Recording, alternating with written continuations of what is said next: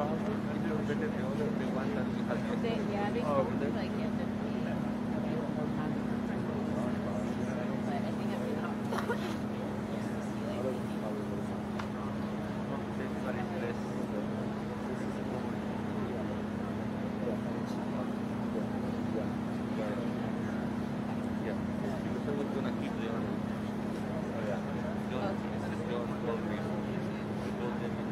Okay, that's perfect.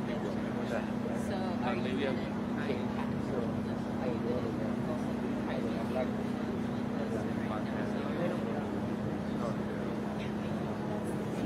yeah. And like doing the same, like kind of thinking it's gonna get. Yeah, I'm gonna try. Yeah. It was like yesterday, you know, I was in that area.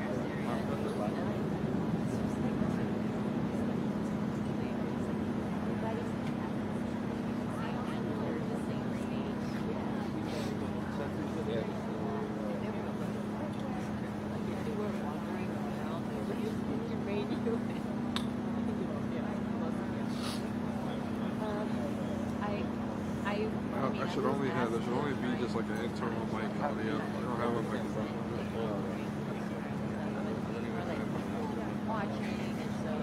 No, he's not going to talk to anyone. He's just walking in.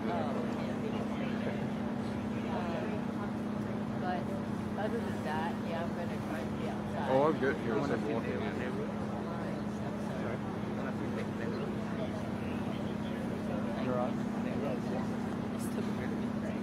You have to go through security and all that.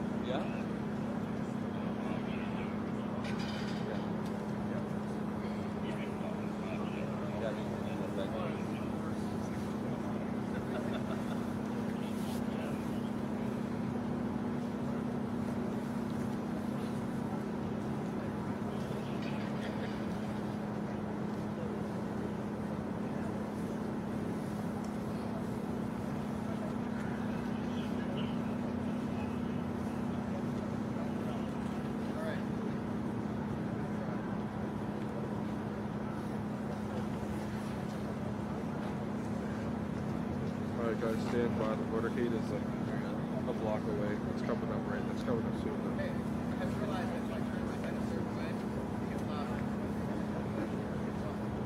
I think it's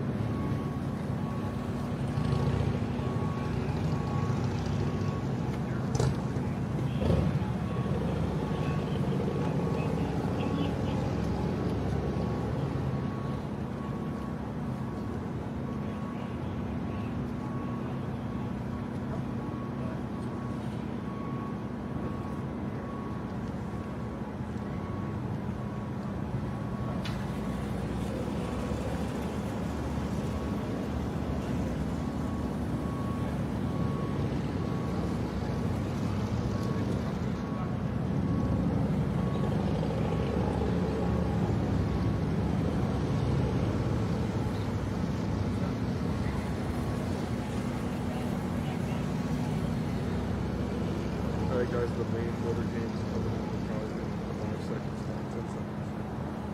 Getting ready.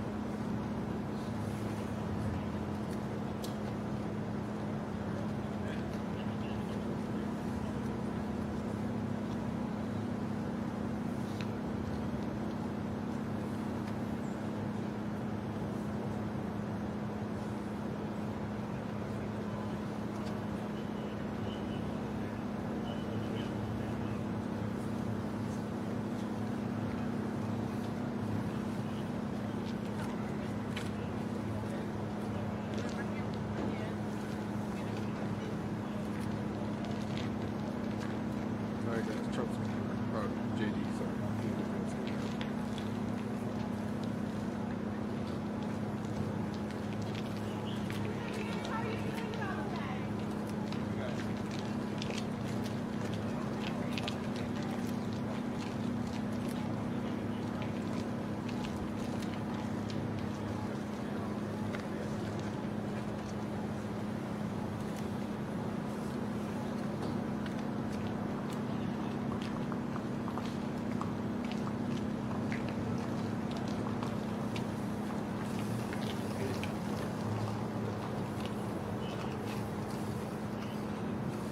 Alright guys, Trump's part of the motorcade is going to come in a second.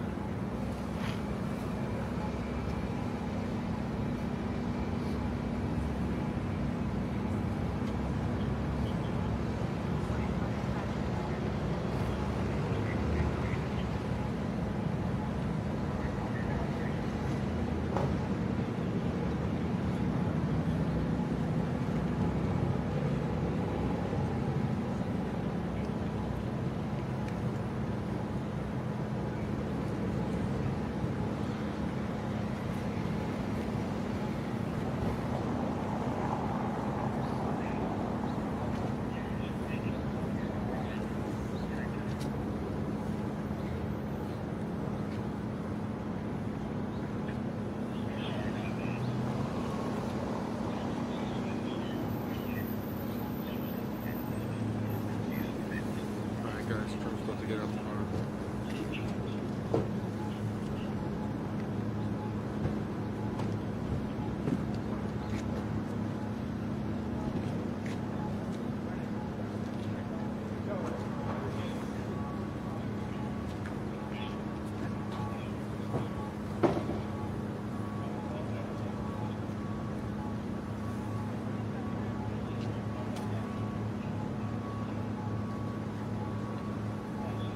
Trump's out. Trump's coming in.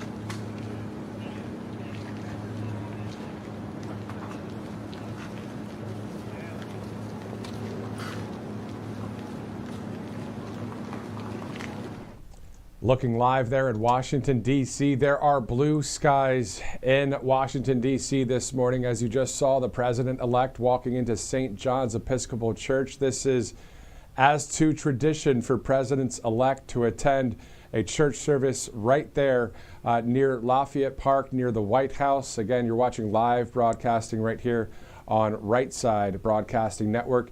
There are no video cameras for television or streaming inside the church service. We'd love to bring you something like that, but that's just not happening on any networks. As we see here that the president there attending church, again, blue skies in America. Hello, everybody. I'm Matthew Alvarez. Looking forward to going to RSBN's Bobby McNeely and Megan Kohler and Christina Loren to join us with live team coverage for Inauguration Day in America. It is January 20th, 2025.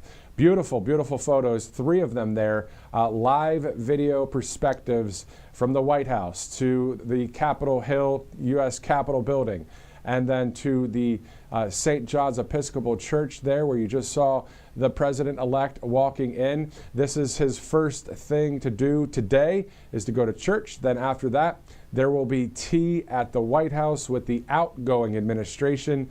So both the president-elect along with Joe Biden and Jill Biden will meet with Mr. Trump and Melania today at the White House. That's up next for President Trump. Then it will be off to Capitol Hill for the swearing-in ceremony and all of the inauguration coverage that we will have for you throughout the entire day right here on RSBN.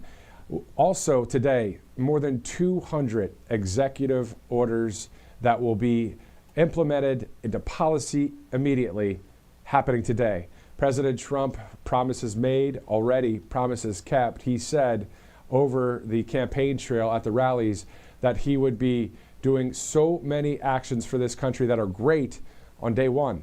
Well, here we are, day one, blue skies. Yesterday, quite cloudy on the last night of the previous administration. And here we are, looking forward to, as Bobby just put it on Truth Social, morning in America, as in good morning here in America, as you see 3 live vantage points. And of course, we're live right here. I'm Matthew Alvarez again. It is 8:47 Eastern Time as we look forward to bringing you all of this live coverage today. When we go to Bobby and Megan, they'll be at Capital One Arena. We'll also go to Christina Loren today. So a lot of coverage as we get ready for a number of all sorts of live coverage here at Right Side Broadcasting Network. Let's go now to one of our sponsors at Right Side Broadcasting Network, as you'll see in just a minute on your screen. But we do know, of course, that it says it right there. I can say it because it's right there, right? Badass all-in-one home gym. So getjackedup.com. That is one of our great sponsors here at Right Side Broadcasting Network. That looks like a sweet home gym system, if you ask me. If you want to get more information, just go to that website right there and go to the QR code as well to get more information on this great weight system. Getting in shape, always a good thing. Make America healthy again.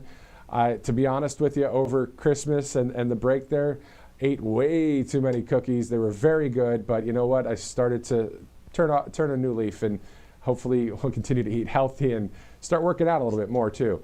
All right, so great sponsor here at Right Side as you're taking that live look. It's the quadruple box here at Right Side Broadcasting Network.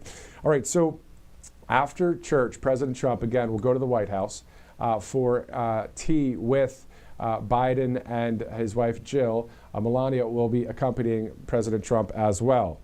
Then again, off to Capitol Hill for the indoor rotunda ceremony. This is the first time this has happened, as many of you have heard, since 40 years ago, where Ronald Reagan, for his second term, was sworn in for the people to see. Also, it was the wind chills were very low there in D.C. back in '85.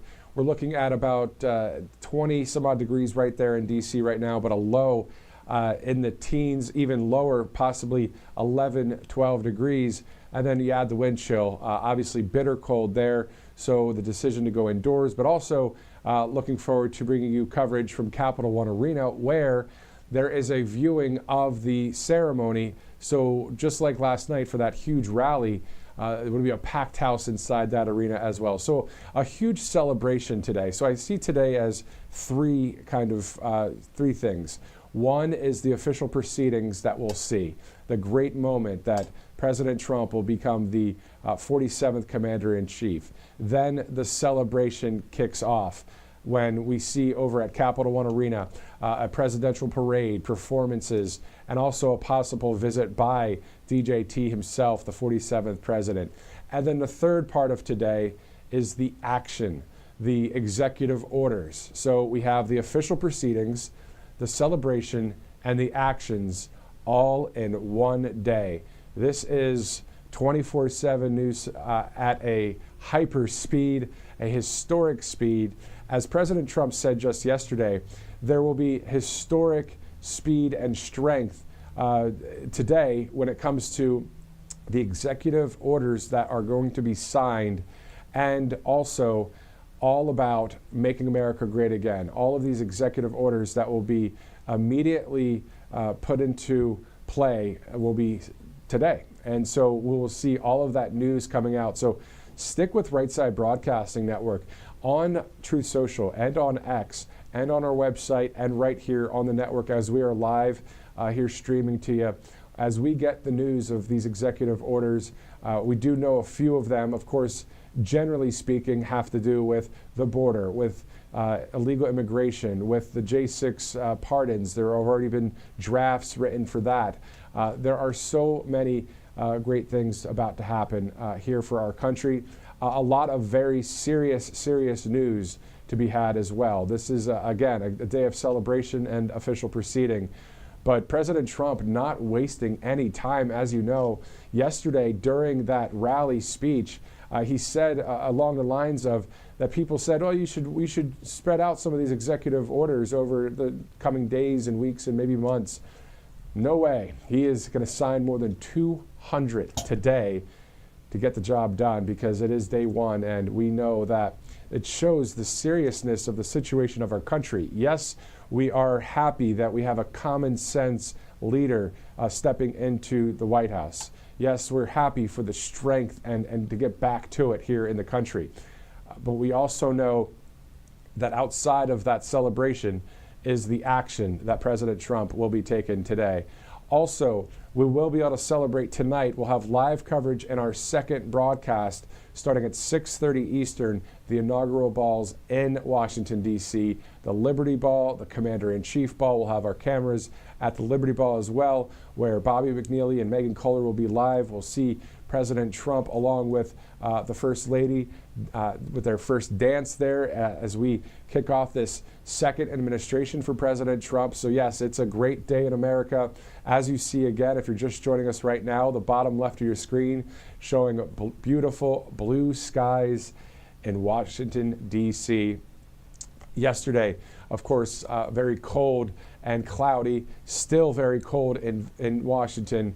But it's beautiful to see blue skies there. So on the bottom right of your screen, that is the St. John Episcopal Church. That's where President Trump and President-elect Trump and the Vice President-elect J.D. Vance and their spouses are attending church service. Again, this is a long-time tradition for presidents-elect to attend church at the St. John's Episcopal Church, which is near Lafayette Park, near the White House. So a lot to get kicked off today here on Right Side Broadcasting Network.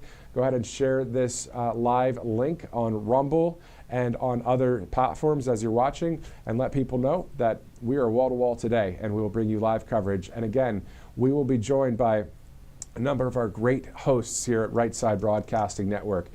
Bobby McNeely, Megan Kohler, Christina Loren, team coverage live from Washington, bringing you the sights, bringing you the sounds, bringing you the moments of this great day that we have prepared for a long time. Some of us might have thought, is this really going to happen? You know, during the campaign, are we really going to win again? We knew we had the majority, but we know what happened in 2020. But being too big to rig, it took place in the sense of being way too big to rig. And then on top of that, the RNC with Laura Trump and Michael Whatley and all of the lawyers and all of the people watching like a hawk the entire election, and all of the great grassroots groups, all of the election agencies and election integrity and election security groups out there.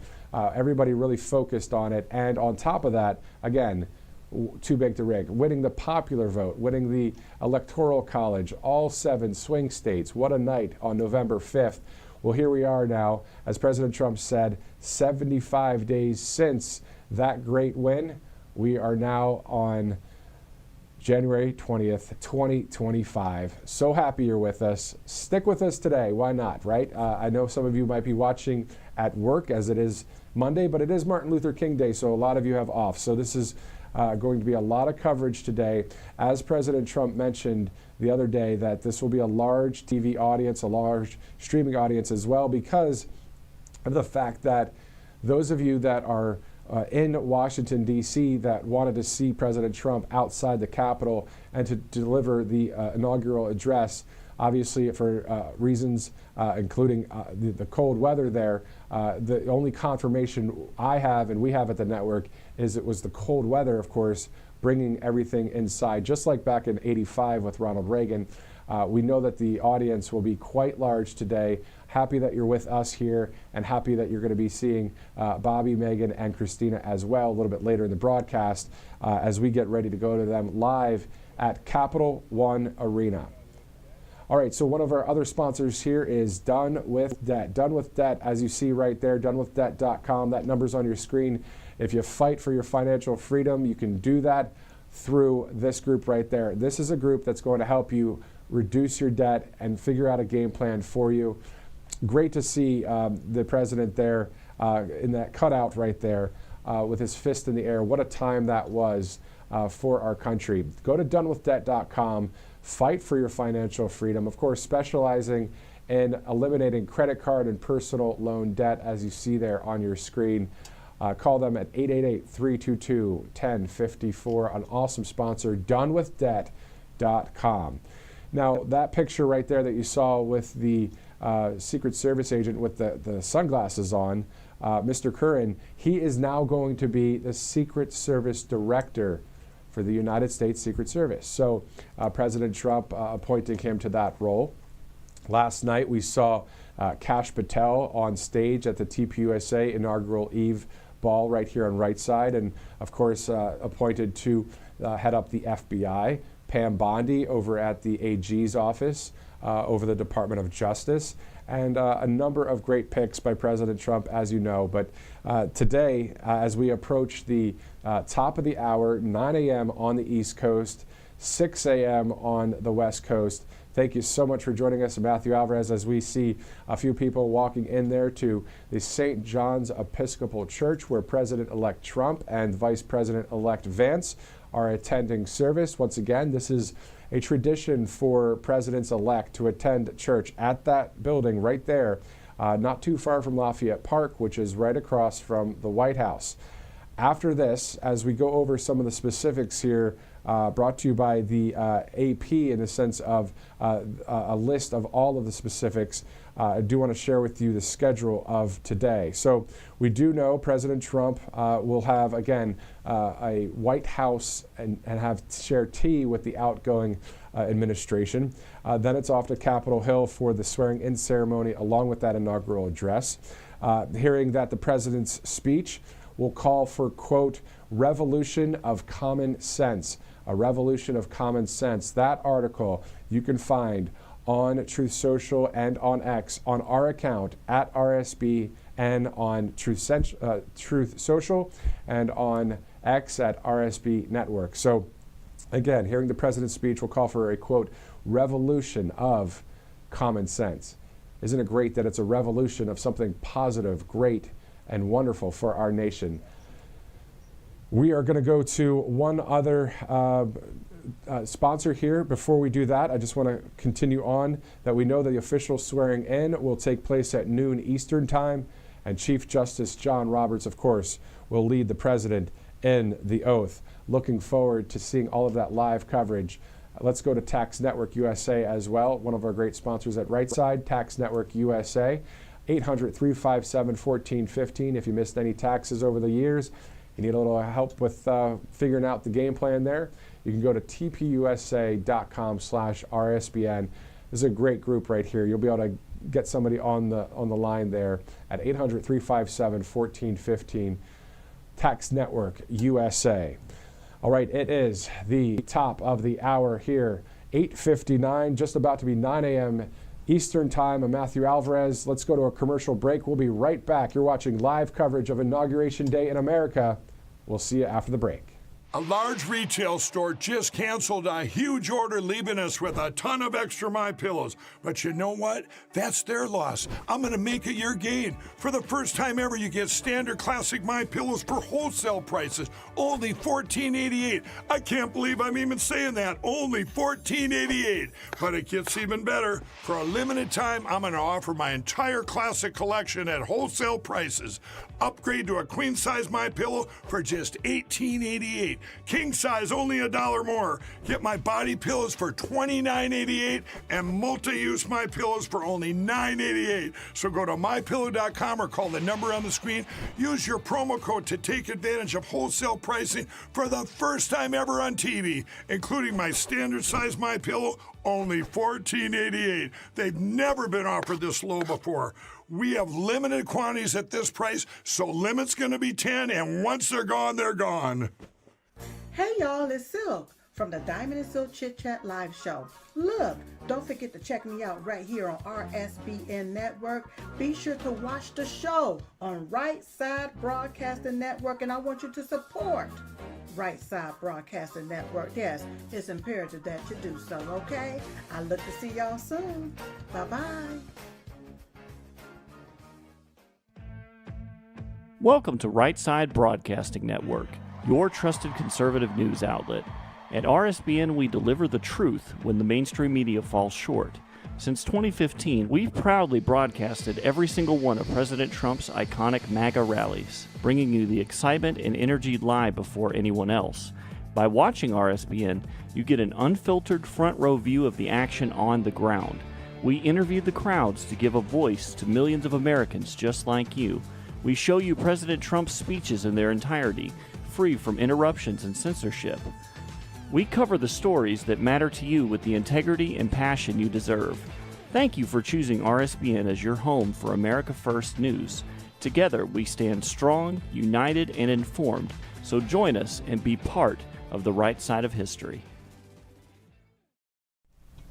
Welcome back. Live coverage here at Right Side Broadcasting Network. Blue skies. If you're just waking up and joining us, look at that there at the U.S. Capitol building. Inside that rotunda, the great leader of this nation, who has been the great leader of this country and the free world since 2015, 2016, will be sworn in right inside there at that rotunda of the U.S. Capitol on Capitol Hill. Blue skies in America. Thanks so much for joining us as you take a live look at the White House, the Capitol, and outside of St. John's Episcopal Church. where President-elect Trump and Vice President-elect Vance are attending service. Again, this is a tradition for presidents-elect every morning on Inauguration Day to go into that church right there to have church service, and then onward to the day's agenda. Of course, a lot of coverage about to be had here at the network.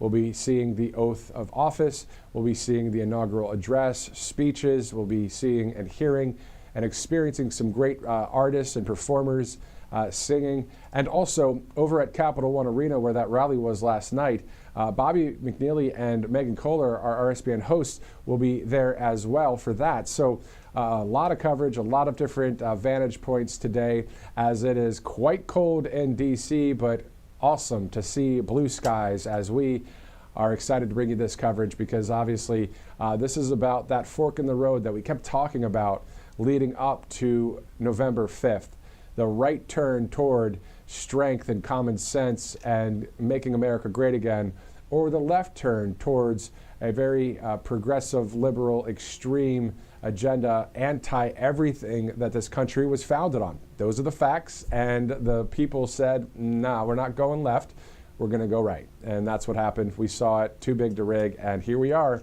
as we look forward to seeing the reform of this country. And, you know, Elon Musk saying the same thing on X, on his headline page that he had for a while. He had that the people voted for majority of the people voted for government reform. So that obviously looking forward to seeing that happen here. So let's go on with some of the agenda again. As you're just joining us, we can share with you some of the details of today. And also, again, we'll be going to Bobby and Megan as soon as that is up and running there at the Capital One Arena, where I believe there are people outside already waiting to get in line and waiting to get inside that arena to watch this great ceremony that will be had in just a bit from now. We're looking at 10, 11, 12, 3 hours, less than 3 hours until the president-elect gets rid of the word elect and is the President of the United States, the 47th Commander-in-Chief. So one of the most important parts of today, after those official proceedings, is the President's signing room ceremony. So it's a President's signing room ceremony where more than 200 executive orders will be signed by President Trump, and those policies will take effect immediately. Those include, of course, border security, all things that would be positive and great for our country. At the end of the day, common sense and truth. And these are the things that President Trump, as you guys know, on the campaign trail has been talking about for several months, obviously years. And within the first administration, so many great positive things were happening. Then we're looking forward to seeing more of that, plus even more of the same and better here as we look to make America great again as a team. You know, yesterday, President Trump saying, when we are sworn in together and you know, as president, of course, he representing we the people, but he said the word we again. You know, that's something that he said during those campaign stops. When we win the White House, well, he gets we the people. He definitely gets we the people. You know, the test of time, and then also the test of all the terrible things that he had to face and has faced for all of us. He could have quit. He could have said, nope, not doing this anymore. But there's something very unique and very special about President Donald Trump and what he has done for this country and what he has done for the free world. How about saying straight up there would be, quote, hell to pay if Hamas would not release some of release the hostages? Well, we saw what has happened just recently. 3 American hostages returned. So he's a man of peace through strength, but definitely gets the job done and is an outsider, is a regular guy. And when I say regular guy, I mean someone that could talk to anybody. Doesn't really pay respect, pays respect to basically everybody. I mean, he's the guy. I mean, we're looking at this live picture here of the White House and the Capitol and all these official proceedings. But remember, on the campaign trail, he was the guy that stepped into a garbage truck. He was the guy that went to McDonald's and served from the window. Are you serious? Yeah, that's who we're working with here. And he's the one that also made America great then in this first administration, will make it great again this next administration, and has promised us a lot of a great core of promises that already, again, promises made, promises kept. He already said that he's going to do a lot on day one. Well, it's day one, and he's going to be not just soaking in the moment. He'll soak in the moment, but he'll also be so happy to sign executive orders today. He's not waiting. He's not slow rolling this thing. This is going to be, as he said yesterday, historic speed and strength when he's signing these executive orders later today. As you're taking the live look, videos of the White House, the U.S. Capitol, and St. John's Episcopal Church. We will be going soon to Capital One Arena as well, because what's awesome about you're about to see is I believe there are thousands and thousands of people outside of Capital One Arena. And Bobby and Megan are RSPN hosts, of course, that you've seen here at the network over the past 4 days of coverage. We'll be interviewing people there live. Today is a day, again, of official proceeding, of celebration, and of action, all in one day. So the trifecta of sorts in the political world and for our country as we get ready for some live coverage. As you see right now, some activity just outside of St. John's Episcopal Church. Again, the president-elect and and vice president-elect Vance are in there with their spouses and family and other staff at this church service. And we will be seeing both the president-elect and vice president-elect walk out of the church into their respective motorcades with extremely tight security, and also with a lot of prayers from the nation and prayers from the world. Let's be real. I mean, when you look at all of the people that are of the free world that want to be free, or in a free nation like ours, they're praying. They want great things for our country, but they want great things for their land as well. Think about Hungary and the people of Brazil and the people of Poland, the people of the UK. They want to be free. They don't want some super extreme leftists ruling over them, telling them what they can say, what they can think, what they can buy. That's why we here say, don't tread on us. This is of we the people. This is our land, and this is the Constitution that our founding fathers wrote for us. So that's what's great about President Trump today, when he says he's going to preserve, protect, and defend the United States Constitution. An Alabama delegate, a Trump Alabama delegate, sent me a photo of the Constitution recently. She was in with her family in the National Archives Museum. And I asked them, because I knew that they all texted and said they're going to this museum. I said, well, can you send me a photo of it? So I'm going to post that on Truth Social here in just a bit. But it's wonderful to see the actual Constitution of our United States there in Washington, D.C. at the National Archives Museum. Great museums there in Washington. Obviously, tons of history. And speaking of that history, we'll be seeing today a historic day. Again, President Trump saying with historic speed and strength will he be signing all of these executive orders. Again, policies that will be enacted right away in Washington, D.C., inside the White House there.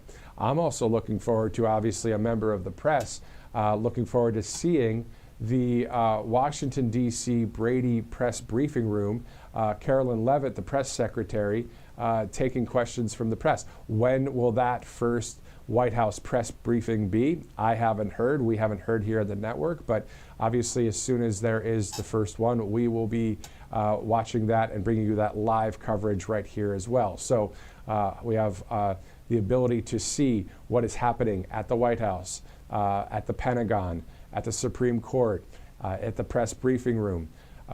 Regardless of where around the country things happen, we will be able to bring you that live feed here at Right Side Broadcasting Network, including President Trump's trip on Air Force One, his first trip to the West Coast, to Southern California. to see the LA wildfire damage that's been done there, but also to help the people of the region and increase federal support there. Of course, President Trump blaming Gavin and the mayor of LA on mismanagement of this whole situation out there, with the Palisades fire being the largest one, claiming 24 lives and just a terrible situation in Southern California. For those of you that may be up watching right now at 6:13 out there on the West Coast, thank you so much for joining us. And those of you in the Mountain Time Zone, the Central Time Zone, and on the East Coast, you are watching live right now, Right Side Broadcasting Network, 9:13 Eastern Time. That is St. John's Episcopal Church. President-elect Trump and the Vice President-elect Vance and their spouses are in the church there, having a church service, taking part in that service there. And then we'll head off to the White House, where President-elect Trump and the First Lady, Melania Trump, will be meeting with the outgoing administration, a time of, they're actually having tea there at the White House, a very large and historic tradition, of course, for the incoming and outgoing presidents. From there, it'll be off to the U.S. Capitol as we get ready for this Inauguration Day in America. Again, if you look at the top left of your screen there and a little bit around the live box right here, you can see blue skies there. Haven't seen blue skies in D.C. Over the past, I don't think, 4 days. There might have been some peaks of sun there, but today, what a great day to start. Blue skies in Washington for someone that is going to do great things for our nation. All right, so let's go through some of the schedule for the day as we get ready to go live to RSBN's Bobby McNeely and Megan Kohler, along with Christina Loren, who will be live at Capital One Arena and other various locations throughout Washington, D.C. We have a huge crew of our camera ops as well, and all of our production staff here at the network, putting in a lot of hours over the past 5 days, but all dedicated to the cause. And the cause is to bring you the live event, to bring you the speech, to bring you all of the news that we see here. So bearing the cold out there, but definitely doing it for the right reason. Of course, being employed as well is always a perk, a great perk. So again, we're seeing and waiting for the President-elect and Vice President-elect to exit the church there. It looks like the service may be over. So as soon as I see the President-elect, we'll go there live and just listen in. We did hear some questions from the press being shouted to President Trump, the President-elect Trump. He didn't answer any of those questions, obviously just starting out the morning there, as we see a few people exiting the building. So that might be happening at any moment. And then as soon as that does, we'll also be going to Capital One Arena, where Bobby and Megan will pick up some of our live coverage as well. So again, let's get to some of the schedule as we await the President-elect to exit St. John's Episcopal Church. After the President-elect and Melania Trump have tea with the outgoing administration, it'll be off to Capitol Hill for the swearing-in ceremony, along with the inaugural address, all happening again inside the U.S. Capitol Rotunda, something that hasn't happened since 1985, as we see a number of people exiting the church there. Then we're hearing that the president's speech will call for a, quote, revolution of common sense, a report that I saw right here at our network, rsbnetwork.com. Let's go live right now to Washington, D.C.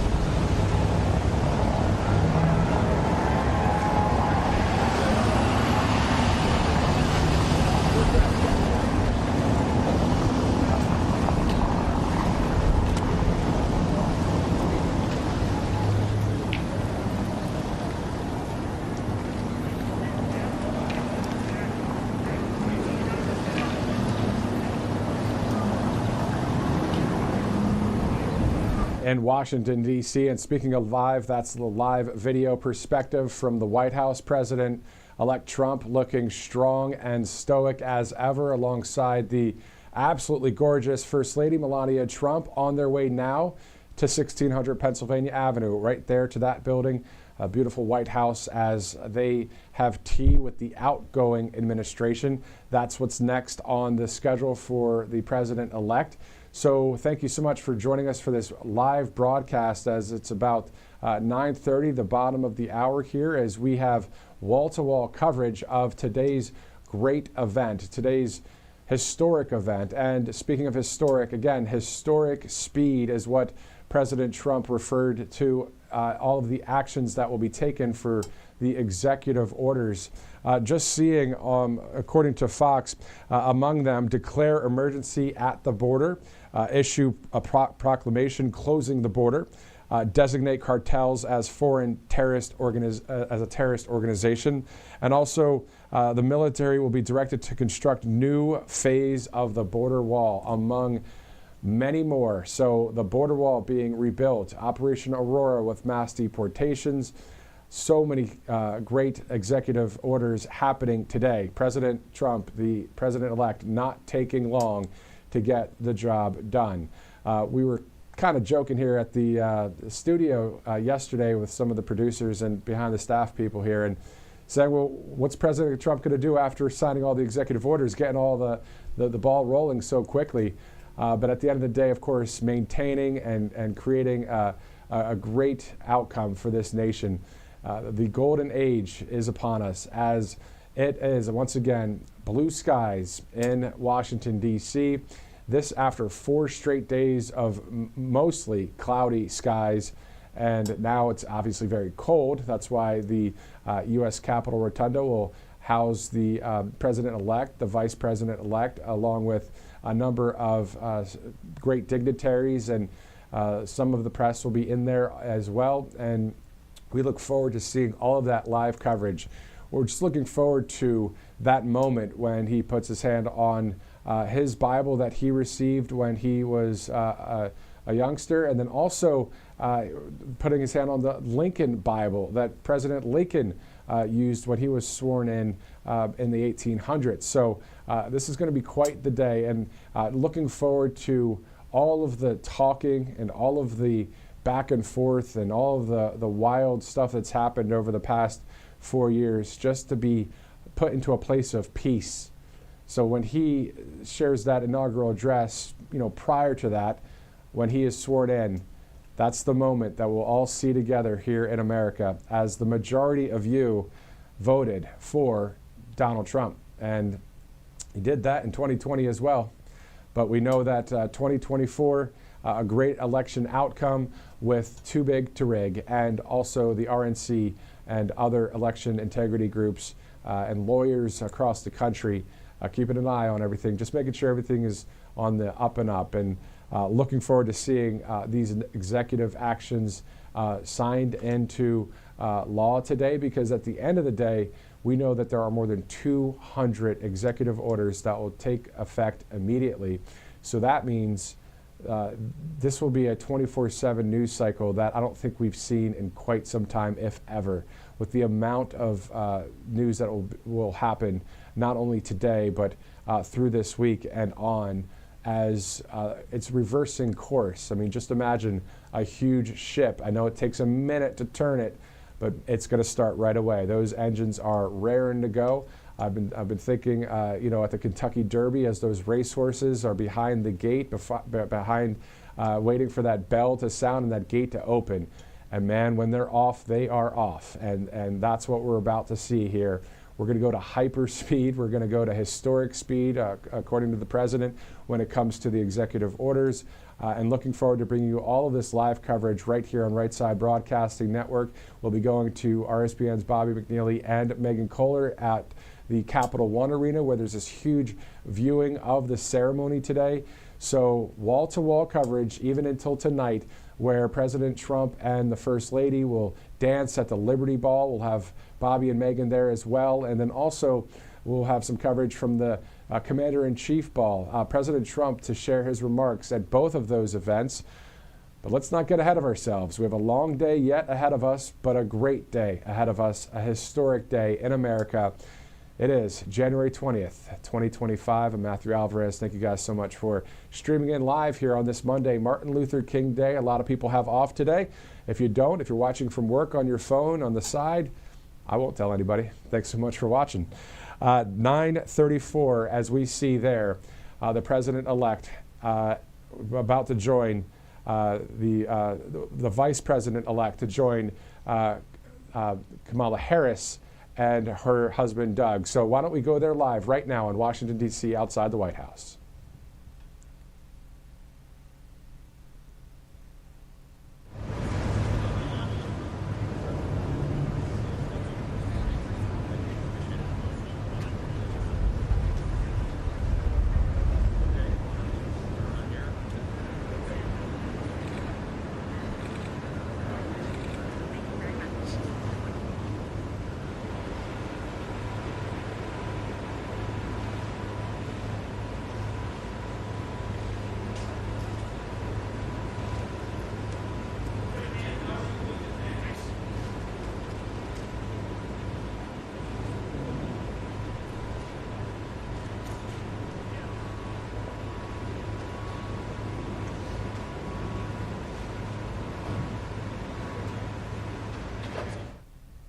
A great moment there, seen live right there with the Vice President-elect and the current VP there at the White House. So it was great to see that moment. Everyone's smiling there at the White House. Coming up next will be the President-elect as well. We'll show you that live in just a second. This broadcast brought to you by Brightcore. So the Brightcore group here has this great product there. And Director, if you could please close the mic. 888-722-0936. You see the Kimchi One product right there, the gut health, immune support, anti-aging properties, all made in the United States. This kimchi is something else. It's great for your gut and also for health. So make America healthy again, alongside RFK Jr., alongside President Trump's plan, and alongside Brightcore right there. You see that phone number on your screen, and if you buy two, you get one free. Go to mybrightcore.com/RSBN. All right, let's go back live there to Washington. As you see the White House there, 1600 Pennsylvania Avenue, sunny skies. Looking forward to the leaves being back on the trees and springtime and some great weather. But right now, of course, extremely cold, but it's still blue skies on this January 20th. We'll be going live as soon as President-elect Trump and the First Lady Melania Trump will be meeting there with Joe Biden and Jill Biden there to walk into the White House. And then they will have tea together at the White House, a tradition, of course. And then from there, from the White House, President Trump at a certain time will then go to the U.S. Capitol building on Capitol Hill to have the huge ceremony, the inauguration ceremony inside the rotunda. If you are a news kind of aficionado or a news nerd in some ways, I like myself, I looked at the 1985 rotunda when Ronald Reagan was sworn in there. That was the last time this was on 40 years ago, and it was similar reporting in the sense of the vantage points of all of the cold weather that we saw then, similar to what we're seeing now. And it's quite an awesome moment to see history in the making right here on Right Side. So so glad you're with us here on the network as we bring you wall-to-wall live coverage as much as we can, uninterrupted from any commercials, that kind of thing. But we do know that we are grateful as well for our huge sponsors at this network, as we are a growing network. Bobby McNeely will be joining me in studio next week here as we cover everything when it comes to Washington, D.C., America First, and national news as well. A lot of people tuning in and streaming into Right Side as we expand here at the network. So if you'd like to donate to the network at all you do is text Trump to actually text RSBN to 801-801. So text RSBN to 801-801. All of the lights, the cameras, the travel, everything you see happening here at the network. If you'd like, please donate. We're not bought and paid for by any woke corporations. We are all about we the people, and that's who we have as great sponsors, and you, the viewer, who really have been with us every step of the way since 2015. Let's get back there to Washington, D.C., as we are really glad to bring you this live coverage here on the network. As you see there, the White House, the Vice President-elect, J.D. Vance, is in the building there. And as soon as we see the feed from the President-elect, Donald Trump, walking into that White House, we will show you that here live, as it is 9:39 on the East Coast, 6:39 for those of you watching on the West Coast, January 20th, 2025. Again, thank you so much for joining us as we look forward to seeing President Trump sign more than 200 executive orders today. Let's get to some of those specifics once again. He will also terminate Biden orders on energy drilling restrictions. We're seeing he will return federal workers to in-person work, pause all offshore wind leases. He will also sign an executive order to end DEI hiring practices in the federal government only. He'll withdraw from the Paris Climate Accord.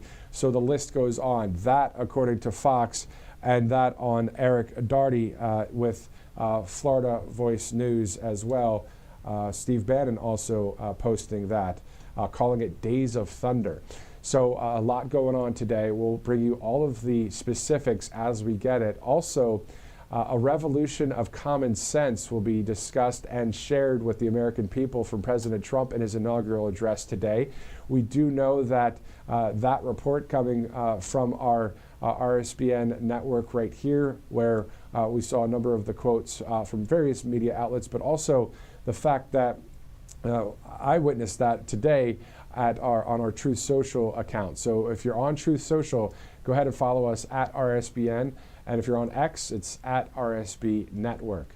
Again, thank you so much for watching us on Rumble, our preferred choice. And those of you watching on X or YouTube or others, thank you so much for streaming in. It's time to send this link out to as many people as you can to watch this live coverage today as we bring you wall-to-wall coverage.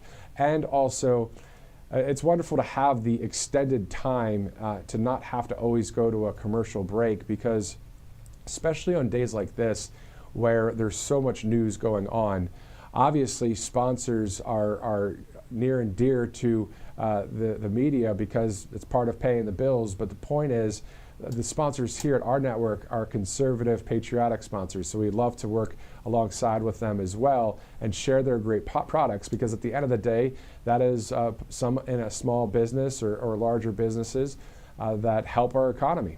But today, it would be great to see RSBN's Bobby McNeely and Megan Kohler and Christina Loren out there live interviewing We the People. So as soon as I get the directive, we will be going there to hear from Everyday America. And Everyday America is, as the RNC had it over the summer, it was about the everyday Americans. And we saw people on stage speaking to the world, and at least to the nation at the RNC, people that have all sorts of industrial jobs and all sorts of white collar, blue collar, doesn't matter collar. The point is, we're all in this together.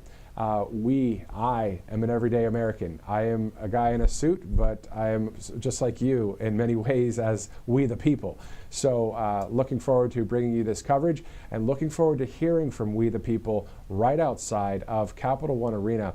That place is going to be electric today, because it's the ceremony of the inauguration will be shown on the Jumbotron there. You know, if you think about what that'll be like as we all watch it together, I'll watch it right there with you. We'll all be watching. But when President Trump puts his hand on that Bible and swears the oath of office by Chief Justice John Roberts leading him in that, I'm picturing the people at the Capital One Arena that are witnessing history in the making. And everybody standing up, everyone quiet. I'm sure there will be tears in the eyes of people there. It'll be just a very powerful moment as we celebrate the right turn for our country, and as we see the many actions President Trump will take today. I mean, he's literally making America great again on day one. it's happening before our eyes. And also stick with Right Side Broadcasting Network, not only today, but through this week and on, as we cover the reform of America. Colonial Metals Group is an awesome sponsor here at Right Side Broadcasting Network as well, bringing you this live coverage. Colonial Metals Group. So all you do is go to freegoldguide.com/RSBN for more information on Colonial Metals Group. Always good to have gold as a backup to our dollar. Also, you can protect your IRA and your 401k with gold. 100% tax-free situation there. It's pretty awesome stuff, as you can scan your QR code to receive that free 2025 gold guide now. Also, you can go to freegoldguide.com/RSBN. So awesome to see the amount of people jumping onto our live stream right now, especially on Rumble and wherever you're watching.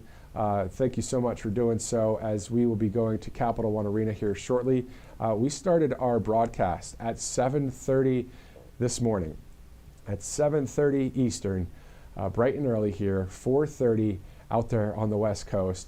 But, you know, working in news over the years, there's that morning shift, there's that day shift and evening shift, and sometimes there's all three shifts, because at the end of the day, bringing the live coverage is what it's all about here at Right Side Broadcasting Network.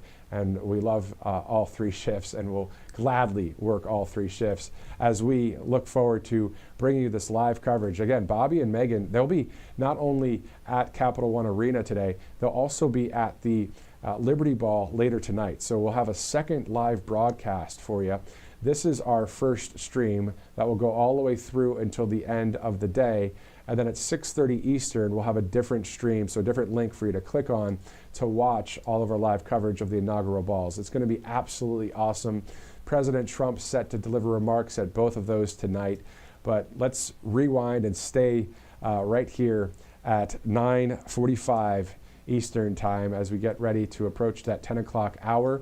And we're hearing that around 10:30, we'll be able to get a live look, I believe, inside the U.S. Capitol Rotunda. So we're going to have all of that right here on Right Side Broadcasting Network.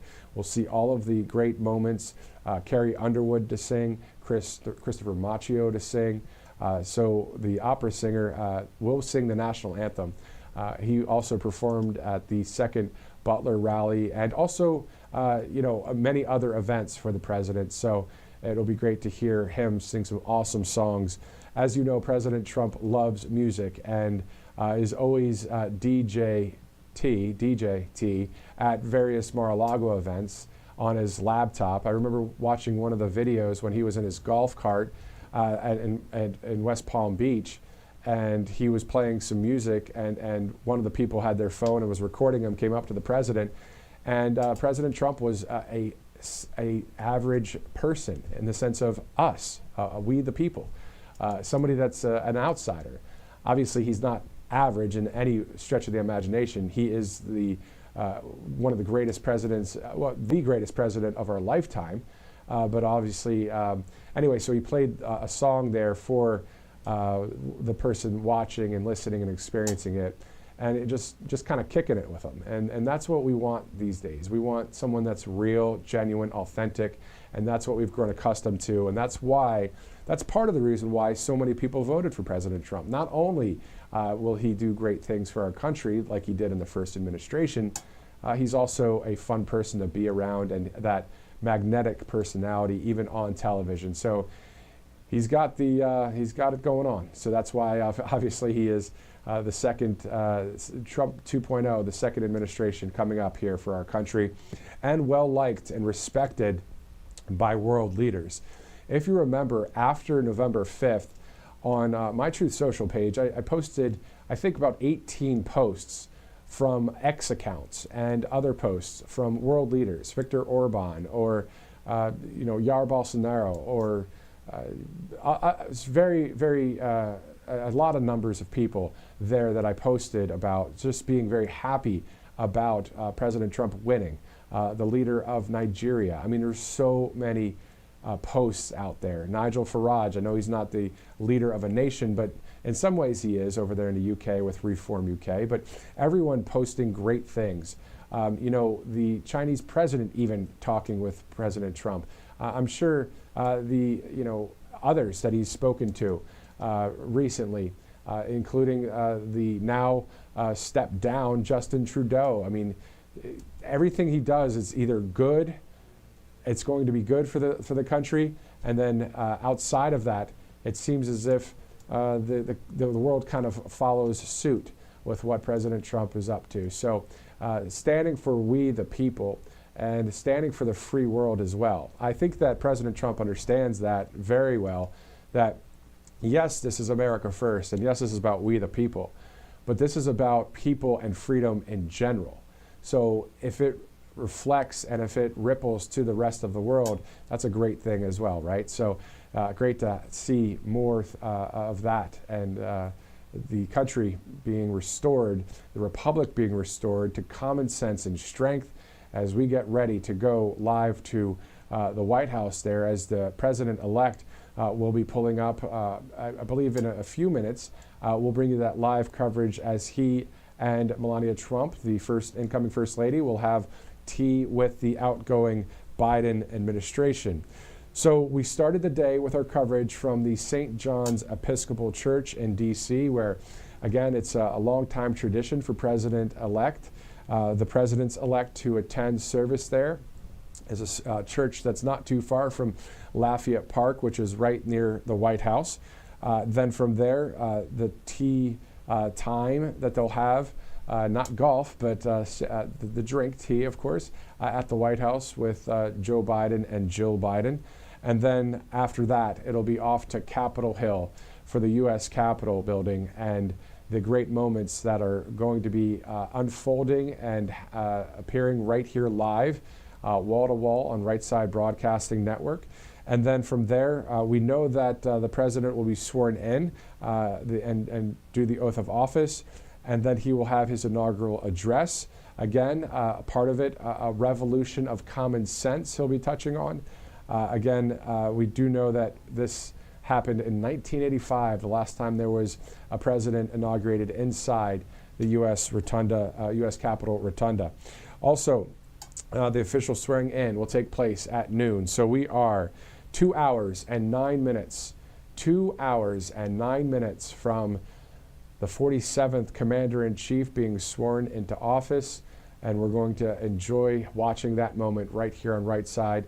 We're about to go to RSBN's Bobby McNeely and RSBN's Megan Kohler, Christina Loren as well out there for us, live coverage all throughout Washington, D.C. And if you've watched our live coverage over the past few days, a lot of great patriots there in Washington and getting ready to witness this historic event, whether it's in Capital One Arena at the viewing party or if it's at the network, Right Side Broadcasting Network, our network right here, streaming live throughout the country and throughout the world. We do have some global viewers, so to any of you watching right now, hello to you. Thank you so much for watching anywhere in the world. But we do know that from the after the U.S. Capitol inauguration ceremony, from there will be a formal farewell of the outgoing president.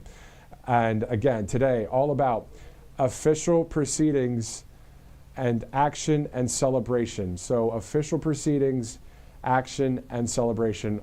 You're about to see all three of those happen right here on Right Side Broadcasting Network. Thank you so much for joining us. I'm Matthew Alvarez. Let's get ready to go to Capital One Arena. It is time to get excited because we're about 2 hours and 8 minutes away from the 47th Commander-in-Chief taking over in our country. Let's go now to Bobby McNeely and Megan Kohler.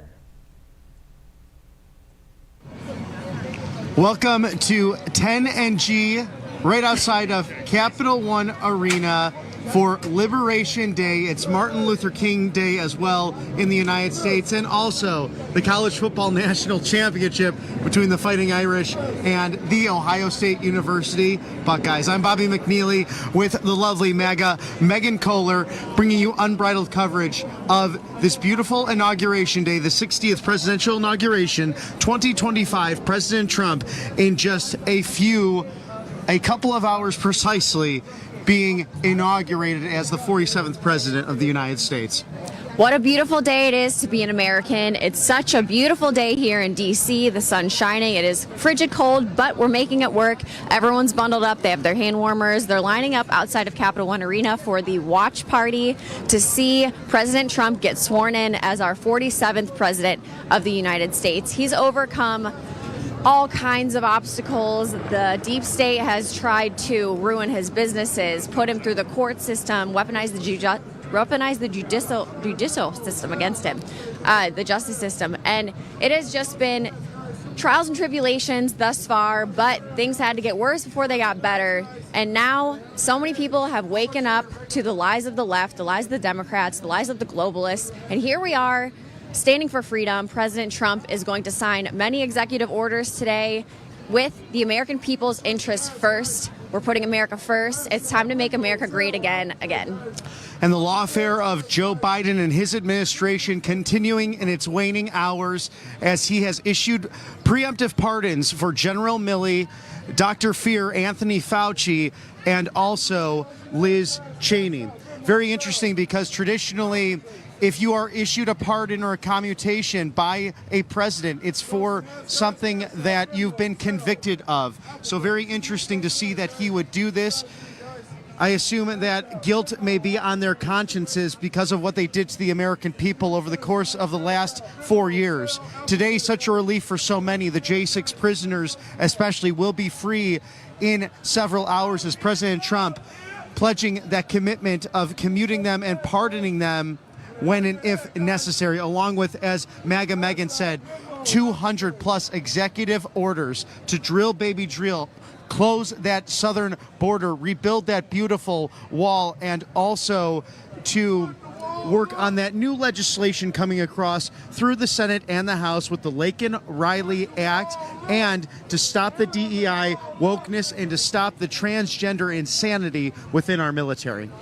America is truly a beacon of hope, of light across the entire world. America stands for freedom and faith and family, and the bravery of Americans, and especially President Trump, to stand up and fight for what's right has sparked bravery all across the world to stand up for people in their own countries as well. As we've been walking around today, people of the different various groups are handing out pamphlets, books, flyers, signs, and everything. And I was handed a Constitution from C-SPAN. I was handed a book. They're handing out some books. And then there's people also signing petitions to stop the CCP, to take down the CCP, Chinese Communist Party. So people are excited, people are jazzed up, and people are standing up for what they believe in, and it's sparking interest across the world. So much excitement this morning as I went through 6 and H, the press entrance, and have been in the stadium today, and everyone just giving compliments, being very friendly. Some people being out here since 11:30 last night in the frigid cold temperatures to see all of the inaugural parade and ceremonies inside of the Capital One Arena, and even some police officers, DHS, local police, the Metropolitan Police, also Secret Service, saying everyone's in such a good spirits because this is, yes, Liberation Day, a long-awaited time, 4 years later, this journey that President Trump and his family have taken. They are currently enjoying a beautiful traditional service at St. John the Evangelist Episcopalian Church across from the White House.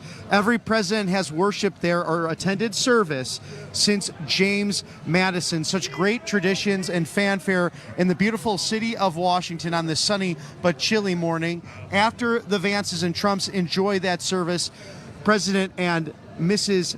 Donald Trump will be headed over to have tea with the Bidens, and then, of course, will be en route via motorcade to the United States Capitol to take the oath of office.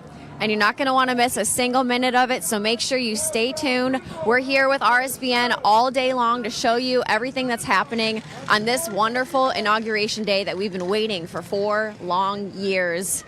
And it was a really long year, 4 years with the Bidens in office. They did some damage to the American people, and everyone was feeling it, left, right, and center. You could not deny what the Biden administration did was detrimental to the American people. Now let's head over, if we can, and maybe go talk to some of the people in line and get some of their reactions about how they're feeling on such a wonderful day today, January 20th, 2025. And I'll talk about some history as we walk on over there.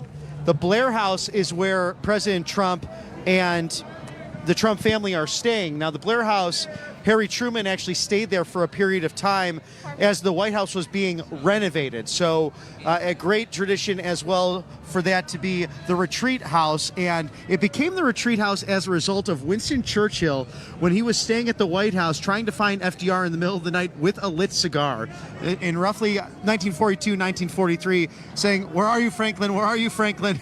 And finally, FDR decided we really need to convert that home across the White House into a guest retreat for foreign dignitaries. So former presidents and foreign heads of state enjoy the very exclusive hotel that is the Blair House, and the entire Trump family enjoying those amenities before the inaugural ceremony. So let's jump in and talk to some folks over here.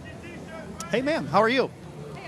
Are you excited to see President Trump inaugurated to a second term? Yes, absolutely. Hi. Yes. Tell us where you're from and how long you've been hanging out today. We're from Kentucky, me and my friend Kathy, and we've been here since Sunday. Yeah. That's great. Yeah.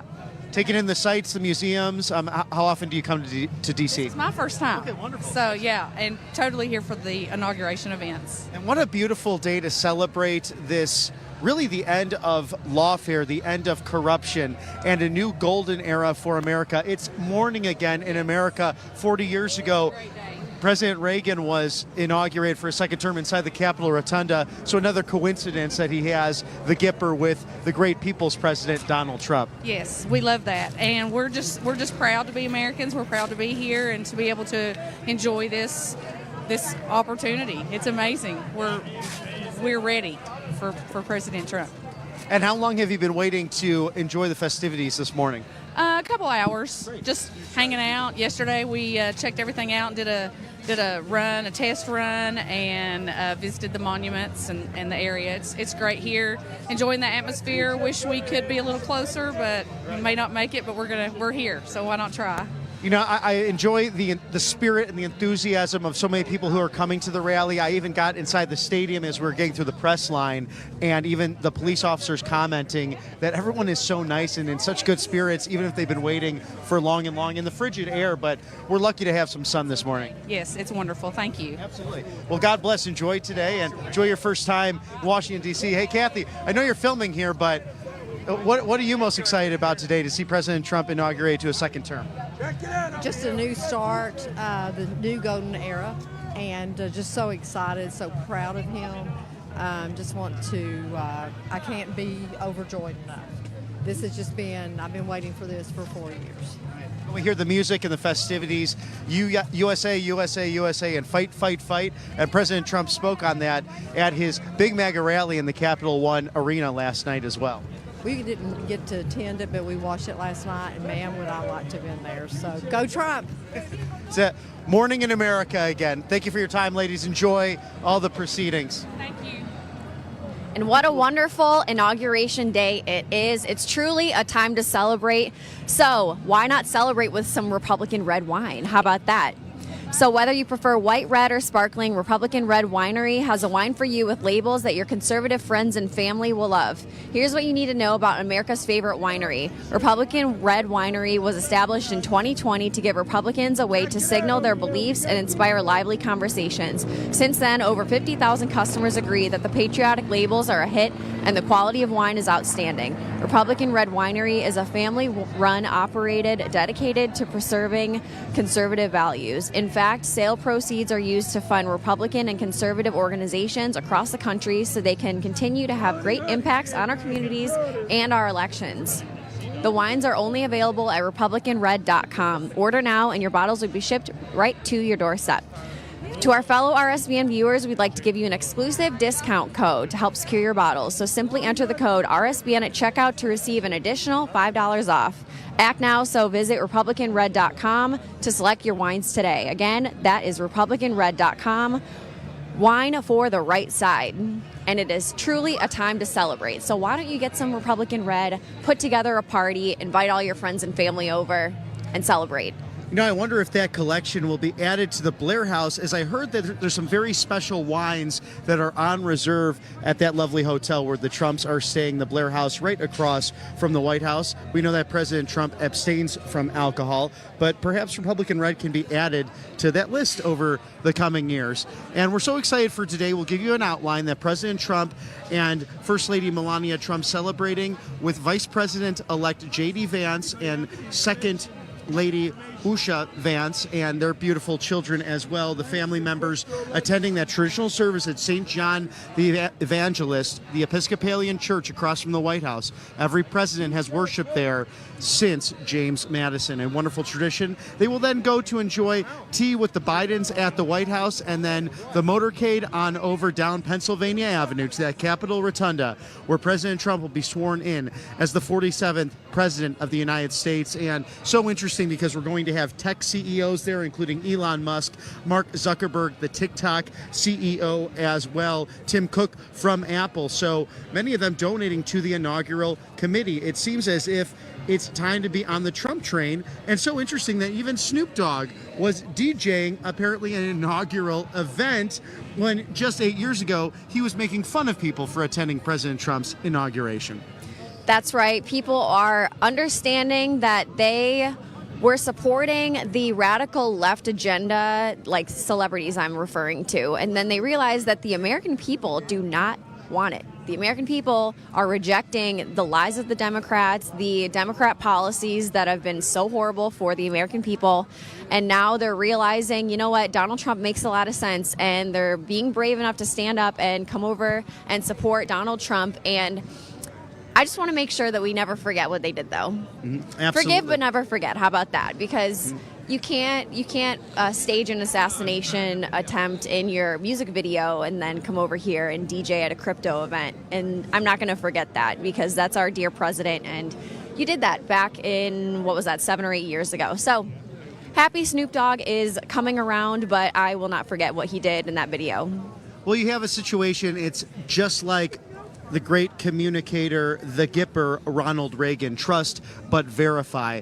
People have been red-pilled. They're waking up to it's we the people versus a bloated bureaucracy. That's why you have so many people waiting outside here to get back into the Capital One Arena after that great MAGA rally last night for all the parade and proceedings which will take place behind us today, and even some signing of executive orders. So people have been standing out since early morning hours, everyone in good spirits, and we'll talk to some folks who are really enjoying it today. Let's see if we can jump on in. Hey, ma'am, how are you? I'm good, thank you. Are you excited to see President Trump today? Oh, yes, I am. Absolutely. Where are you coming from? California. Fantastic. A little bit warmer out there. It is. Yes, it is. California, Los Angeles.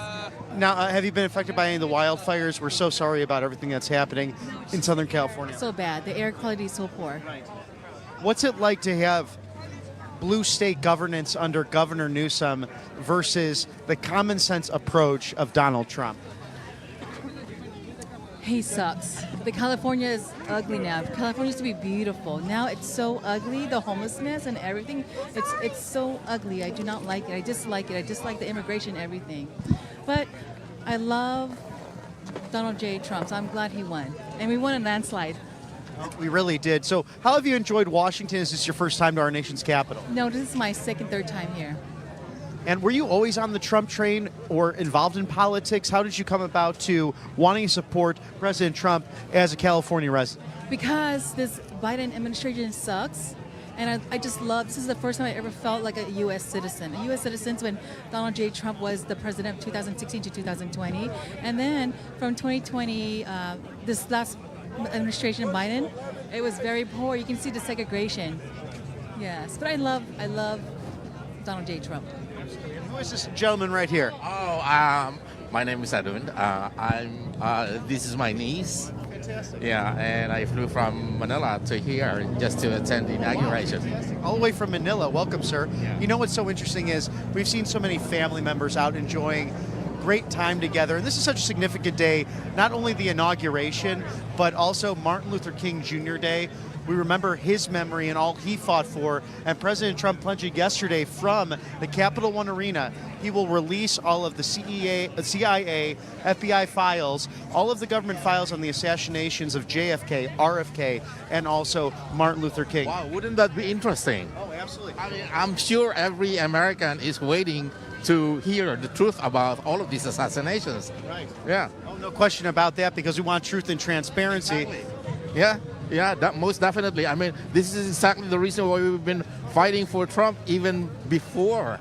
You know, the transparency, the governance. You know, so yeah, we're very happy, and I'm actually very happy flying into the inauguration. I mean, frozen.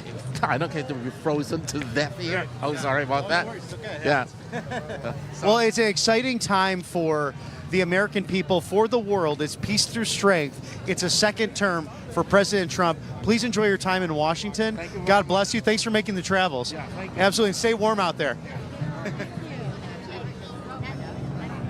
Thank you. And you can see we can even have international media here as well. And we've really had it throughout the week, whether that be at the Capitol or here at the Capital One Arena or even near the White House. So everyone's eyes on this little corner of the world, Washington, D.C., this federal city that every president since John Adams has lived at 1600 Pennsylvania Avenue, aptly named after the father of our country, General George Washington. And like General Washington, President Trump never held a political office before that of the American presidency. And he has returned to set the record straight and to really put in common sense principles that will make America great again. That's right, and the world is truly all watching us right now here in the United States. This is a monumental, historical day in United States history, and everyone across the globe is taking notice of what we are doing here, standing up for freedom. We're going to drill, baby, drill. We have more oil than anyone else. We have liquid gold under our feet, so we're going to close the border. Today is the day we're closing the southern border. We're going to start mass deportations of criminal, illegal immigrants, and our communities are going to be safe again. What a breath of fresh air, what a sigh of relief that's going to be across the nation. I'm taking in every second of this, Megan, seeing these wonderful people really staying out here for hours and hours, facing the frigid cold temperatures, to be on the front row of history and to spend the day with their people's president, Donald John Trump, the second man to serve 2 non-consecutive terms. That's right. In office. And we're going to talk to some more MAGA patriots over here. Hi there, where are you guys from and what are your names? I'm Kyle. We're from Cleveland, Ohio. And I'm Ashley. I'm from Cleveland too, so what a nice surprise. Yeah, East Side, baby. Okay. So you came all the way to Washington, D.C. to support President Trump. Tell us about that. Have you been to any other rallies? Have you always supported him? Just give us a little background.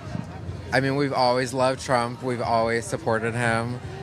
We haven't been to any rallies, but we figured today's the most important day to come out and support him, so. You have to come out in the cold and support Trump. That's great. And did you support him back in 2016 as well? Oh, yeah, definitely. Yeah. For sure. Yeah. So in the state of Ohio, we were considered a swing state that election. And then this year, for 2024, the election season, we were considered just solid red. I mean, we didn't have any Trump rallies in Ohio that I know of, and there was a bunch the first time around. 2020 was a blur, but yeah, so it's a little bit different now in the state of Ohio. What do you think about Bernie Moreno as our U.S. Senator kicking out Sherrod Brown, who was there for almost 20 years? Oh, I think it's great. It's time for her to go. Yeah, I like Bernie Moreno a lot. That's great. We love him. He became such a successful businessman in the car industry in the Cleveland area, and he was a Colombian immigrant, obviously came through the legal process correctly, and he truly lived the American dream. So I think Bernie Moreno is going to be great for Ohio, a wonderful patriot from Cleveland, Ohio, just like us three. So it's going to be wonderful for the state. And then also Vivek Ramaswamy may be running for governor. Thoughts on that? I would definitely vote for him. I love him. I think he's very smart, and I think he would do an amazing job. Yeah, I agree. I also like to wine, though, too, so. DeWine has done a fine job as well. I do think that Vivek is so on board with the MAGA agenda and being on the Trump train, and I think he'd be great for business in Ohio because Ohio, and especially Cleveland, we used to be a powerhouse. About 100 years ago, Cleveland was rocking and rolling. Half of the world's millionaires lived on Euclid Avenue in Cleveland, and the Rockefellers were very involved. Some of the Rockefellers were buried in the Cleveland area. So we used to be a huge city in the United States, and I think it's time for a revitalization of Cleveland and the rest of Ohio too. Absolutely, yeah. We love Cleveland. It's home, and we want to see it grow and thrive.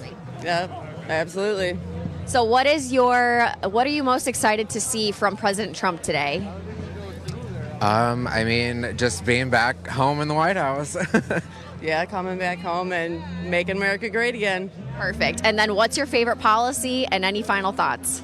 Definitely the immigration policy. We need much change on that for sure. Yeah, I would agree. Immigration as well. Wonderful. Today's the day we're closing the southern border and mass deportations of illegal immigrants will be beginning and our communities are going to be safe. Amen to that. And it's a wonderful day here in the United States. So thanks for joining. And then we're here with RSBN. So if there's anything else you'd like to say with our viewers, just let us know. God bless America. Yeah, God bless America. Thank you so much and enjoy your day. Thank you. Cleveland, Ohio Patriots all joining together, coming down to Washington, D.C. to celebrate our great president. No, Megan, I think the only thing we're going to disagree on today will come later tonight when the Fighting Irish of Notre Dame will crush the Ohio State Buckeyes. But we have to have some fun. This is quite... That's a look I haven't seen before, but quite a day of celebration. President Trump being inaugurated as the 47th President of the United States, J.D. Vance as the 50th Vice President of the United States at 40 years young, a millennial taking office at the second highest in command in our great country. Of course, Associate Justice Brett Kavanaugh will administer that oath to J.D. Vance, and Chief Justice of the Supreme Court, John Roberts, will administer the oath of office to the President of the United States, Donald John Trump, thereafter. What an action-packed day we have ahead of us. I could barely sleep last night. I don't know about you. I was too excited. I was like, this is the beginning of our golden age. This is all of our hard work is finally paying off to get President Trump back in the White House, his wonderful administration, his powerhouse team he's putting together to enact his America First agenda. And they're ready to get hit the ground running and start getting to work. President Trump said he's not waiting weeks and months to start enacting some of these executive orders. He said day one, we're going to start signing everything because we're not going to wait. We're not going to say, oh, we'll do it next week or the week after because it won't get done. So let's get things done now. He's all about efficiency. He's all about results. He's all about being productive. And that's exactly what he's doing today in the White House. It's morning again in America, and just like 40 years ago on a brisk January day in 1985 when Ronald Reagan took his second inaugural oath, President Donald Trump, just like the great communicator and the Gipper, as the people's president, will be coming back to 1600 Pennsylvania Avenue. A win for the Constitution, a win for civil rights on a day that we celebrate civil rights and the great legacy of Martin Luther King Jr. And just yesterday, the Capital One Arena to my right, President Trump has made another promise that he will release all of the details from the federal government within FBI and CIA documents regarding the assassinations of President John Fitzgerald Kennedy, RFK Sr., and also Martin Luther King Jr. It's about time that transparency comes to the American people. I think that was a jaw-dropping moment for everyone in the arena last night when President Trump announced that. That is going to be huge for transparency to the American people because there's so many unsolved mysteries in people's minds about what happened with these assassinations. The American people deserve to know what happened. And I think there's going to be a lot of people waking up to the lies of what we've been told about these assassinations. So much transparency and truth forthcoming under a new Trump administration. And let's talk to some folks out here who are, doing their freedom of speech and speaking. Sir, you're holding up pro-life activism here, and thank you for doing such a thing, and sorry to interrupt that for a moment, but just share some of your thoughts on this day, a day we celebrate civil rights and Martin Luther King, and also the most important right, life to liberty, right to life, liberty, and pursuit of happiness. Yeah, of course. So we're with Created Equal, and we're here because we still have a crisis in this country, and that's the senseless killing of innocent children.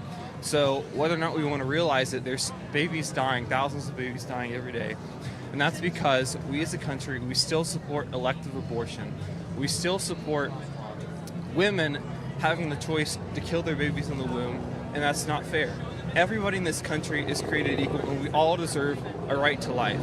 And to say that it's okay in any situation to take a child's life because the mother doesn't want to care for it or any other reason is fundamentally against what we are for in this country. Life, liberty, and the pursuit of happiness. You can see my hat, it's Created Equal in Spanish. We're with Created Equal in Columbus, Ohio. We just want to say that we're here for that purpose, and really not everybody in the Make America Great Again movement is pro-life. We want everybody to be completely pro-life and to be against abortion in all cases. Is your organization itself fighting for a national abortion ban, or focusing more on going state by state, or all of the above? All of the above. So any measure that would ban abortion, either nationally, statewide level, that's what we're for, because we want to support anything that will stop this killing in this country. Well, thank you for being out here in the frigid temperature, celebrating Inauguration Day, and also your freedom of speech. Thank you, sir. Absolutely. And that's what our country's all about, Megan. It's coming out here and peacefully and patriotically sharing your feelings as an American citizen, especially that right to life. And it's enshrined in our founding documents, life, liberty, the pursuit of happiness, written by Thomas Jefferson, allowing God to pour through his hand and his mind as he wrote down those immortal words that we've lived by for nearly 250 years now, an unbroken chain of 45 men, but 47 presidents who have really sought to serve the country, really with the exception of a handful, including the one that is leaving today, a man really driven by a bloated bureaucracy, driven by a deep state, 50 years entrenched in Washington, and President Trump showing his fortitude in this last decade, being a citizen servant, being a great businessman, using those skills to get to 1600 Pennsylvania to make a difference for the American people. That's exactly right. And I'd like to point out this sign over here, if you'd follow me. Can we show your sign on TV? Okay. So the Democrats like to say that this is not a real human life, and you could see the baby's organs are forming, their brain, their eyes, their fingers. When the Democrats find one cell on Mars, they're saying that's life. We found life on Mars. And then they try to say that this is not a human life. That's absolute hypocrisy. That makes no sense. These are human babies that are formed in the womb. These babies are alive. And the Democrats want to basically dehumanize these babies by calling them fetuses, saying that they're not living until they're born. And they have turned to extremely radical left abortion bills, where basically you can perform an abortion all the way up until birth, and sometimes even after birth. So it's just absolutely ridiculous. I had to point out that hypocrisy right there, because the Democrats have taken it way too far. And the way they do things is they start in one place and then they say, oh, it's just a little bit more. It's just a little bit more. So that's how they ended up with their abortion up until birth policies, and then sometimes even after birth policies. So they truly are pro-death. It's not pro-choice, it's pro-death. So I had to point that picture out because, like I said, the Democrats want to say if they found one cell on Mars, that's life. And they're trying to say that's not a human life. Well, an excellent point. And we have Rebecca over here who came and said hello. She's out here with her brother. We're trying to find her brother. So, hey, Rebecca. Sir, if you're watching, your sister Rebecca is here at 10 and G. And you're braving the cold and out here to see President Trump. What are you most excited about with the inaugural ceremonies today? And what are you most excited about with the 200+ executive orders he has announced that will be happening, my goodness, in about an hour and a half or so? Well, yesterday we were in line and about noon o'clock, everyone started saying one more day. So we're very excited for him to get into office. And he's always been true to his word. And so the whole nation saw that, and that's why they voted. But we're excited to see justice brought back in the land. What's right is right, what's wrong is wrong. Accountability. We're excited to see just righteousness kind of brought back into the land. We are founded on a nation that serves the Lord, and we still are people that serve the Lord. So it's exciting to see people line up and create laws and legislation, but also just to have a society that can be able to live freely with peace and excitement to serve God and to do what's right and to love one another. So. You know what struck me with this morning, and actually yesterday too, it's much colder today than it was yesterday. Walking through the press area, so we had to go down 6 and H. I went into the stadium this morning in Capital One, and I was commenting, Secret Service was commenting that everyone is in such good spirits. Some people have been out here since 11:30 last night waiting to see President Trump in the parade that will take place on the inside of the arena. How long have you been out here today? So yesterday we came out about 5 a.m. And we actually didn't get in, and then last minute we did. So it was such a victory moment. And we're here again today. I mean, we're going to be here as long as we can possibly be here. But it is a victory. I mean, people have said that they've been waiting since November. We've been waiting for 4 years, 8 years, so I mean, everyone's super excited about this. And President Trump pledging that the J6 prisoners will be, their sentences commutated or pardoned later today. So freedom for those who did not have a speedy trial, which is guaranteed in our Bill of Rights, the Sixth Amendment. That's awesome. Yeah, we've been praying a lot for people and just, that things get realigned right. Justice brought, and anything that's been kind of crooked or confusing that's not been true, that gets realigned. Natural order and natural law coming back into play as President Trump truly is the people's president for this moment. Rebecca, have a wonderful time in D.C. And, thank you so much. It's always a pleasure to find the viewers, and thank you for liking, sharing, subscribing, all of our content. We deeply appreciate it. Absolutely. God bless you. Definitely. Take care. Megan has someone to speak with as well. Hi there. We have a beauty queen who'd like to say something to our RSBN viewers. So where are you from and what's your name? I'm from Yuma, Arizona. My name's Isabel Nichols. Wow, you came pretty far over here to Washington, D.C. for this event. So tell us about your support for President Trump and what you'd like to see today. I'm just super excited to see what's to come. His first term was really great, and I'm excited with all the promises he's made this past campaign of his, and I think we all have a sense of hope for our country. It's been a very scary 4 years, especially the last two. So I'm excited for a sense of hope and be able to buy a house one day. That's right. All of us young people want to live the American dream like our parents and grandparents and great-parents got to.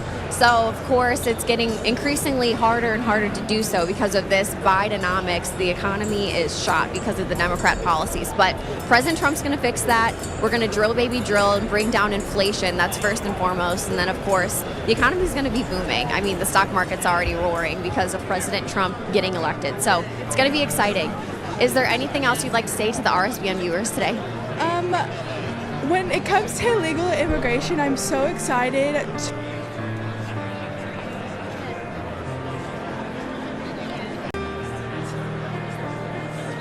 And Stephanie, in these moments, in these parts, I have to be honest with the viewer, it is my favorite, just to see who's talking to who and who's not talking to who and who's greeting each other and who's turned their body language away from each other. It is fascinating.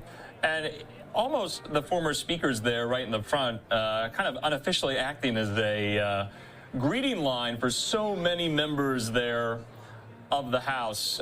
Many Republican members right there. You see Chip Roy, you see Brian Stile from Wisconsin, and others there. You see Jeff Van Drew from New Jersey. Of course, Chip Roy drawing the ire of President-elect Trump during the entire government funding shutdown showdown that was averted mere weeks ago after the Christmas holiday. But it's just very, very interesting. So we are seeing this, Stephanie, of how all these people are going to fit in the Capitol Rotunda, and it is getting full, and it is getting packed, as we can see. So we're going to do our best to point out some of these notable individuals, some of these dignitaries there gathered, invited.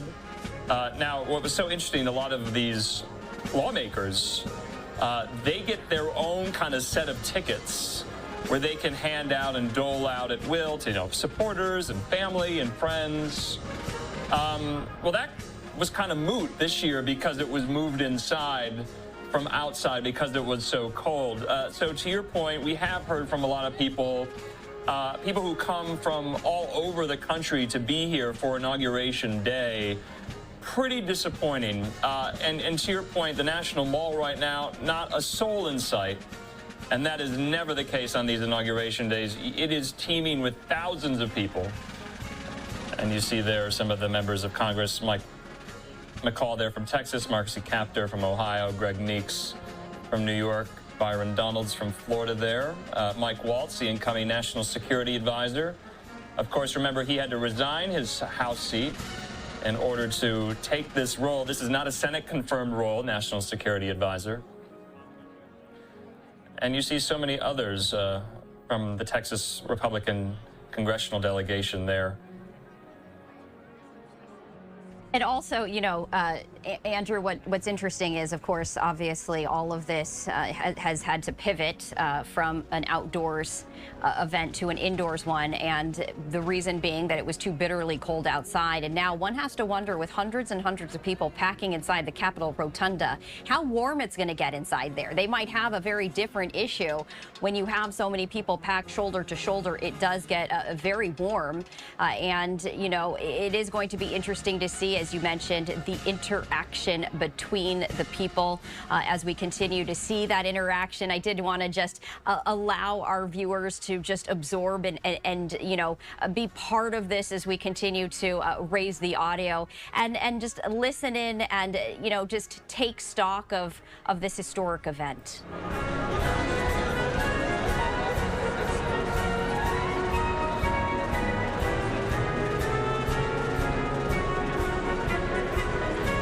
Although we do want to now pivot as we continue to see, here's a live look right here of the First Lady Jill Biden and the soon-to-be First Lady Melania Trump now leaving the White House, entering into the motorcade as they make their way to the Capitol Rotunda right there. A live look, as you can see, another event happening as the First Lady Jill Biden and soon-to-be First Lady Melania Trump departing together in this vehicle right here on their way to the Capitol Rotunda. We have yet to see President-elect Trump and President Biden. They will be likely the very last individuals to depart the White House on their way. As we were mentioning, Andrew, President Biden, President-elect Trump taking part in the traditional tea ceremony where they sit down for tea and, you know, have a conversation of sorts ahead of the inauguration and the official oath of office. Yeah, I think the role of the First Lady, especially with Melania Trump, will be very interesting the second time around. Of course, you have to imagine what Jill Biden and Melania Trump discuss. Melania Trump is not a new First Lady. She is incoming and a former First Lady herself. And it was reported that Melania Trump's people did decline another invitation for tea with First Lady Biden a couple of weeks back. So I thought that was interesting. Maybe no love lost between the two there. But we know Melania Trump really took a back seat, was almost completely absent from the 2024 campaign. Yes, she did appear at that Madison Square Garden rally in New York City. She did appear at the RNC there in Milwaukee. She did not speak at the RNC. And so it'll be interesting to see. She did take somewhat of a back seat in the Trump first term as well. In the role of First Lady, the role of First Lady that Jill Biden took was very front and center, was very prominent. Someone would even argue that she was, because of President Biden's age or alleged infirmities or alleged senility, that she was somewhat also in charge of the inner circle, so to speak. So I thought those roles were very different. And we now see the have doors, the two Andrew, principals, I believe, coming out. Maybe not? I just wanted to let our viewers know we see the doors opening once again. That, of course, is Vice President-elect J.D. Vance alongside Vice President Harris. They, too, will be sharing a motorcade. And to your point, Andrew, you were mentioning it's going to be interesting to see what First Lady Jill Biden and Melania Trump will be speaking about. Now you have Vice President Harris and J.D. Vance sharing a vehicle. You know, is there going to be any sort of conversation, as they make their way to the Capitol Rotunda? We continue to talk about the political dynamics. And, it's always interesting. We see them from a distance, but truly they only know what's happening inside that vehicle, of course, alongside, Secret Service. But they, too, are departing the White House. And finally, as we pivot the view right there back to the front doors, we are expecting to see President-elect Trump and President Biden to depart shortly. I also wanted to share this look as we continue to take a look. You can see House Speaker Mike Johnson there arriving at the Capitol Rotunda as we do see the limousine that is set to depart the White House right here. And I did just want to pause on this live look as we are expecting President-elect Trump and President Biden to be departing the White House in just a matter of moments, also sharing a singular vehicle as they make their way to the Capitol Rotunda for this historic moment as President-elect Donald Trump is going to be sworn in as the 47th President of the United States. And just to note, Stephanie, the woman in the green jacket, that was Senator Deb Fischer from Nebraska. There's this entire congressional committee known as the Joint Congressional Committee on Inaugural Ceremonies. They are tasked with putting all this on. And so that's why you saw Senator Deb Fischer there, the Republican from Nebraska. And so they are responsible for planning this, for making sure it all goes off without a hitch. And so they are instrumental in this. You're going to see them quite a lot today. And you just saw Deb Fischer there with, I believe, Usha Vance and Doug Emhoff. So wanted just to note that there as well. You also see some of these congressional leaders get there into the rotunda. You just saw Hakeem Jeffries and others, Speaker Mike Johnson. So congressional leadership looks like they are in the building now. We are awaiting, to your point, President-elect Trump and President Biden. And to your point, I do hope that maybe some of the official photographers will release photos from inside the limousines of how these moments transpired, what the conversations were like. Maybe we can get some reporting as well. We do know, though, the Bidens have been somewhat gracious with the Trumps after the November 5th election. President Biden inviting Trump to the White House that very same week and committed to a peaceful transition of power. And that is what we are seeing today. And that is why this is so important. So Biden and Trump will be riding over in the Beast to the Capitol from the White House momentarily. This is really quite something. Obviously they haven't spent that much time together. They were on a debate stage twice in 2020. They were on a debate stage once in 2024. They've appeared at similar events at the same time, but I would venture to say that this is going to be the closest in proximity they have been for the longest duration, maybe ever.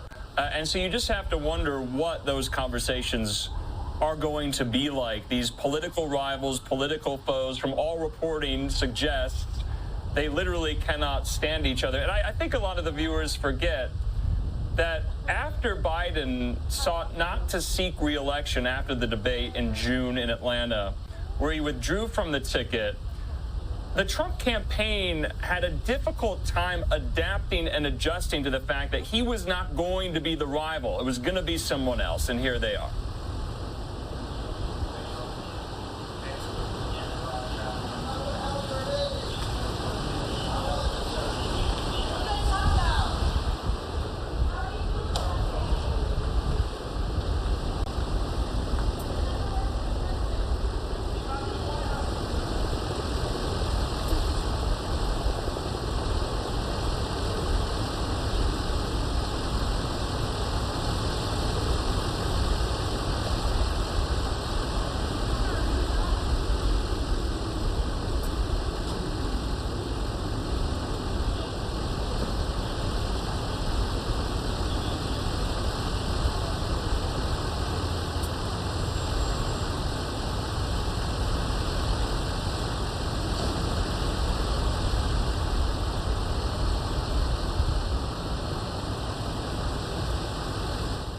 And as the limousine departs right there, we actually saw President-elect Trump on his cell phone, Andrew, just checking some stuff. But we were hearing one of the reporters yelling out to both Biden and Trump, what are you going to talk about? And obviously they did not answer. But of course, that's the question that everyone wants to know.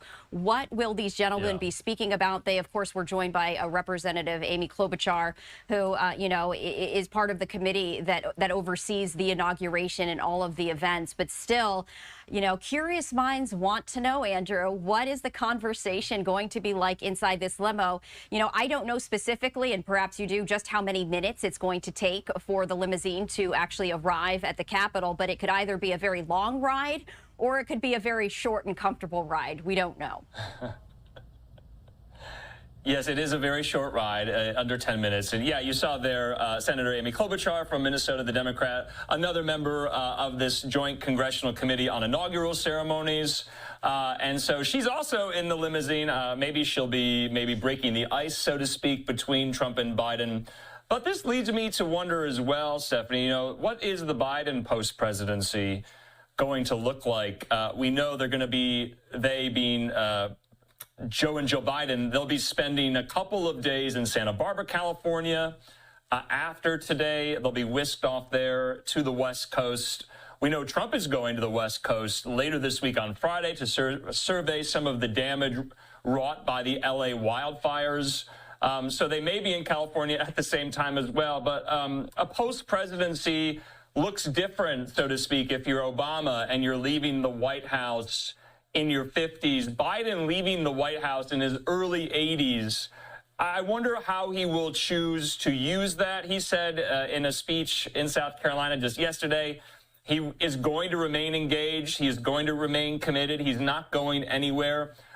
So I think it remains to be seen what his role in American political life will be going forward. Sometimes presidents, all presidents, when they leave the White House, they go back to being everyday regular citizens. But some take up a role and they want to use their influence that they had in the Oval Office, even while not in the Oval Office. Jimmy Carter was a perfect example of that. And so you're watching the beast right now move down Pennsylvania Avenue, down to the U.S. Capitol. This is quite something. This is remarkable. Let's just watch and listen.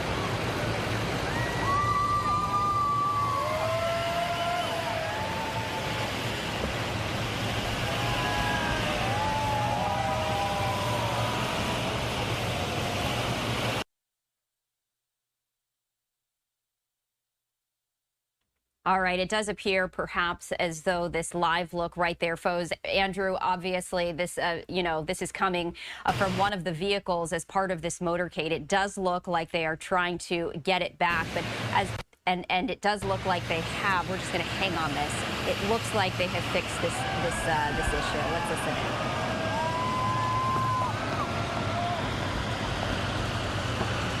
Yes, Stephanie, of course, we're moving down Pennsylvania Avenue right now, and you can just hear the cheers from so many of these supporters who have lined the streets there, and you can see them on the sides waving. It is very, very cold. We're now passing the National Gallery of Art, if you're familiar with Washington. We do apologize about the feed. It looks a little bit in and out there, but we're going to stay with it. But the motorcade moving now, both President Biden and President-elect Donald Trump inside alongside Senator Amy Klobuchar in there. So I said this is about under 10 minutes, and we're going to be moving up to the U.S. Capitol in just no time here. But you can see the security. You can see there some of the troops standing guard, saluting the motorcade as it moves past.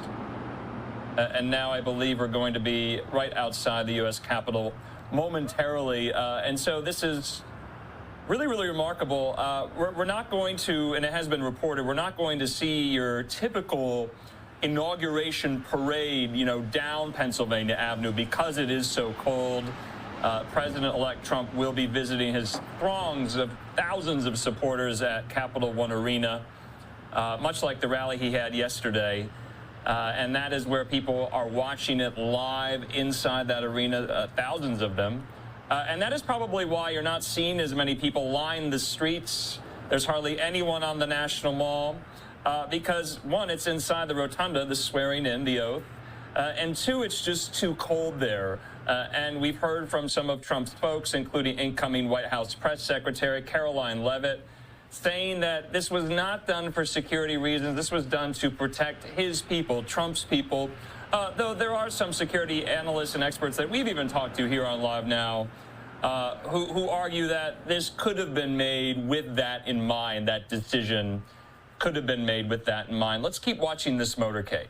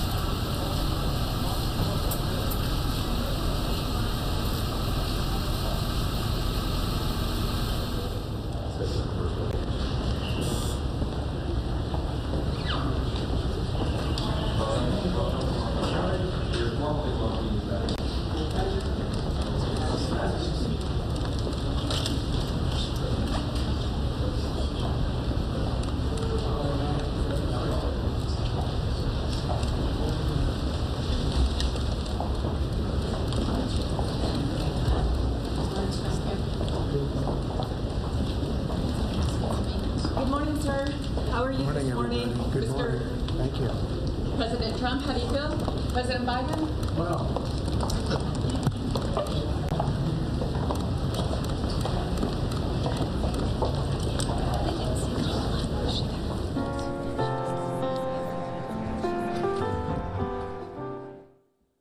And there we saw President Biden and President-elect Donald Trump arriving at the Capitol. We see Elon Musk there, Andrew, just one of the tech titans, as you know, we were discussing. Right. As we await the official swearing-in ceremony, there is Melania Trump right there, First Lady Jill Biden, you know, Second Gentleman Doug Emhoff, and others as they continue to make their way inside the rotunda for that actual swearing-in ceremony.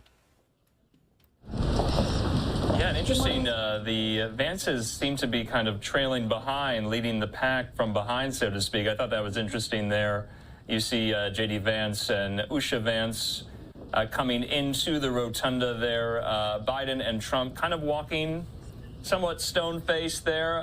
Biden, when asked, how's it going, he said, well, he and Trump side by side, in unison, in tandem, walking in with Vice President Kamala Harris behind. And you can just feel the emotions in the room. I think it's so interesting that, and that's what's so unique and so miraculous about the American experiment, is that political foes, political losers and winners alike can be in the same room. You see the Republican mega donor there, Miriam Adelson. You see UFC chairman Dana White. This is part of the Trump invitation list, so to speak.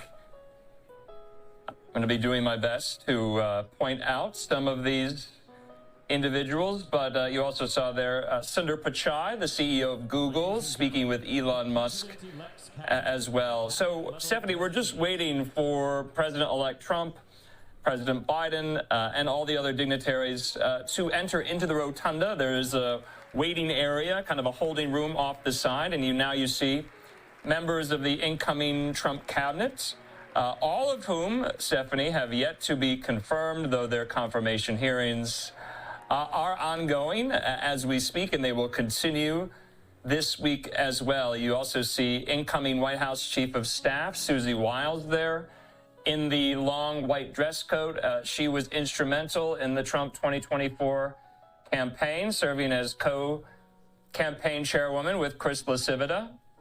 And you see so many others, South Dakota Governor Kristi Noem, former Georgia Senator Kelly Loeffler, former New York Congressman Lee Zeldin, John Ratcliffe there, Trump's pick to lead the CIA, Kash Patel, Trump's pick to lead the FBI,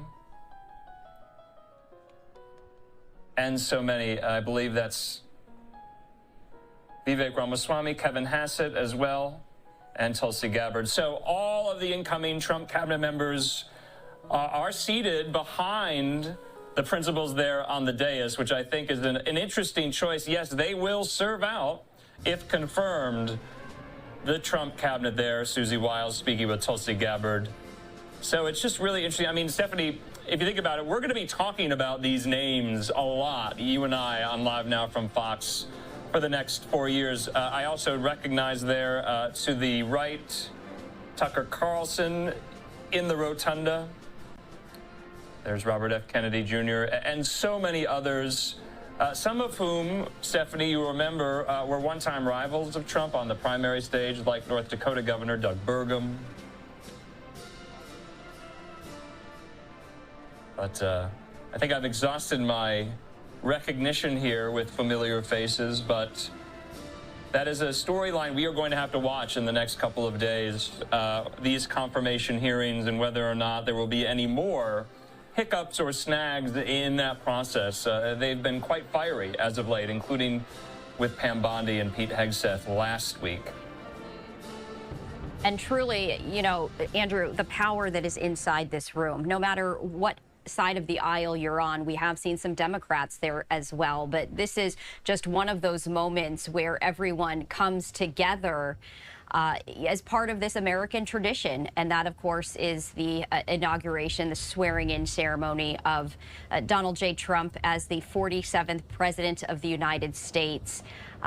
Truly remarkable as we get that inside front row seat, and we're able to share that with our viewers in real time. So many people not able to make the journey to Washington, D.C., but now being part of history in the making.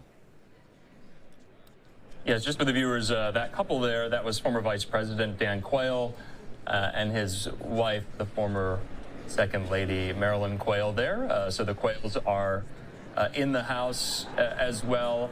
This is fascinating. I didn't know we did have the shot on the very tail end on the right-hand side of the dais. Some of these world leaders, Stephanie, that are here and on hand. The leader of Argentina, Javier Milei. We also know Giorgia Meloni, the Italian Prime Minister. She is in the House as well. We know the Vice Premier of the People's Republic of China is here as well. That was the delegation Xi Jinping sent. And of course, former Vice President Mike Pence. Stephanie, I don't think it's lost on the viewers his role in the last 8 years and what he has meant for recent history. Of course, he was the only and the highest ranking member of the Trump administration last time to attend the inauguration because Donald Trump was not there himself. And then, of course, these tech titans, Mark Zuckerberg there, you just saw, the CEO of Meta. And as point, we take Stephanie, a look, Andrew, as we take a look at the power that is concentrated in this room right now, somewhat beyond comprehension.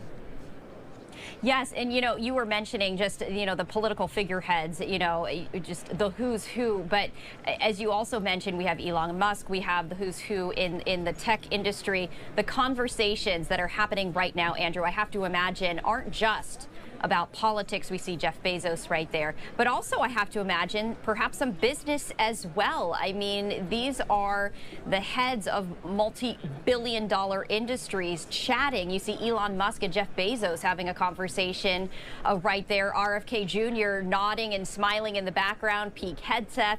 I mean, just from just a human perspective, not even a political perspective, Andrew, just from a human perspective, it's just absolutely fascinating to watch, and we get this front row inside look into what is happening. Yes, Stephanie, I wouldn't underestimate the ability of even billionaires to engage in small talk. The world's wealthiest man right there, you see Elon Musk. Of course, we know Jeff Bezos' company, Blue Origin, just had a first in its own right with their most recent test launch there in Texas. We know how important that is to Elon Musk and SpaceX. And remember, Musk is going to be part of this administration, not Senate confirmed, but as head of the Department of Government Efficiency. Also, it's notable because a lot of those tech titans, Stephanie, well, they were donors to the inaugural committee. $1 million donations came in from Amazon, from Apple, from Boeing, from Google, from Lockheed Martin, from Microsoft, also from Sam Altman of OpenAI. You see there Mark Zuckerberg and his wife.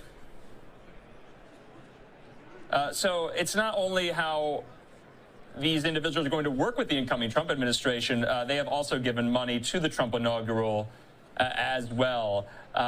So they have paid for their seats, so to speak, Stephanie.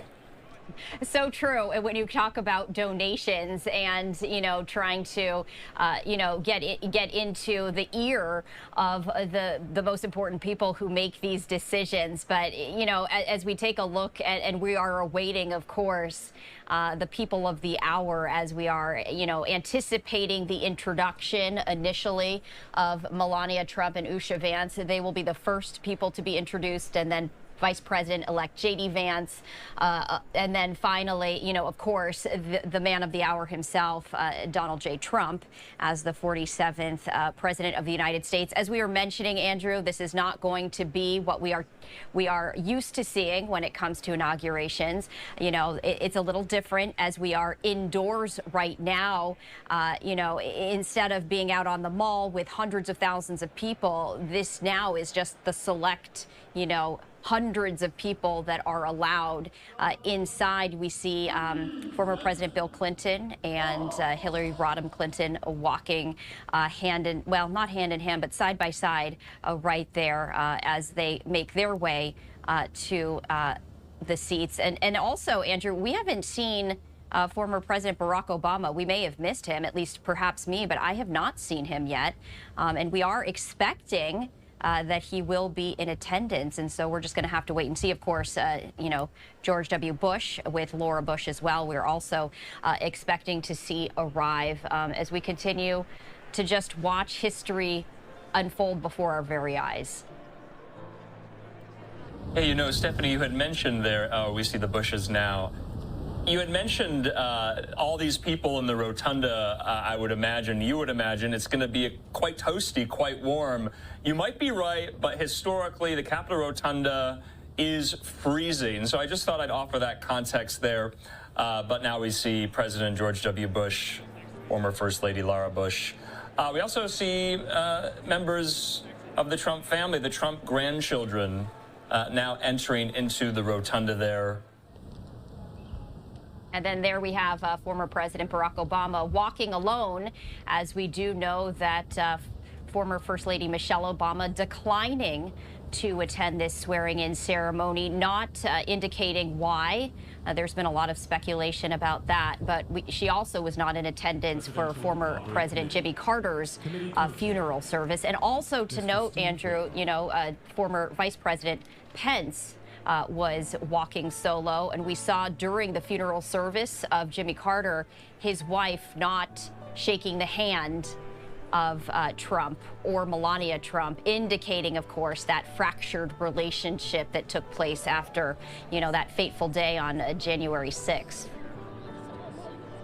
Yeah, that was quite a frosty, chilled reception there at the National Cathedral now some weeks ago between Karen Pence and the Trumps, a non-existent greeting, so to speak, though there was reported what Pence and Trump briefly discussed, Pence offering his congratulations to Trump on his election victory. So I thought that was interesting. Still pleasantries maintained and delivered between the two there, though at the Carter funeral, that was, I believe, the first time they had been in the same room since January of 2021 here. But of course, Pence stuck to his constitutional duties that day, January 6, 2021, and he's doing so as well, keeping with tradition. Of course, it's not in the Constitution that former presidents and vice presidents attend the inauguration, but Pence doing the same.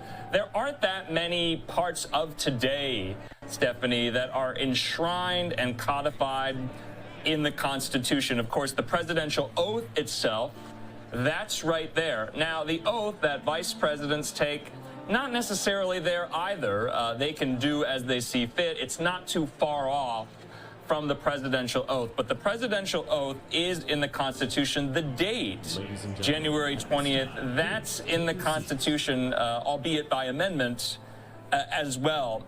So I thought it just kind of underscores the fact that most of today is tradition, is pomp, is circumstance, is pageantry. So I thought that was interesting for our American history buffs out there.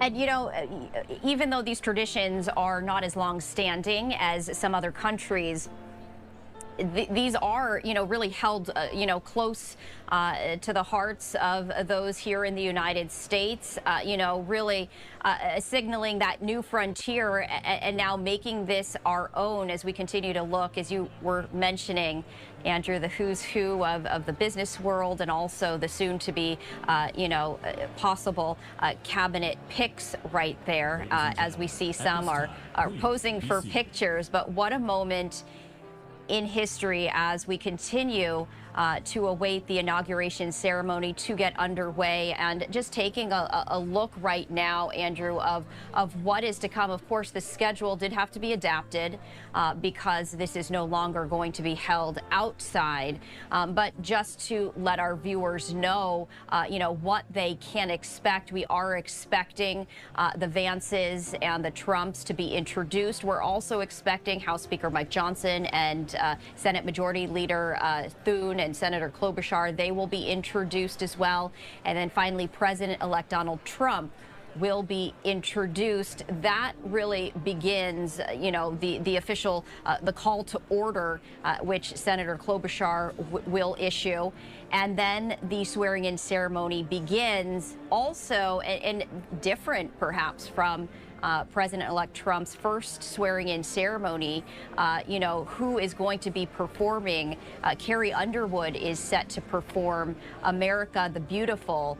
And then after that, that is when J.D. Vance will be sworn in as vice president, and finally Trump sworn in as the 47th president of the United States. But just wanted, and we can see the justices right there. I did want to raise the audio so we can continue to listen in.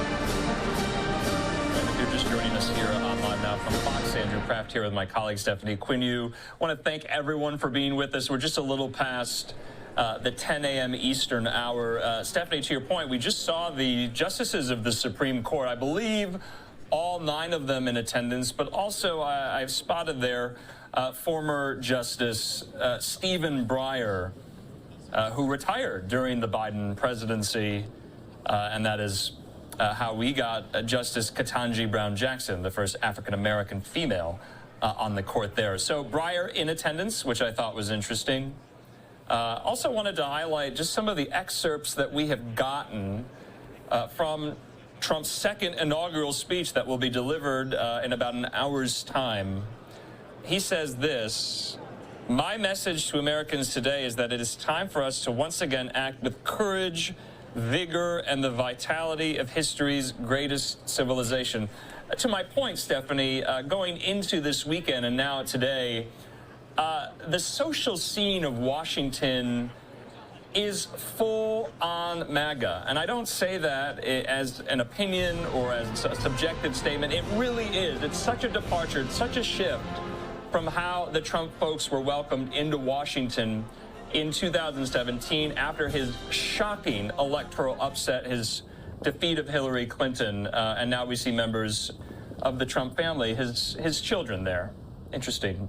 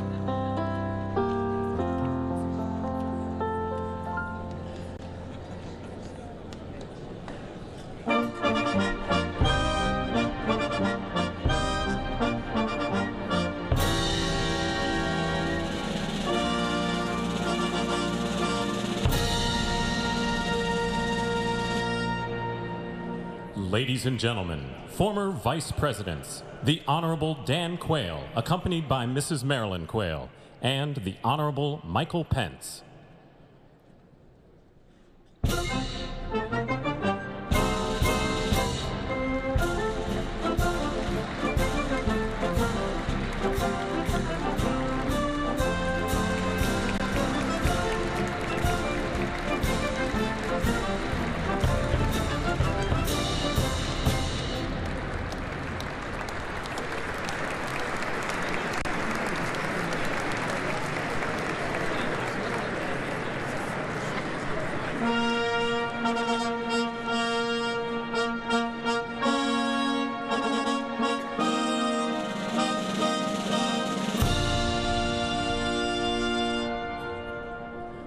Ladies and gentlemen, the 42nd President of the United States, the Honorable William J. Clinton, accompanied by the Honorable Hillary Rodham Clinton.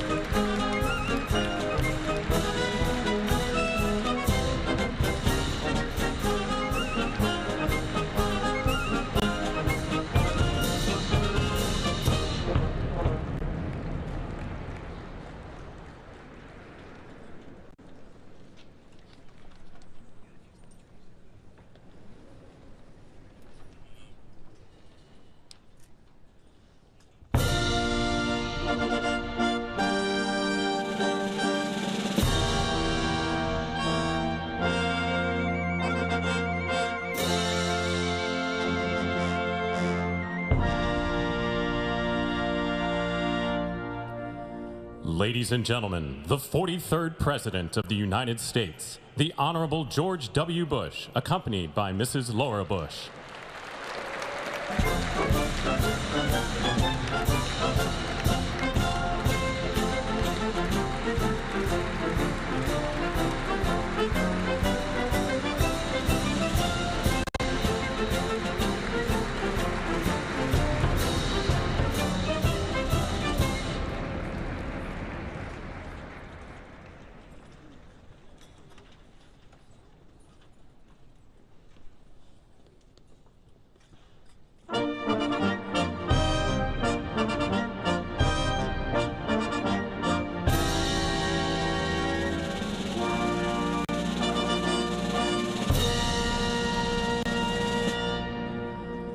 Ladies and gentlemen, the 44th President of the United States, the Honorable Barack H. Obama.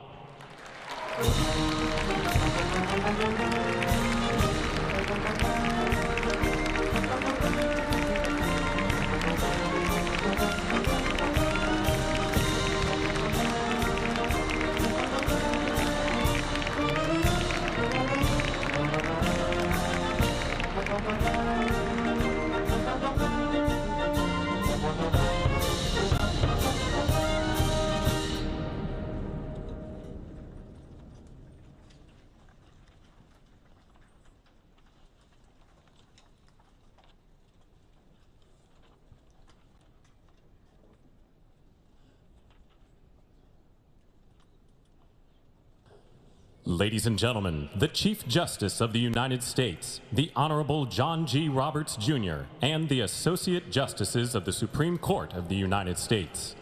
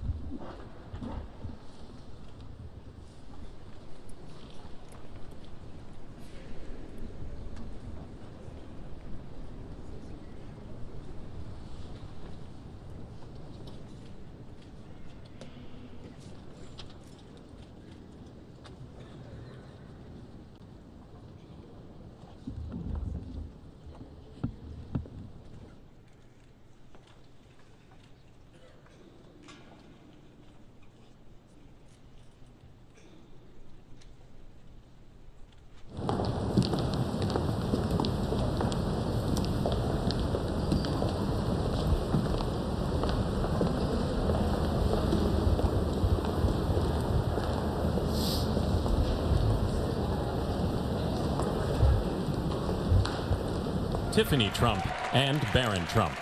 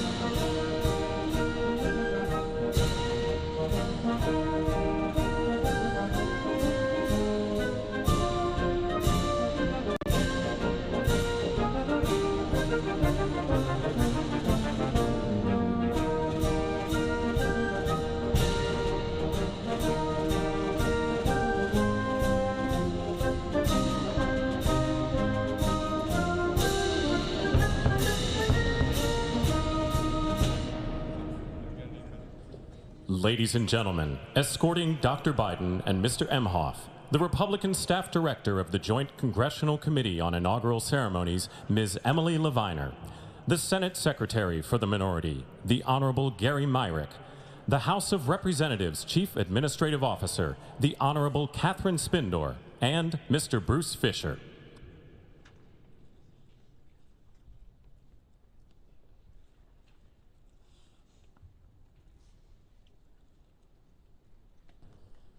Ladies and gentlemen, Dr. Jill Biden and Mr. Douglas Emhoff.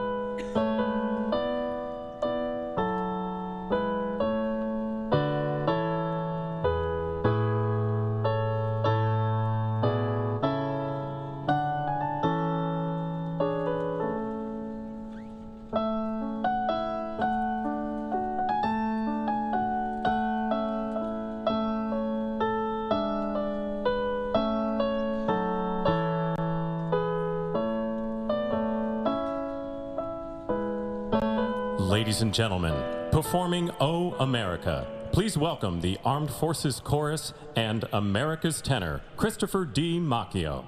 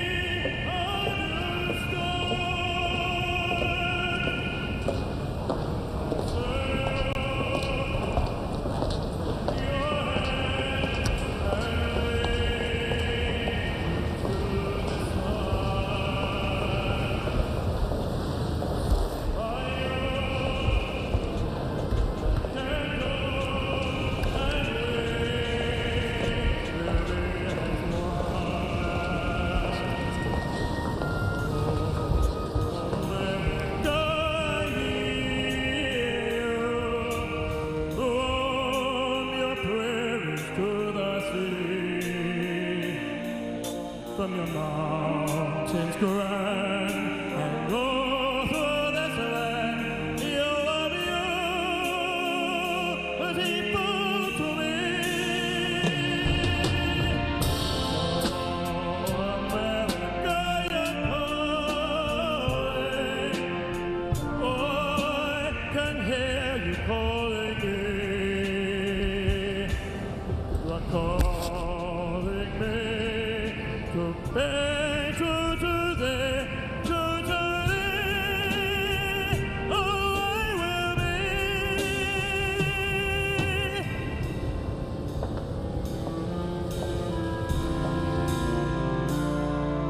And we will be as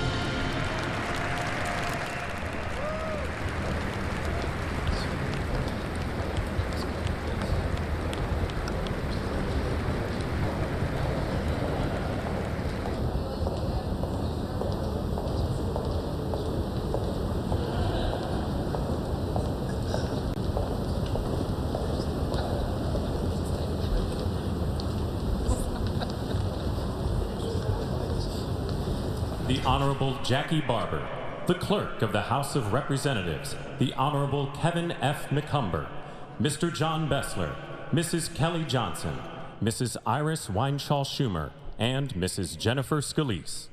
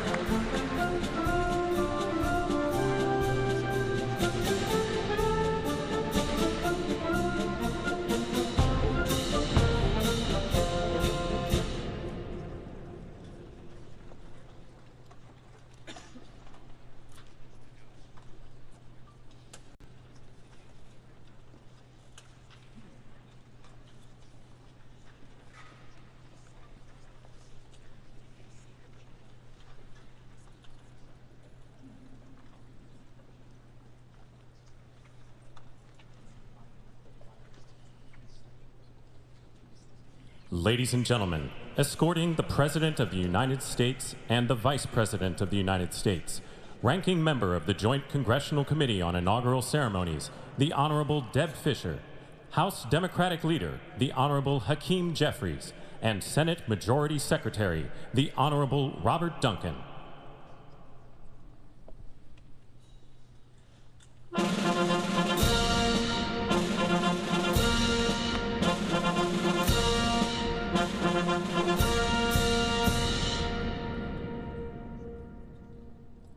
Ladies and gentlemen, the President of the United States, the Honorable Joseph R. Biden Jr., and Vice President of the United States, the Honorable Kamala Devi Harris.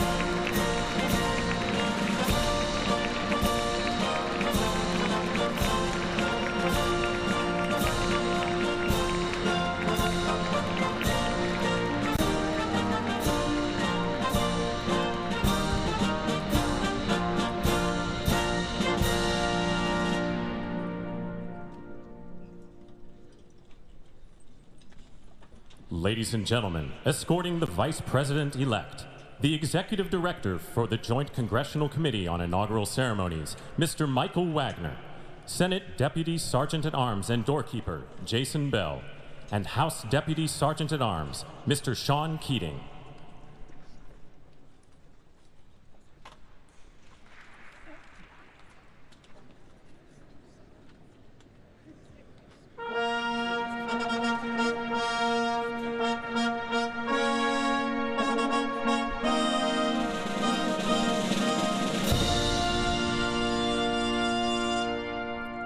Ladies and gentlemen, the Vice President-elect of the United States, the Honorable J.D. Vance.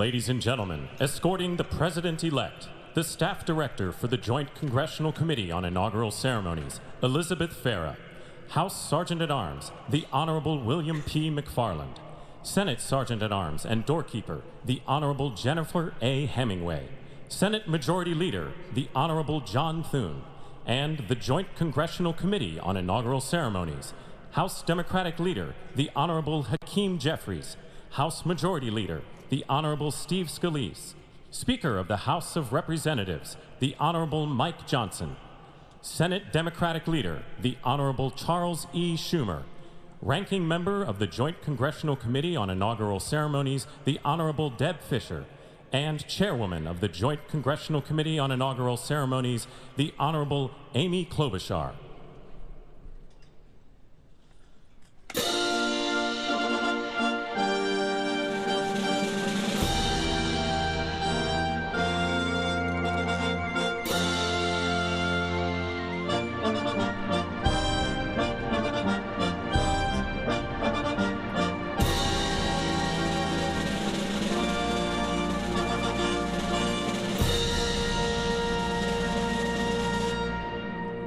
Ladies and gentlemen, the President-elect of the United States, the Honorable Donald John Trump.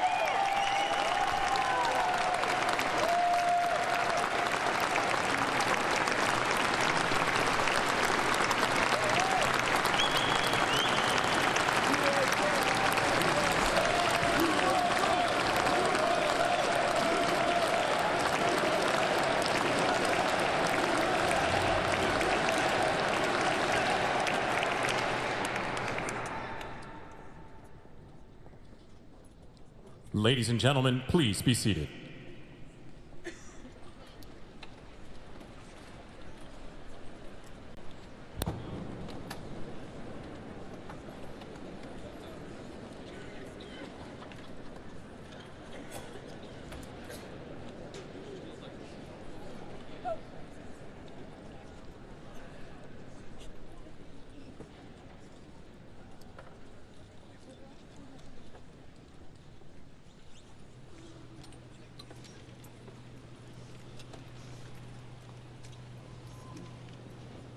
Please welcome the chairwoman of the Joint Congressional Committee on Inaugural Ceremonies, the Honorable Amy Klobuchar.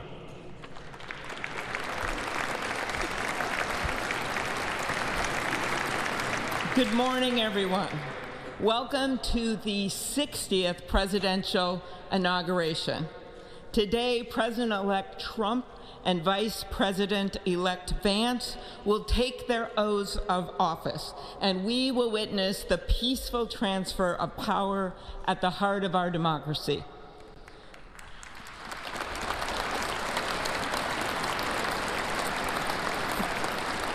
For the past year, I've chaired the inaugural ceremony committee, which includes the leadership of Congress from both parties. We thank the committee and Capitol staff and law enforcement who worked so hard over the last year, and especially the last 3 days.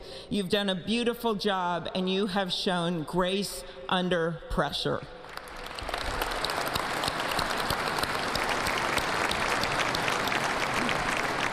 Our theme this year is our enduring democracy. The presence of so many presidents and vice presidents here today is truly a testament to that endurance. We welcome President Biden and Dr. Biden. We welcome Vice President Harris and Doug Emhoff, President Obama, President Clinton and Secretary Clinton, President Bush and Laura Bush, Vice President Pence, Vice President Quayle and Marilyn Quayle. The justices of the United States Supreme Court are with us, all 9 of them I counted, and of course the Trump and Vance families. This ceremony marks what will soon be 250 years of our democracy. It is the moment when leaders, elevated by the will of the people, promise to be faithful to our Constitution, to cherish and defend it. It is the moment when they become, as we all should be, the guardians of our country. Through war and peace, through adversity and prosperity, we hold this inauguration every 4 years, and today it falls on Martin Luther King Day, a further reminder that we must strive to uphold the values enshrined in our Constitution, the freedoms, the liberties, and, as is inscribed on the entrance of the United States Supreme Court, equal justice under law.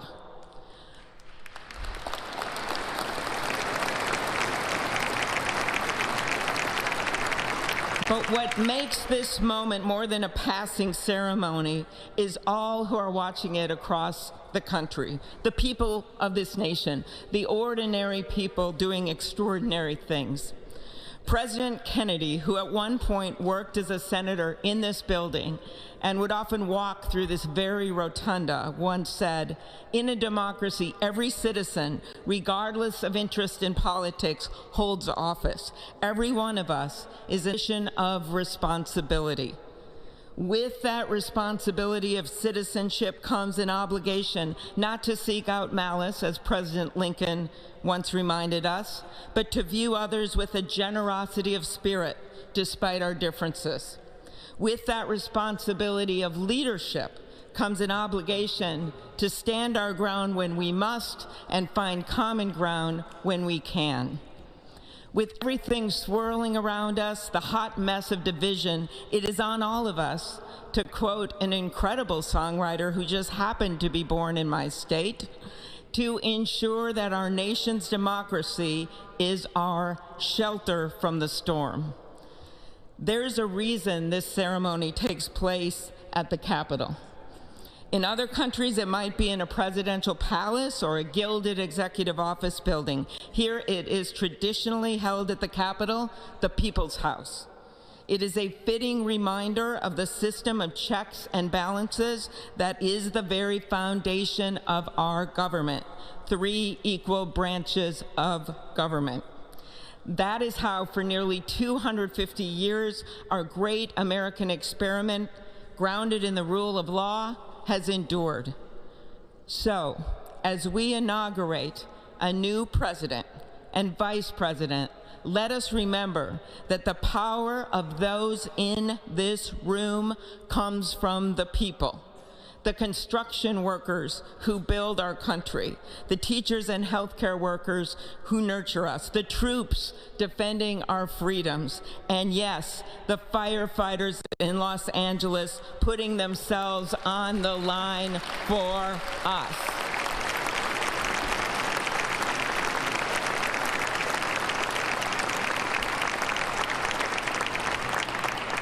Our democracy's strength and grit must match theirs. May God bless our nation. Thank you.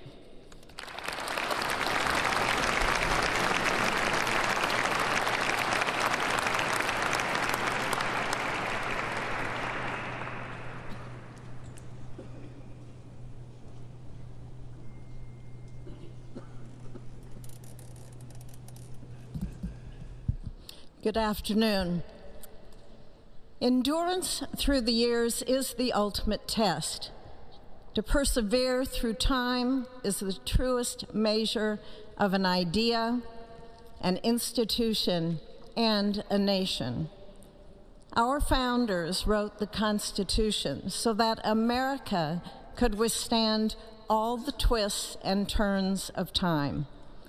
They wrote it to guide us and to preserve forever our right of life, liberty, and the pursuit of happiness.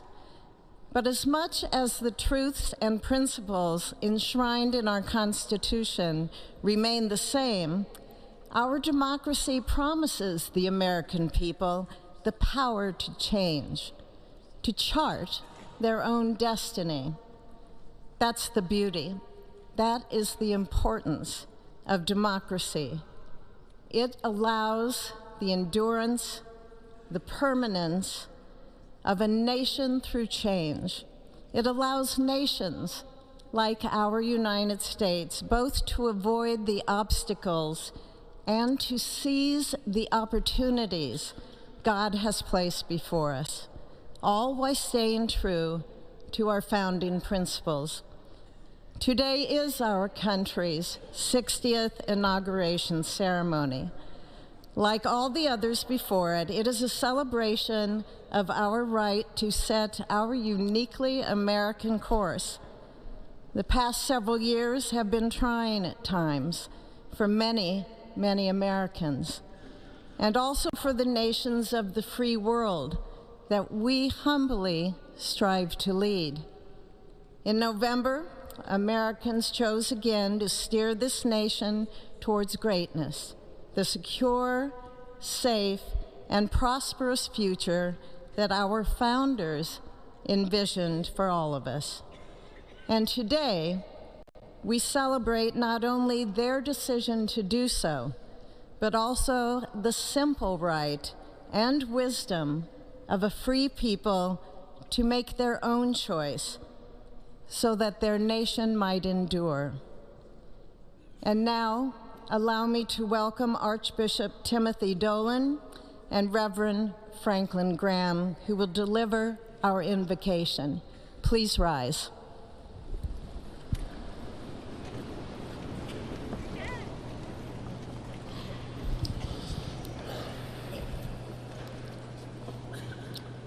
Be still and know that I am God, supreme among the nations, supreme on the earth. Let us pray. Remembering General George Washington on his knees at Valley Forge, recalling Abraham Lincoln at his second inaugural, with malice toward none, with charity for all, with firmness in the right as God gives us to see the right. Remembering General George Patton's instructions to his soldiers as they began the Battle of the Bulge 8 decades ago. Pray. Pray when fighting. Pray alone. Pray with others. Pray by night. Pray by day. Observing the birthday of the Reverend Martin Luther King, who warned, without God, our efforts turn to ashes. We, blessed citizens of this one nation under God, humbled by our claim that in God we trust, gather indeed this Inauguration Day to pray for our President Donald J. Trump, his family, his advisors, his cabinet, his aspirations, his vice president, for the Lord's blessings upon Joseph Biden, for our men and women in uniform, for each other whose hopes are stoked this new year, this Inauguration Day. We cannot err in relying upon that prayer from the Bible, upon which our president will soon place his hand in oath, as we make our own the supplications of King Solomon for wisdom as he began his governance. God of our fathers, in your wisdom you set man to govern your creatures, to govern in holiness and justice, to render justice with integrity. Give our leader wisdom, for he is your servant, aware of his own weakness and brevity of life. If wisdom which comes not from you be not with him, he shall be held in no esteem. Send wisdom from heavens that she may be with him, that he may know your designs. Please, God, bless America. Please, mend her every flaw. You are the God in whom we trust, who lives and reigns forever and ever. Amen.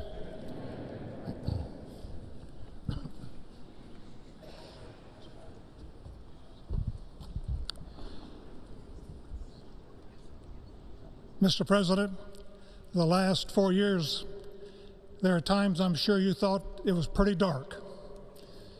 But look what God has done. We praise him and give him glory.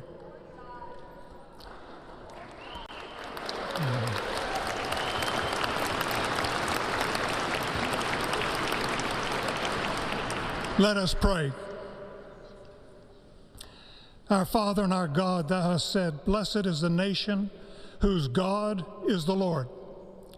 As the prophet Daniel prayed, blessed be the name of God forever and ever. For wisdom and might are his. He changes the times and the seasons. He removes kings. He raises up kings. He gives wisdom to the wise and knowledge to those who have understanding. Our Father, today, as President Donald J. Trump takes the oath of office once again, we come to say thank you, O Lord our God. Father, when Donald Trump's enemies thought he was down and out, you and you alone saved his life and raised him up with strength and power by your mighty hand. We pray for President Trump that you'll watch over, protect, guide, direct him. Give him your wisdom from your throne on high. We ask that you would bless him and that our nation would be blessed through him. We also ask that you would bless and protect Melania as First Lady. We thank you for the beauty, the warmth, and grace that she shows not only to this nation, but to the whole world. We thank you for Vice President-elect J.D. Vance and his wife Usha and their young family. May he be a strength to President Trump, to stand beside him, to hold up his arms like Aaron held up the arms of Moses in the midst of battle. The prophet Samuel reminded the people, it was you that brought them up from the land of Egypt. And he said, now stand still that I may reason with you before the Lord. So Father, we take this moment to stand still, to remember the great things that you have done for this nation. Thank you for the protection, the bounty, the freedoms that we so enjoy. We remember to keep our eyes fixed on you, and may our hearts be inclined to your voice. We know that America can never be great again if we turn our backs on you. We ask for your help, and we pray all of this in the name of the King of Kings, the Lord of Lords, your Son, my Savior, and our Redeemer, Jesus Christ. Amen. Ladies and gentlemen, please welcome Associate Justice Kavanaugh to administer the Vice Presidential Oath of Office.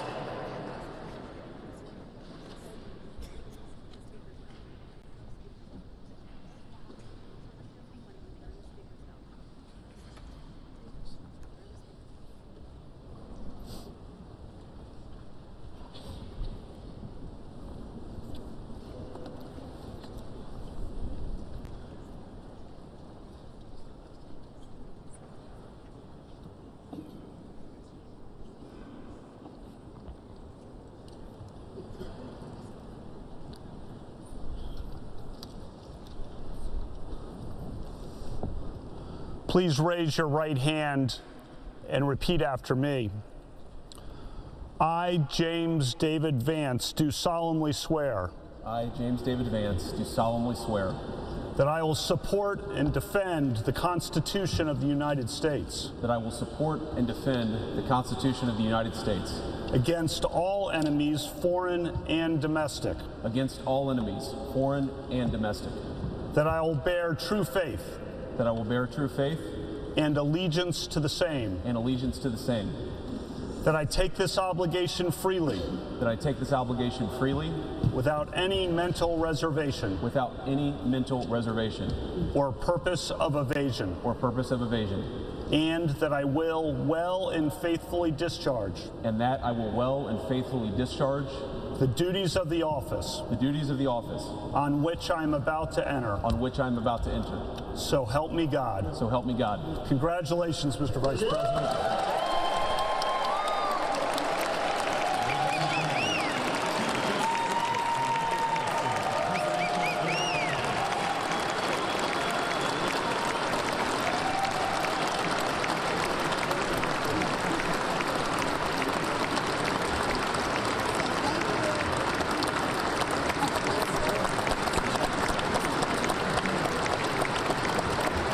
Ladies and gentlemen, please welcome Chief Justice Roberts to administer the Presidential Oath of Office.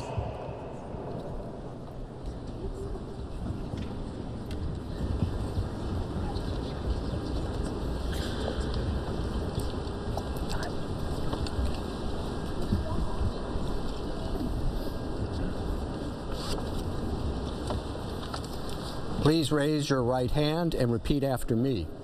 I, Donald John Trump, do solemnly swear I, Donald John Trump, do solemnly swear that I will faithfully execute that I will faithfully execute the office of President of the United States the office of President of the United States and will, to the best of my ability, and will, to the best of my ability, preserve, protect, and defend preserve, protect, and defend the Constitution of the United States. the Constitution of the United States. So help me God. So help me God. Congratulations, Mr. President.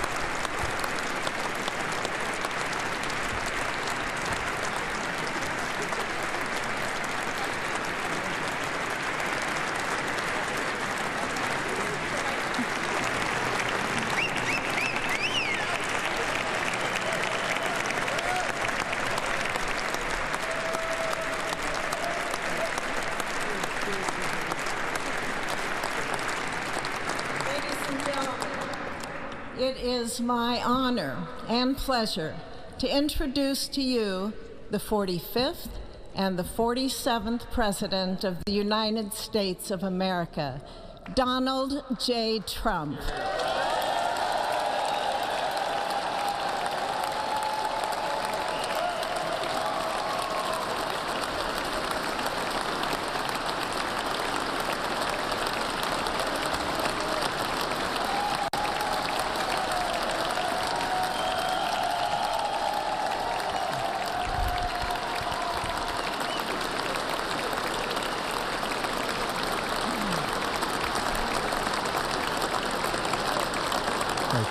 Thank you very much, everybody. Well, thank you very, very much.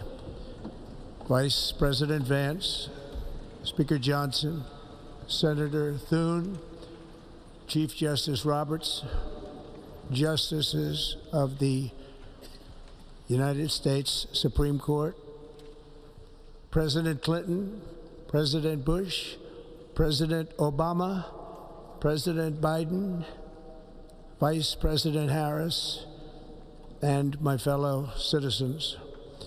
The golden age of America begins right now.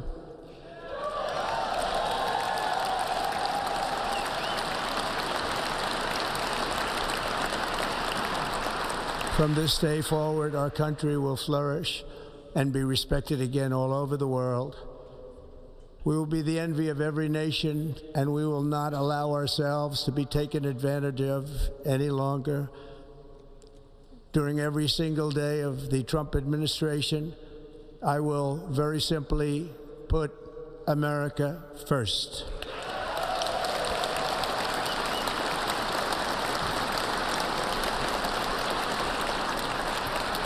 Our sovereignty will be reclaimed. Our safety will be restored. The scales of justice will be rebalanced. The vicious, violent, and unfair weaponization of the Justice Department and our government will end.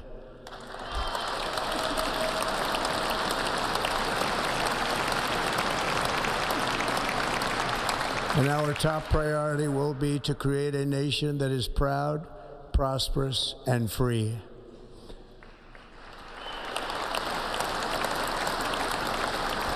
America will soon be greater, stronger, and far more exceptional than ever before.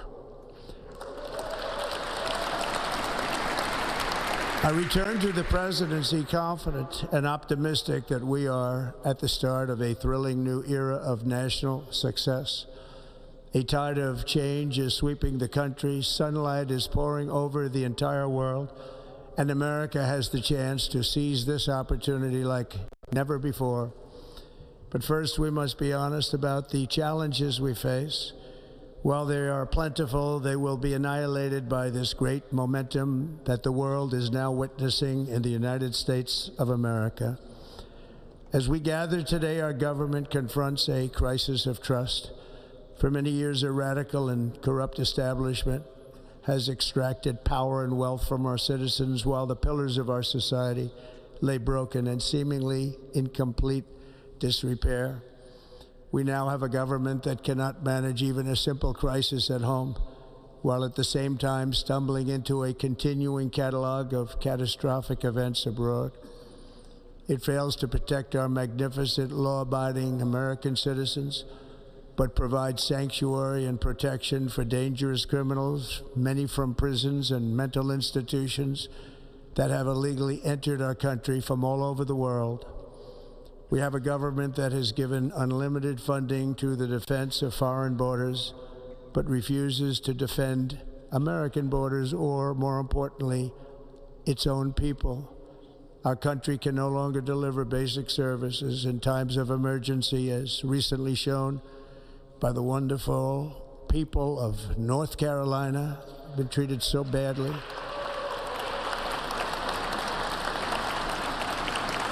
And other states who are still suffering from a hurricane that took place many months ago.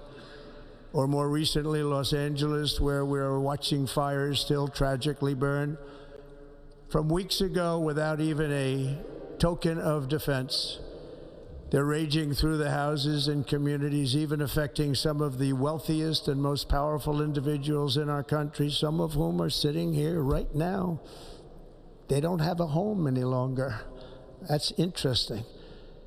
But we can't let this happen. Everyone is unable to do anything about it. That's going to change. We have a public health system that does not deliver in times of disaster, yet more money is spent on it than any country anywhere in the world. And we have an education system that teaches our children to be ashamed of themselves in many cases, to hate our country despite the love that we try so desperately to provide to them. All of this will change starting today, and it will change very quickly.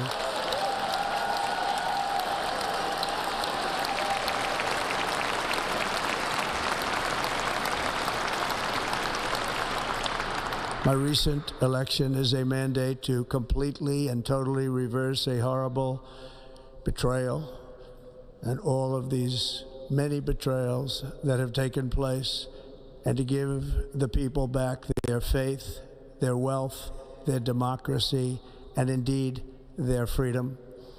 From this moment on, America's decline is over.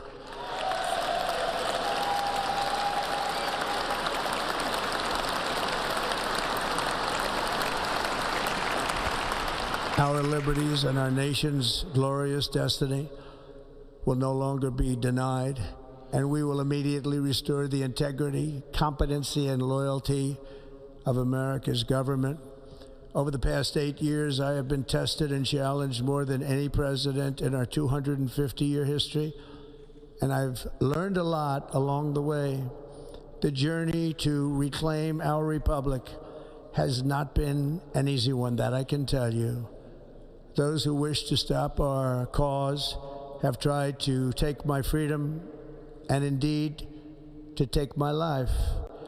Just a few months ago in a beautiful Pennsylvania field, an assassin's bullet ripped through my ear. But I felt then, and believe even more so now, that my life was saved for a reason. I was saved by God to make America great again.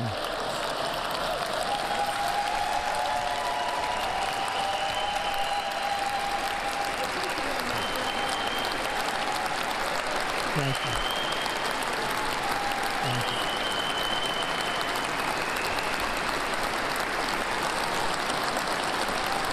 Thank you very much.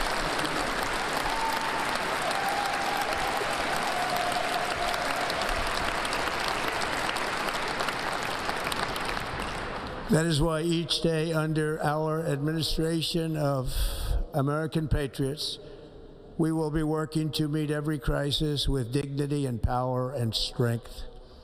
We will move with purpose and speed to bring back hope, prosperity, safety, and peace for citizens of every race, religion, color, and creed.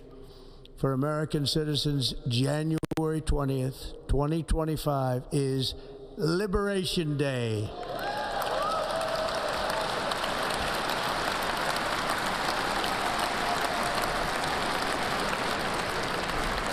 It is my hope that our recent presidential election will be remembered as the greatest and most consequential election in the history of our country. As our victory showed, the entire nation is rapidly unifying behind our agenda with dramatic increases in support from virtually every element of our society, young and old, men and women, African Americans, Hispanic Americans, Asian Americans, urban, suburban, rural. And very importantly, we had a powerful win in all 7 swing states. And the popular vote, we won by millions of people. To the Black and Hispanic communities, I want to thank you for the tremendous outpouring of love and trust that you have shown me with your vote. We set records, and I will not forget it. I've heard your voices in the campaign, and I look forward to working with you in the years to come. Today is Martin Luther King Day, and his honor, this will be a great honor, but in his honor we will strive together to make his dream a reality. We will make his dream come true.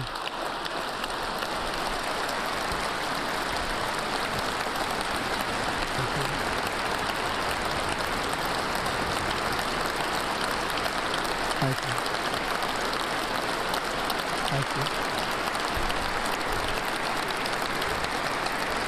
National unity is now returning to America, and confidence and pride is soaring like never before. In everything we do, my administration will be inspired by a strong pursuit of excellence and unrelenting success. We will not forget our country. We will not forget our Constitution, and we will not forget our God. Can't do that.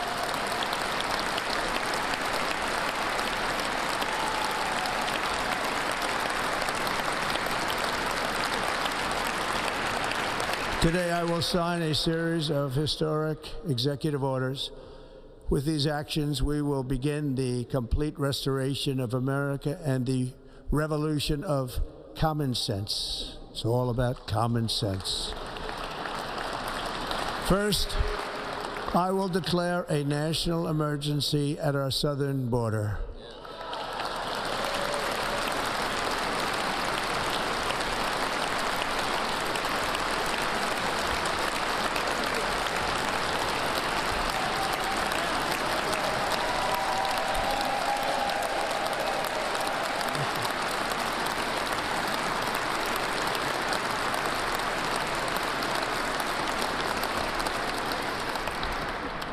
Illegal entry will immediately be halted, and we will begin the process of returning millions and millions of criminal aliens back to the places from which they came. We will reinstate my Remain in Mexico policy.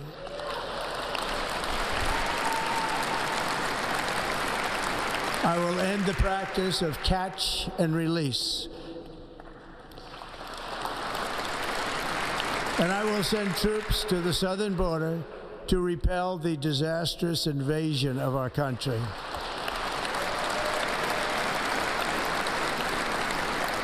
Under the orders I signed today, we will also be designating the cartels as foreign terrorist organizations.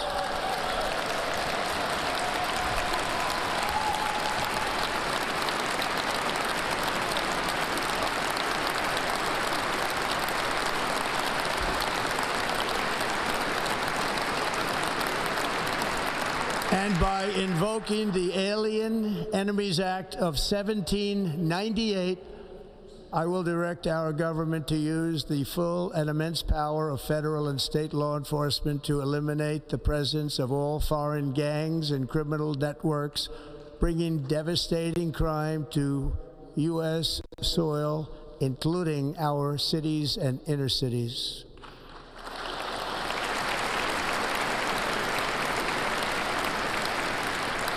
As Commander-in-Chief, I have no higher responsibility than to defend our country from threats and invasions, and that is exactly what I am going to do. We will do it at a level that nobody's ever seen before. Next, I will direct all members of my cabinet to marshal the vast powers at their disposal to defeat what was record inflation and rapidly bring down costs and prices.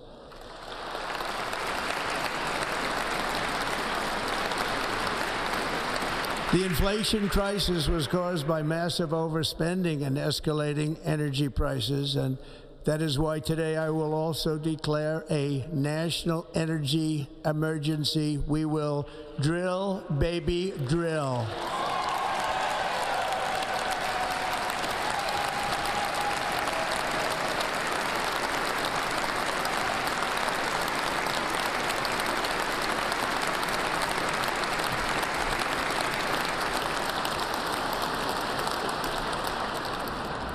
America will be a manufacturing nation once again, and we have something that no other manufacturing nation will ever have, the largest amount of oil and gas of any country on earth, and we are going to use it. We're going to use it.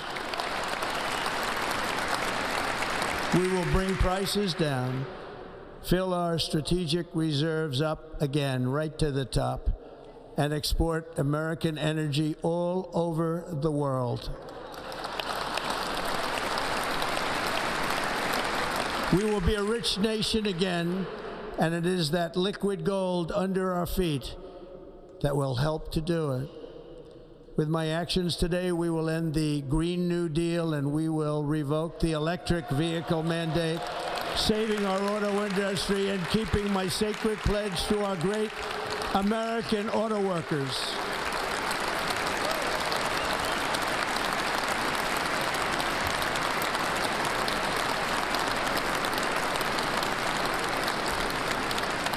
In other words, you'll be able to buy the car of your choice. We will build automobiles in America again at a rate that nobody could have dreamt possible just a few years ago. And thank you to the auto workers of our nation for your inspiring vote of confidence. We did tremendously with their vote. I will immediately begin the overhaul of our trade system to protect American workers and families. Instead of taxing our citizens to enrich other countries, we will tariff and tax foreign countries to enrich our citizens.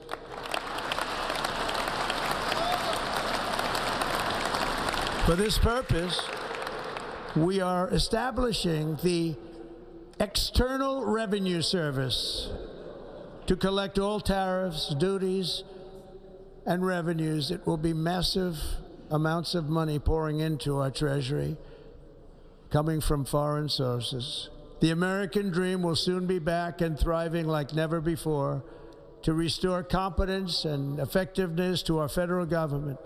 My administration will establish the brand new Department of Government Efficiency.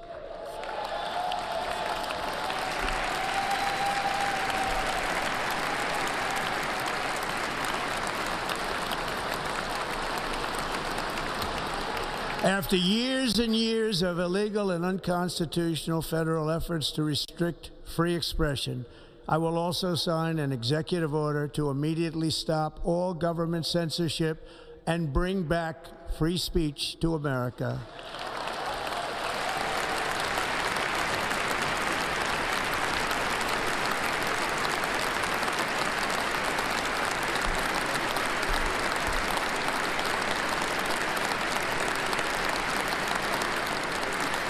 Never again will the immense power of the state be weaponized to persecute political opponents, something I know something about.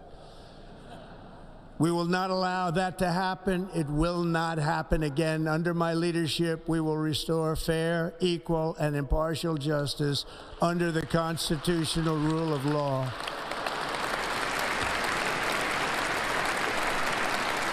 And we are going to bring law and order back to our cities. This week, I will also end the government policy of trying to socially engineer race and gender into every aspect of public and private life.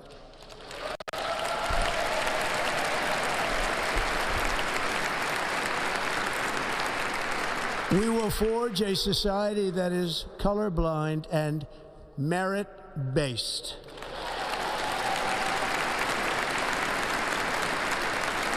As of today, it will henceforth be the official policy of the United States government that there are only two genders, male and female.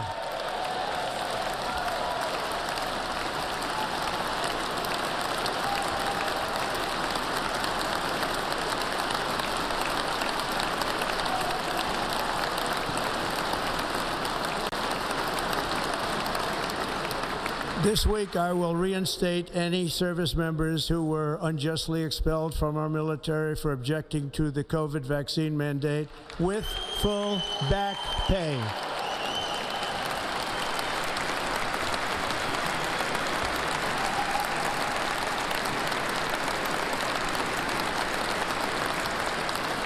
And I will sign an order to stop our warriors from being subjected to radical political theories and social experiments while on duty. It's going to end immediately. Our armed forces will be freed to focus on their sole mission, defeating America's enemies.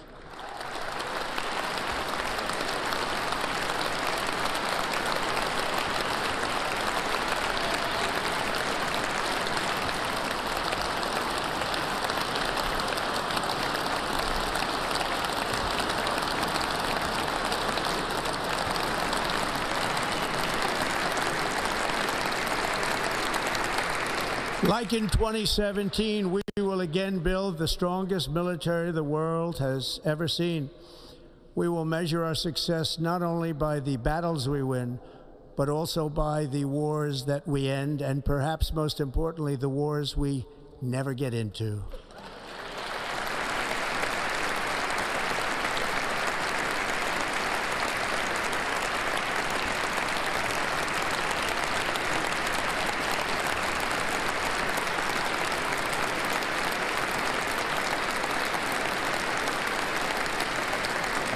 My proudest legacy will be that of a peacemaker and unifier. That's what I want to be, a peacemaker and a unifier. I'm pleased to say that as of yesterday, one day before I assumed office, the hostages in the Middle East are coming back home to their families.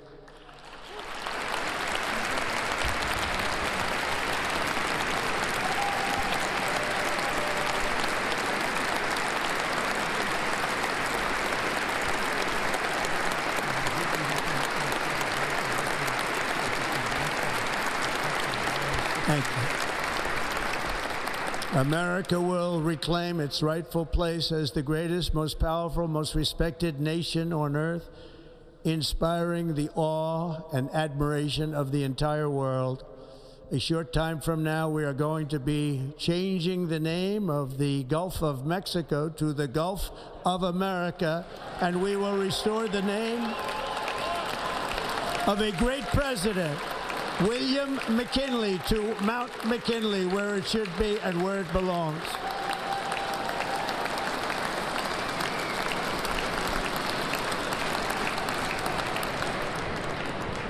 President McKinley made our country very rich through tariffs and through talent. He was a natural businessman and gave Teddy Roosevelt the money for many of the great things he did, including the Panama Canal, which has foolishly been given to the country of Panama after the United States. The United States, I mean, think of this, spent more money than ever spent on a project before and lost 38,000 lives in the building of the Panama Canal.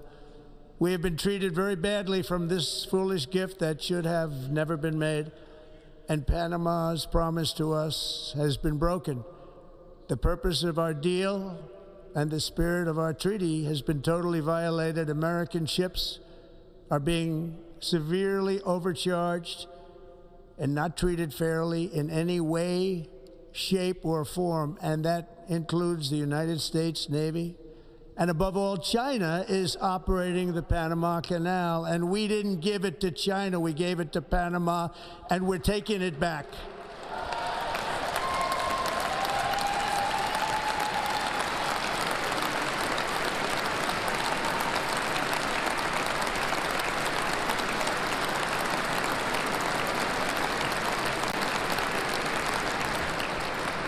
Above all, my message to Americans today is that it is time for us to once again act with courage, vigor, and the vitality of history's greatest civilization. So as we liberate our nation, we will lead it to new heights of victory and success. We will not be deterred. Together we will end the chronic disease epidemic and keep our children safe, healthy, and disease-free. The United States will once again consider itself a growing nation, one that increases our wealth, expands our territory, builds our cities, raises our expectations, and carries our flag into new and beautiful horizons. and we will pursue our manifest destiny into the stars, launching American astronauts to plant the stars and stripes on the planet Mars.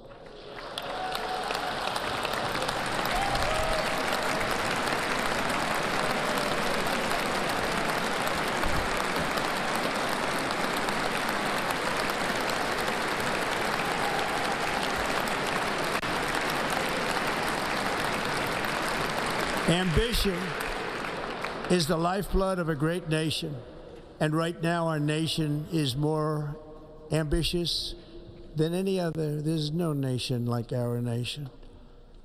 Americans are explorers, builders, innovators, entrepreneurs, and pioneers. The spirit of the frontier is written into our hearts. The call of the next great adventure resounds from within our souls. Our American ancestors turned a small group of colonies on the edge of a vast continent into a mighty republic of the most extraordinary citizens on earth. No one comes close. Americans pushed thousands of miles through a rugged land of untamed wilderness. They crossed deserts, scaled mountains, braved untold dangers, won the Wild West, ended slavery, rescued millions from tyranny, lifted billions from poverty, harnessed electricity, split the atom, launched mankind into the heavens, and put the universe of human knowledge into the palm of the human hand. If we work together, there is nothing we cannot do and no dream we cannot achieve. Many people thought it was impossible for me to stage such a historic political comeback. But as you see today, here I am. The American people have spoken.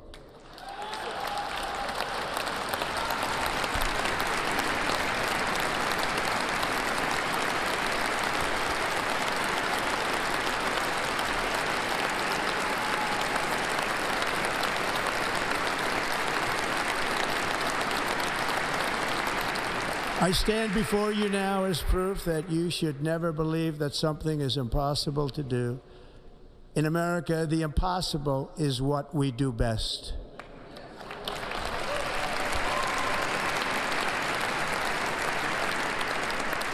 From New York to Los Angeles, from Philadelphia to Phoenix, from Chicago to Miami, from Houston to right here in Washington, D.C., our country was forged and built by the generations of patriots who gave everything they had for our rights and for our freedom. They were farmers and soldiers, cowboys and factory workers, steel workers and coal miners, police officers and pioneers who pushed onward, marched forward, and let no obstacle defeat their spirit or their pride. Together they laid down the railroads, raised up the skyscrapers, built great highways, won 2 world wars, defeated fascism and communism, and triumphed over every single challenge that they faced. After all we have been through together, we stand on the verge of the 4 greatest years in American history. With your help, we will restore America, promise, and we will rebuild the nation that we love, and we love it so much. We are one people, one family, and one glorious nation under God. So to every parent who dreams for their child, and every child who dreams for their future, I am with you, I will fight for you, and I will win for you. We are going to win like never before.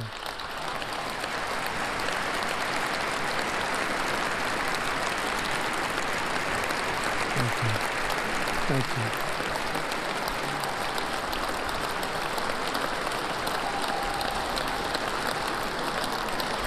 Thank you. Thank you. In recent years, our nation has suffered greatly, but we are going to bring it back and make it great again, greater than ever before.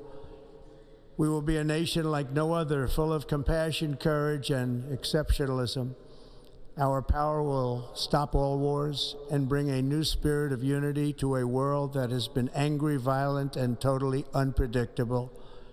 America will be respected again and admired again, including by people of religion, faith, and goodwill, we will be prosperous, we will be proud, we will be strong, and we will win like never before. We will not be conquered, we will not be intimidated, we will not be broken, and we will not fail. From this day on, the United States of America will be a free, sovereign, and independent nation. We will stand bravely, we will live proudly, we will dream boldly, and nothing will stand in our way because we are Americans. The future is ours, and our golden age has just begun. Thank you. God bless America. Thank you all. Thank you. Thank you very much. Thank you very much. Thank you.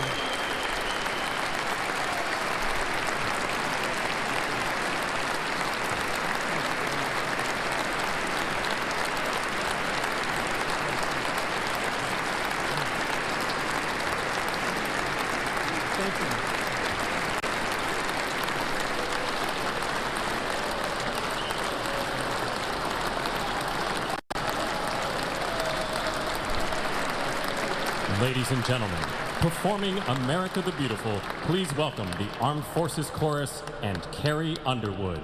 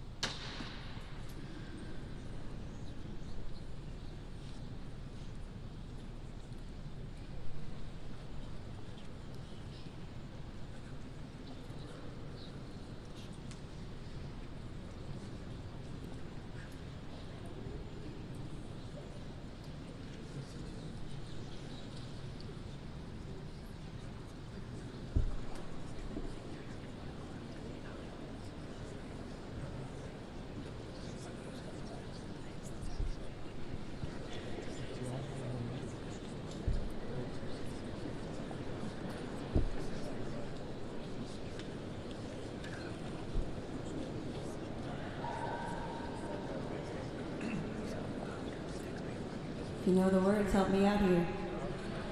Oh, beautiful for spacious skies, for amber waves of grain, for purple mountain majesties, above the fruited plain. America, America, God shed His grace on thee, and crown thy good with brotherhood from sea to shining sea.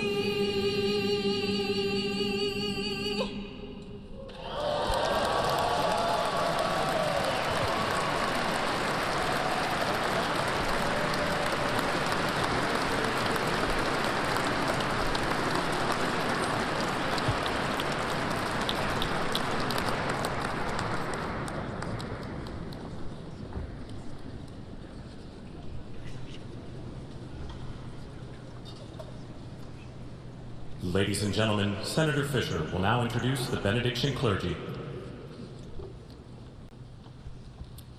I now call on Rabbi Ari Berman, Pastor Lorenzo Sewell, and Reverend Frank Mund to provide prayers of benediction.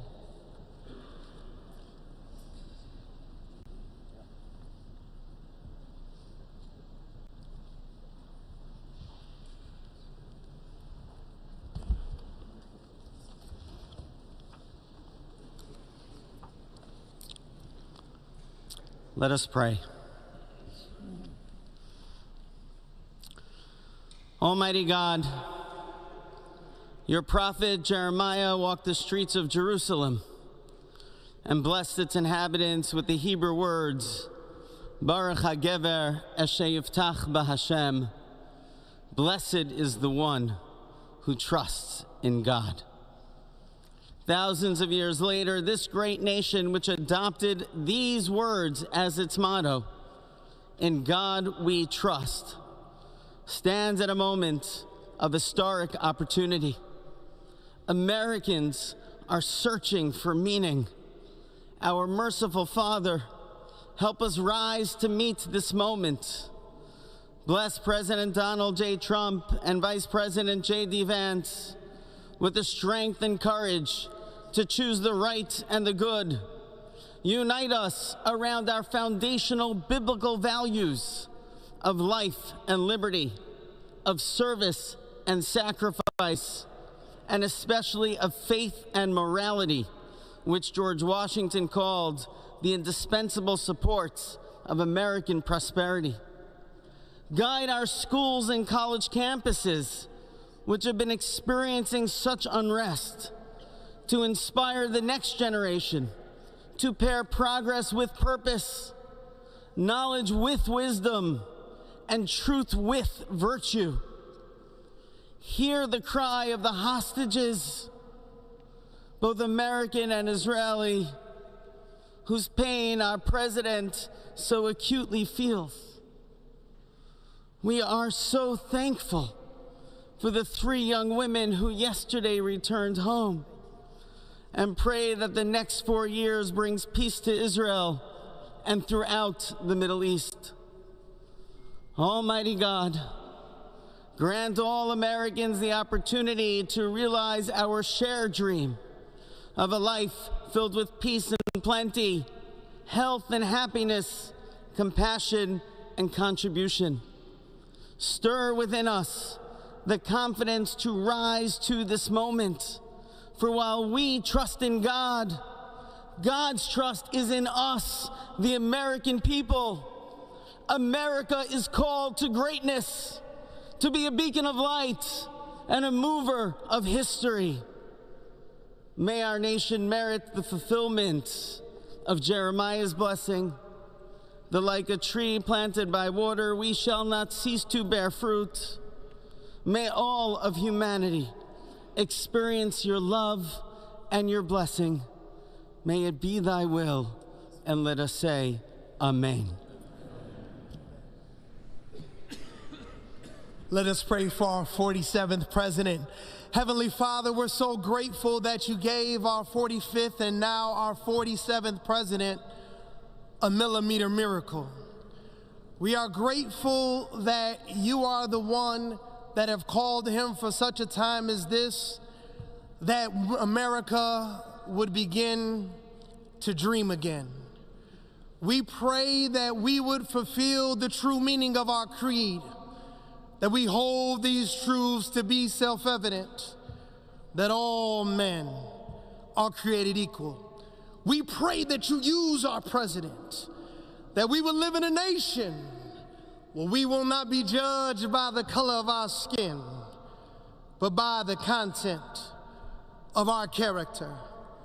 Heavenly Father, in the name of Jesus, we are so grateful today that you will use our 47th president so we would sing with new meaning, my country, 'tis of thee. Sweet land of liberty, of thee I sing. Land where my fathers died, land of the pilgrim's pride, from every mountainside. Let freedom ring, and because America is called to be a great nation, We believe that you will make this come true. So let freedom ring from the prodigious hilltops of New Hampshire. Let freedom ring from the mighty mountains of New York. Let freedom ring from the heightening Alleghenies of Pennsylvania. Let freedom ring from the snow-capped Rockies of Colorado. Let freedom ring from the curvaceous hilltops of California. But God, we're asking you not only that, let freedom ring from Stone Mountain, Georgia. Let freedom ring from Lookout Mountain of Tennessee. Let freedom ring from every hill and every molehill in Mississippi, from every state, every city, every village, and every hamlet. And when we let freedom ring, we will be able to speed up that day where all of your children, black men and white men, Protestant and Catholic, Jew and Gentile, will be able to sing in the meaning of that old Negro spiritual, free at last, free at last. Thank you, God Almighty. We are free at last. If you believe where the Spirit of the Lord is, there is liberty. Come on, put your hands together and give your great God great glory.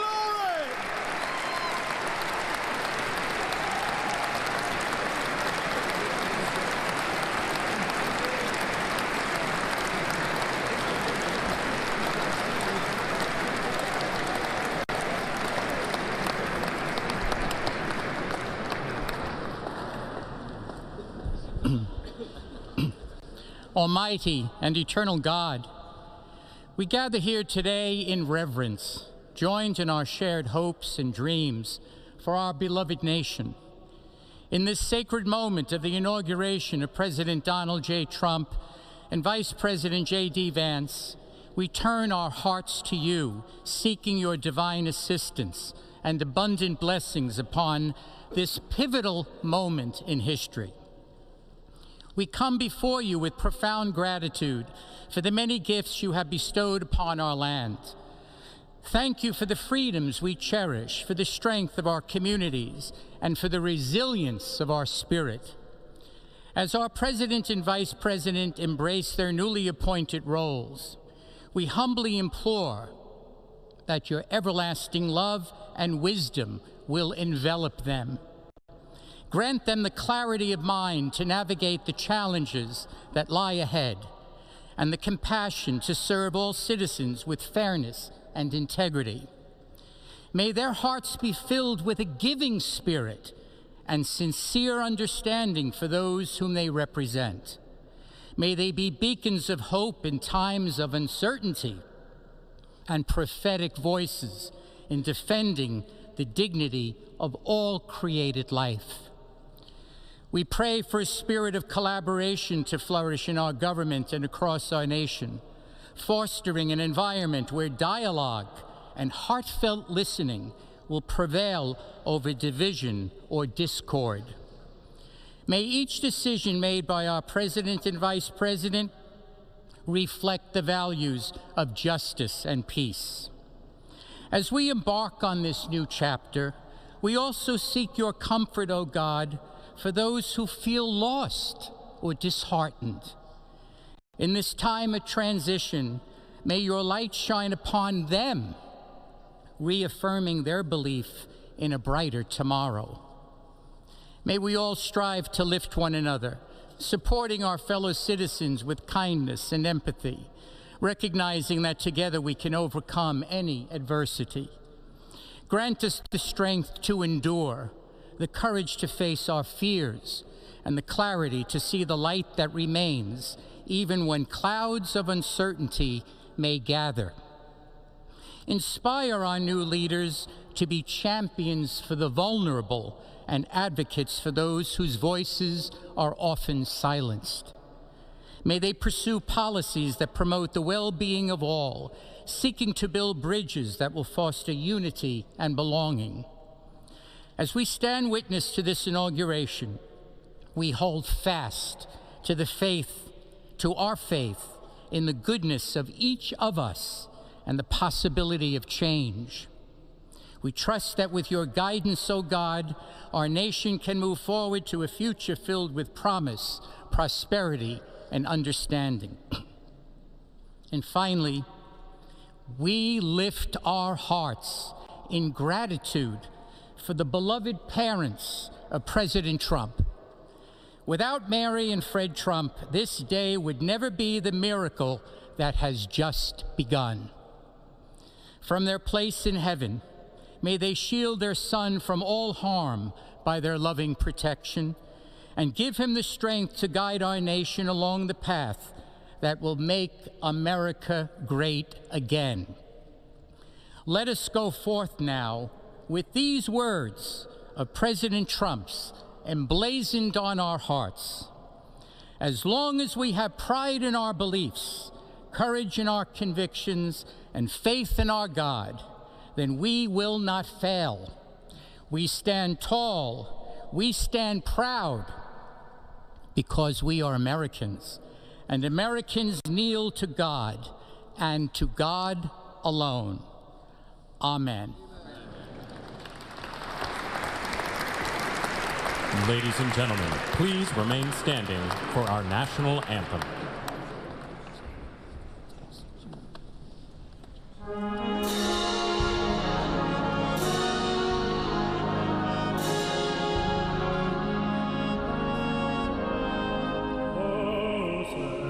Can you say, oh, the guns early light, what so proudly we hailed at the twilight's last gleaming, whose broad stripes and bright stars through the perilous fight of the ramparts we watched were so gallantly streaming, and the rocket and glare of bombs bursting in earth gave proof through the night that our flag was still there. Oh, say does that star-spangled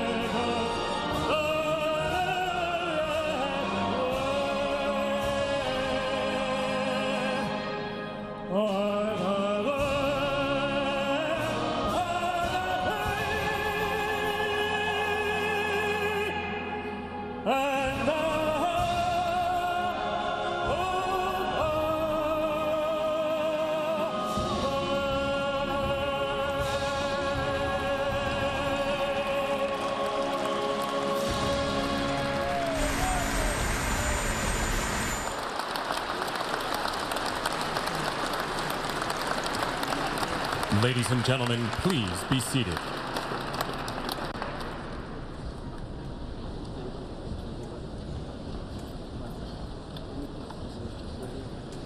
Ladies and gentlemen, please remain at your seats while the President and official party depart the platform.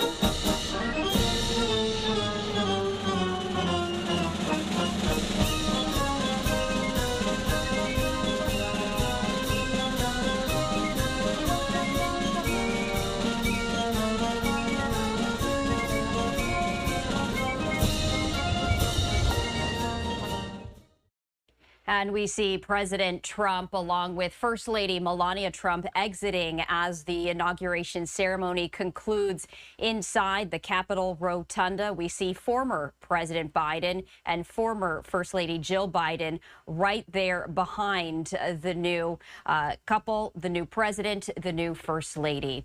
Joining me to continue our coverage is my colleague Andrew Kraft, and we have been witnessing history in the making, Andrew, as Donald J. Trump, now the 47th president of the United States, the second time in history that a president has a second term that's non-consecutive. And we were seeing as well the political dynamic in play in real time inside this condensed area. I'd love to hear your thoughts as we continue to see everyone standing as we are now awaiting the departure ceremony for former President Biden and former Vice President Harris. Yes, Stephanie, good to be with you. Good to be with everyone watching. Well, that is how we do it here in the United States. The peaceful transition of power. That is what we all have just watched, all have just observed here. And the political dynamics in play were palpable. Yes, this is a historic moment. And we should talk about some of the news that was made in the speech that President Trump now delivered. It lasted 30 minutes on the dot. His first inaugural was 17 minutes, so going a little longer. And this was a victory lap for President Trump there, delivering his remarks in a stinging rhetorical rebuke to the previous administration seated just behind him in President Biden and former Vice President Kamala Harris. And I just have to note that there because the tension on their faces at times, some of the smirking that was going on by former President Biden and former Vice President Harris was so obvious, having to listen to now President Trump deliver a litany of his perceived failures of the last 4 years. He said this: America's decline is over. And so I just thought the kind of snapshot of that moment, the juxtaposition of that moment of the rhetoric delivered by Trump, the body language of Biden and Harris, was just something we had to acknowledge. And I think a lot of people did acknowledge that. But some news was made, like I said, Stephanie, in that speech. This was somewhat of a campaign rally speech dressed up as an inaugural address. You heard there, if you watched the campaign last year and so many of his rally speeches, that he said what he was going to do. He said those campaign promises will become reality. And 2 national emergencies were declared, one there on the southern border, also one having to do with our energy independence as well. So it's not every day that in an inaugural address, the president declares 2, let alone 1, national disaster emergencies. He said he's shutting down the southern border completely. He's designating the Mexican drug cartels, he said, as foreign terror organizations. So this was a speech replete with news for those of us who cover the news. And I just thought it was really, really interesting. He started this off by saying the scales of justice will be rebalanced. He brought that up multiple times, an allusion to the lawfare that has been waged against him in the form of these 4 criminal indictments he faced in 4 separate jurisdictions. He noted there the alleged weaponization of the Department of Justice. And then he made it an edict in that speech that the national government, the U.S. government, will only recognize 2 genders, male and female. Of course, transgender issues were front and center during the campaign election season here. So I just thought those were some of the notes that I jotted down during this speech. It was full of news, but it was also Trump making good, or at least saying he will make good, on those campaign promises he made at rally speech after rally speech after rally speech.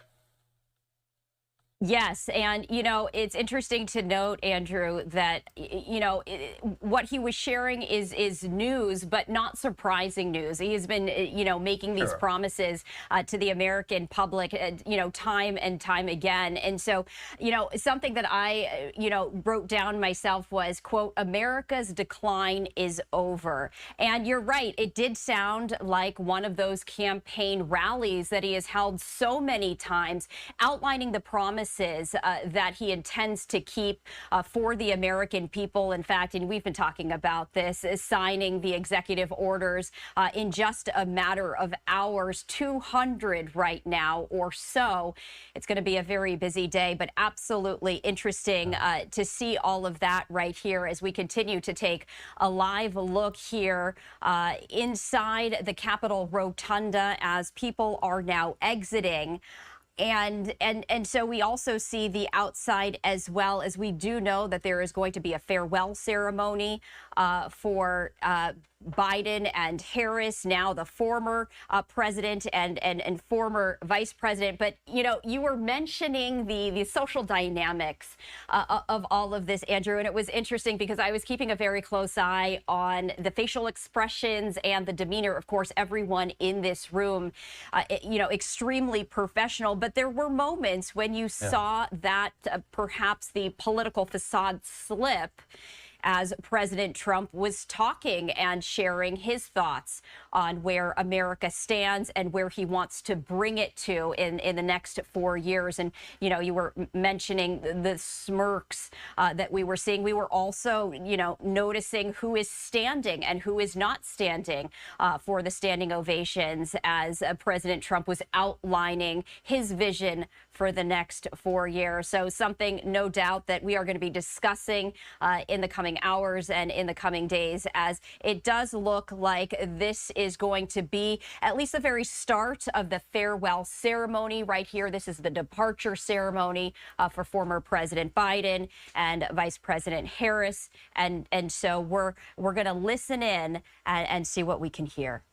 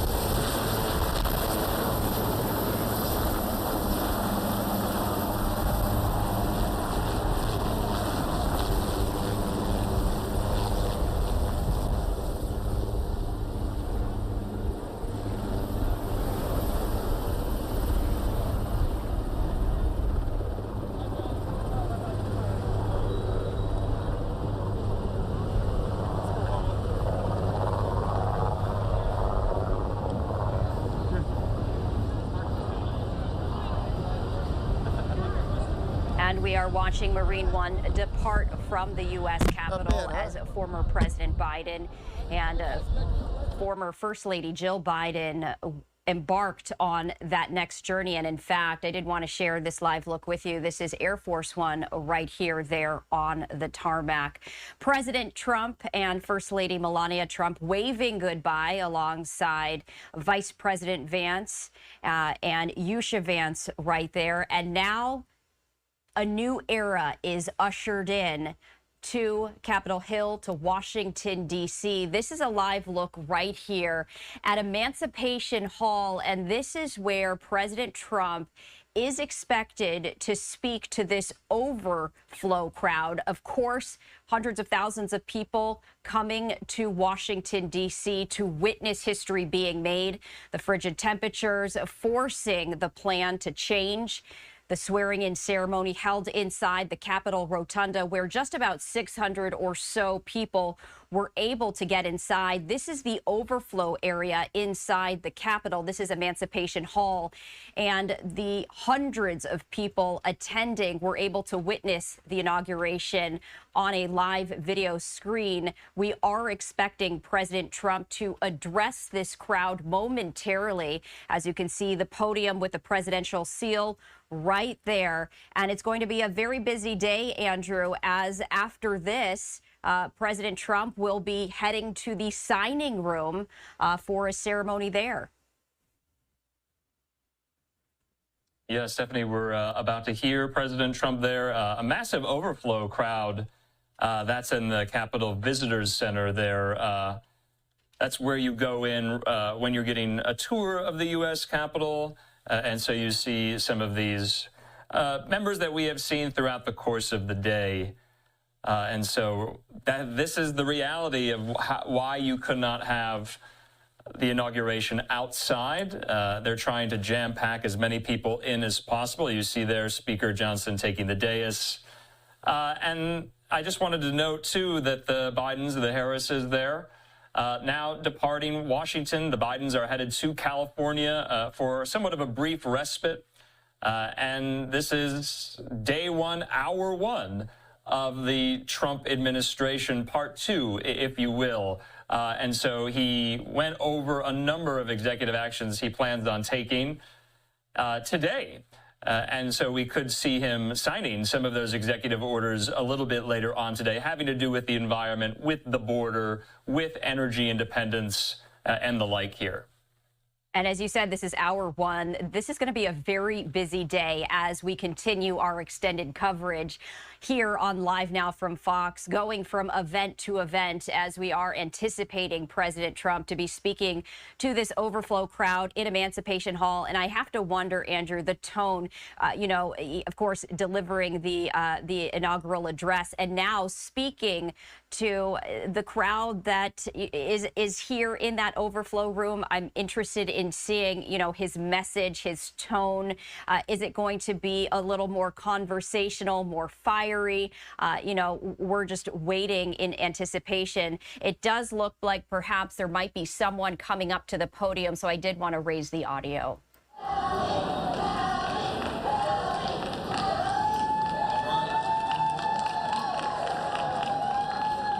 Ladies and gentlemen, we are here as witnesses to President Trump's triumphant return to the White House.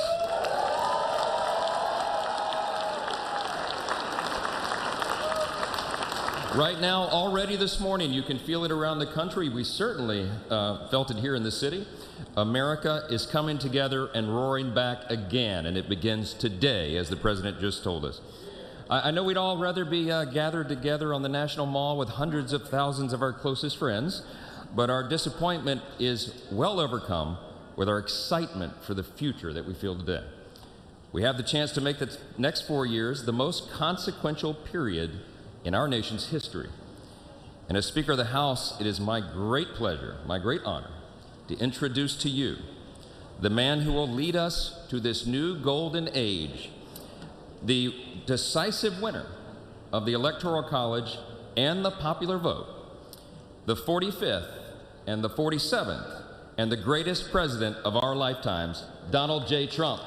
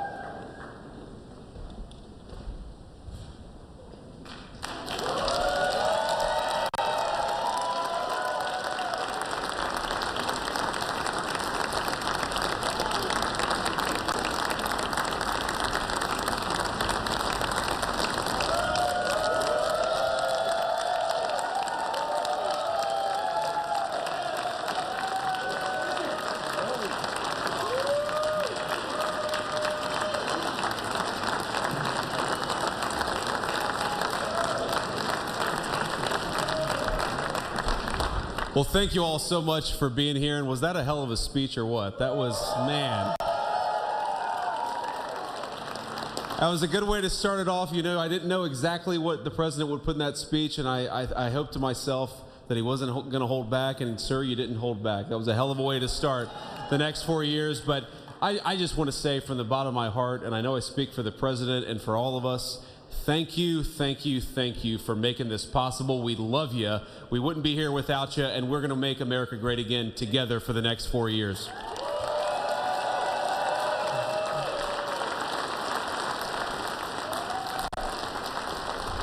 And the last thing I'll say is, you know, having stood outside for about 5 minutes to wave goodbye to the Bidens, thank God we moved that thing indoors, because it was a beautiful ceremony and it was cold as hell outside. So, sir, the 45th and 47th President of the United States, Donald J. Trump.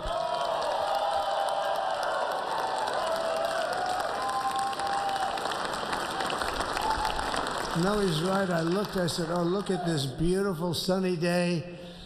We blew it, and then I went outside and we were freezing. You would have been very unhappy. The sun was very deceptive, I will tell you. It is cold out. And I'm sort of saying, you know, that was so beautiful today. Maybe they should do it there every 4 years. Does that make sense? I don't know. Because, you know, the outdoor thing is really good, but it gets a little cold around this time of the year, as some people have noticed. And a lot of times they suffer through it. There was no suffering in that room. It was 72 degrees. It was perfect with the best acoustics I think I've ever heard in a room. This is not so bad either. But I just want to say, you're a younger, far more beautiful audience that I just spoke to. And I want to keep it off the record. I want to keep that off the record. Because I don't want to have all those big shots up there. I don't want to think you're more powerful than them, you look better than them, and I love you. Now, we just had a great time. We just had a great day. This was amazing. You know, when you think we took a journey, I mentioned in the speech, a lot of people said that was not a journey that was possible, and it was indeed possible. I didn't really know too much about what they were saying when they said that, but a lot of people felt it, and we hooked up with J.D. very early. I watched J.D. over a period of time. I endorsed him in Ohio. He was a great senator, and very, very smart. The only one smarter than him was his wife. That was, I would have chosen her, but somehow the line of succession didn't work that way, right? But now she's great, and he's great. This is a great, beautiful couple, and unbelievable career. I just said to him, you are very upwardly mobile, because he hasn't been doing it that long, but he picked it up so quickly. Remember, the first week was a little bit like the fake news was hitting him really hard. And I said, ooh, this may be tough, but after that, it was smooth sailing for him. He took on everybody. He took on the meanest. I don't want to use the word corrupt because we're into a new system, so let's wait till the corruption begins, because it will. But he took on some pretty mean people, and he handled it well. I want to also congratulate Mike Johnson for the job that he's doing.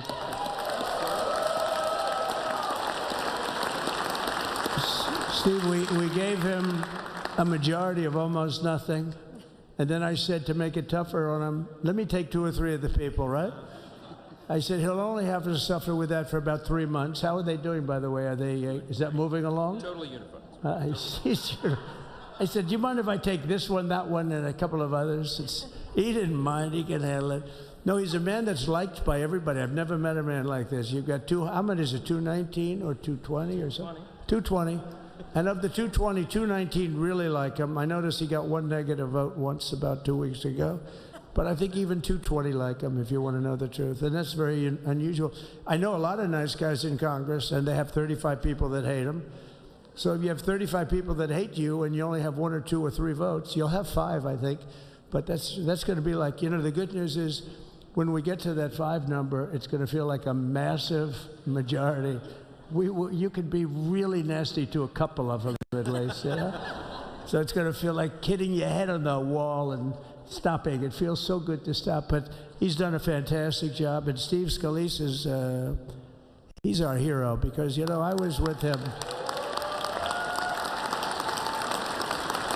You talk about being shot. I was with him. He got some bad ones, and his incredible wife, and she really loves him. You know, you never know about that. I've been with other people. They were doing poorly, and the wife is like looking at her watch. She can't get out of the hospital fast enough. How's he doing? Oh, I don't know. He's all right. That woman was a mess. She was crying and crying. No, they're going to take him. They're going to take him. I told Steve when he finally woke up, it was a while too. The doctor told me it was the most blood they've ever transfused in any patient. They've never done anything like it. And here he is, the picture of strength, right? And he's been a great friend of mine, right? With a family, because of a family. And what a job you did. It worked out pretty much better than we even thought, right? And I did have a couple of things, you know, to say that were extremely controversial. And between JD and Melania and anybody else that heard, please, sir, it's such a beautiful unifying speech. Please, sir, don't say these things. I said, I'm telling you, it's going to play great. They say, you're right. For this group of people, it's going to play great. You're the only ones I hurt by not, but we had some beauties, didn't we, Melania? She said, sir, calls me sir when she's angry. No, I'm only kidding. I better say I'm only kidding, or the press is going to pick that one up loud and clear. No, but she said, no, I think it would be terrible. It's such a nice speech. I think it's, you know, it all depends on your delivery. How was the delivery? Was it good? But she said it's such a beautiful speech. You can't put things in there that you were going to put in. And I was going to talk about the J6 hostages, but you'll be happy because, you know, it's action, not words that count. And you're going to see a lot of action on the J6 hostages. See a lot of action. And I was going to talk about the things that Joe did today with the pardons of people that were very, very guilty of very bad crimes, like the Unselect Committee of Political Thugs, where they literally, I mean, what they did is they destroyed and deleted all of the information, all of the hearings, practically not a thing left. They deleted all the information on Nancy Pelosi having turned down the offer of 10,000 soldiers. You wouldn't have needed 10,000, you could have had 500, and it would have stopped. Because we may have had 1 million people that day, the people that were there. You don't see any photographs, but we have a lot of great photos. But you don't see those photographs. They don't put them in. They show the people at the Capitol. But I was talking about that. I was going to talk about that. They said, please don't bring that up right now. You can bring it up tomorrow. I said, how about now in front of the very... I'll bring it up right now. You know, this little time delay is good because we're getting great reviews on the speech. Now watch. They'll take the speech and say, I didn't like it because he left there and he's talked to people. But we're giving you a little more information than we gave upstairs. But no, they pardoned a lot of people. They pardoned, before we even get to today, they pardoned, 33 murderers, absolute murderers, the worst murderers. You know, when you get the death sentence in the United States, you have to be bad, because they don't give it much. And he pardoned almost everybody having a death sentence. And if you went through the crimes that were committed, you wouldn't even believe them. The level of violence, the people that were killed, the innocence of people that were killed, and children killed by these people. And he pardoned them for whatever reason. He spared them, and but they didn't spare the people that they killed. And you know, who knows what happens in the future. It's one of the worst because a lot of times they let them out early after that. You know, they say you're going to be in for life, but then all of a sudden they get let out for good behavior, and then they go on a rampage. You know, it's one of those little things, right? But I was going to talk about that. But I was really going to talk about the level of, you know, what's going on. Why are we doing this? Why are we trying to help a guy like Milley? Why are we doing Milley? He was pardoned. What he said, terrible what he said. Why are we helping some of the people? Why are we helping Liz Cheney? I mean, Liz Cheney is a disaster. She's a crying lunatic and crying crying Adam Kinzinger. He's a super crying. I never saw the guy not crying. He's always crying. I looked at him. I remember years ago he was actually on my side. And then one day, you know, when you don't want to kill people in wars, they turn against you. Liz Cheney hated the concept of not going to war with everybody. Let's kill everybody. Let's spend a lot of money on military equipment, you know, where her father works, right? And, but what she did was incredible. Think of it. They destroyed and deleted all of that information that went on for almost 2 years against Trump. And the reason they did, because it was all false. Like the person that said, I tried to strangle a Secret Service agent. That's one of the toughest human beings I think I've ever seen. I actually had a friend saying, please don't change that, sir. You are the coolest sucker in history. Remember, she said, I put my hands around his neck because he wouldn't go to the Capitol. Made up fiction. And I was rebuffed. And the guy on the right is a massive weightlifter, probably stronger than me. Do you think he's stronger than me, honey? You know who I'm talking. Possibly stronger than me. Slightly younger than me, like, I won't say how many years because I don't want to talk about that, but a lot of years. But I had a friend that said, why are you disputing that story? That's the coolest story I've ever heard. That I would attack a karate champion, get slightly rebuffed, and then throw my arms around a guy with a neck about this big. Even though there are bars, you know, there are bars, you can't really do that anyway. So I wanted to talk about that. But all of that stuff got deleted. And the reason it got deleted is they were all caught in lies. You know, Secret Service testified, and they said it didn't happen. Actually, the two guys were very embarrassed. They're suffering because their friends are saying, did Trump really do that to you? But they gained a whole new respect for me. But it was just make-believe stuff, and there were a lot of make-believe stories made up. So rather than suffer the wrath, like the story with Nancy Pelosi, I offered her 10,000 soldiers. She knows it. She admitted it on tape that her daughter made. She's a videographer or whatever you call her, which I'm glad she is. Oh, she can't be in good stead with Nancy. But Nancy said it was my responsibility as she's leaving the Capitol. She said it was, and it was. She's in charge of security at the Capitol. But I offered them up to 10,000 soldiers, even more. One time I said more, as many as you need. But you needed 400 or 500. If 4 or 5, you 10,000, that would be more than the number of people there by lot. But we offered her 10,000. Think of it, 10,000 soldiers. In other words, J6 wouldn't be J6. There would have been no J6. But she rebuffed them. She didn't like it. No, she didn't like it. Maybe she wanted that to happen. But she's guilty as hell.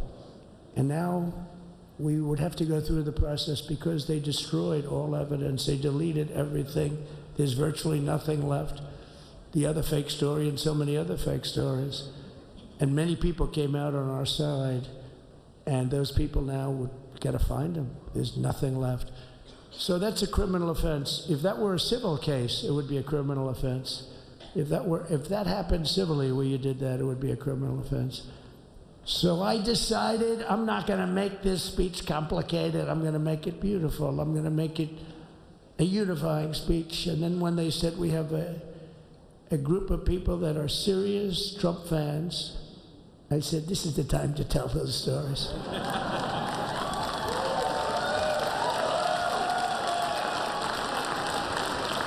He knows. So anyway, but seriously, I'd like to, I think it was a tremendous success. I think we're very lucky we put it inside because it is really cold. We just went to the helicopter out of respect. It's something that's taken place for a long time. I guess it's as old as helicopters. You used to get into a stagecoach, now you get into a helicopter. Times change. But it's pretty old custom. And it's a beautiful custom, actually. It's a beautiful custom. I wish we could have had a better relationship. I wish we could have had a better relationship between Republicans and Democrats. I was with Senator Schumer. I said, Chuck, I think it's time we all start getting along a little bit because it doesn't make sense. I mean, we literally never get a Democrat vote. They never get a Republican vote, almost.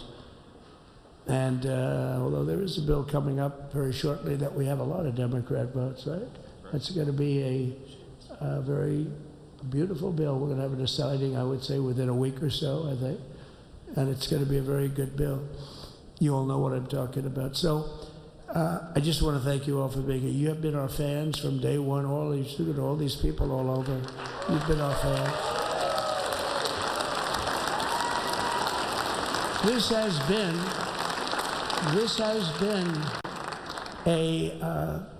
there's never been anything like it. There's never been anything like it. This has been a movement like no movement ever in history for probably any country, let alone this country. You know, if somebody's running for president, and if they go out and they announce they're going to Nevada, they're going to someplace, if you have 200 or 300 people, that would be standard. Ronald Reagan would go out. I mean, outside of the last couple of days where people get a little excited, but even then you have a couple of thousand people. But if you're going to go someplace, any place, any one of the swing states, any one of the other states, I mean, how about the non-swing states? We won Alabama by 48 points. We won Tennessee by massive numbers. Wyoming, we won by numbers that are, nobody's ever seen numbers like that. And, you know, places like California, we did great, but when they send out like 38 million ballots, and nobody knows where the hell they're sending them, and then they come pouring back, the whole thing. You know, they passed a law in California that if you work in an election bureau, and if you so much as ask for a voter ID, if you say, sir, ma'am, could I please look at your voter ID? They have the right to put you in jail. You're a criminal. Can you believe that? There's only one reason that happens. They want to cheat. So they had it where voter ID wasn't accepted. But now if you even ask for it, this is seriously a bill that was just signed, passed in their legislature, and it was signed. And I think when we get things cleaned up and we get back to a little bit of normalcy, I'm going to ask the Speaker to really get involved, because I think we would have won the state of California, because, you know, if you look at my numbers with Hispanic, we're at 56%. And we won the Texas border that had never been won, as the governor said. He's doing a good job, the governor, by the way, of Texas. But as the governor said, it hasn't, oh, did I get lucky? Did I get lucky? Supposing I said, you know, he's not here, but the governor of Texas has done a terrible job. Wow, look at you. You mean we couldn't get you up in the front row? I tell you. Supposing I said, JD, the governor of Texas, he's not doing his job. You heard what I said. See, I didn't know you were there. I said he's doing a great job. He's doing a phenomenal job. But now you're going to have a partner that's going to work with you, because you didn't have, not only didn't he have a partner, he had people selling the wall, right? We have a fence structure that we worked on, the governor worked on with me. And I didn't love it, to be honest with you. I wanted a nice precast concrete, you know, 40, 50 feet high, like a beautiful, could have been a T-shape, Y-shape. I love construction. I wanted that sucker to go up maybe 50, 60 feet. It would have looked beautiful, a nice Y shape. And they said, the problem is, sir, they climbed that like a rabbit. I said, what do you mean? No way. And they brought some of these guys out. They climbed it like... And the other thing is you hit it with acid and the thing will disintegrate. You know, they have things for concrete. So they needed very hardened steel, very special steel. And then they needed 7,000-pound concrete inside that steel, inside that steel. And then they have a rebar that's the toughest steel made. Very hard to cut. So this is why very little is cut. I mean, it's right. And then they put a anti-climb panel on top. I hated it. I said, it's so unattractive.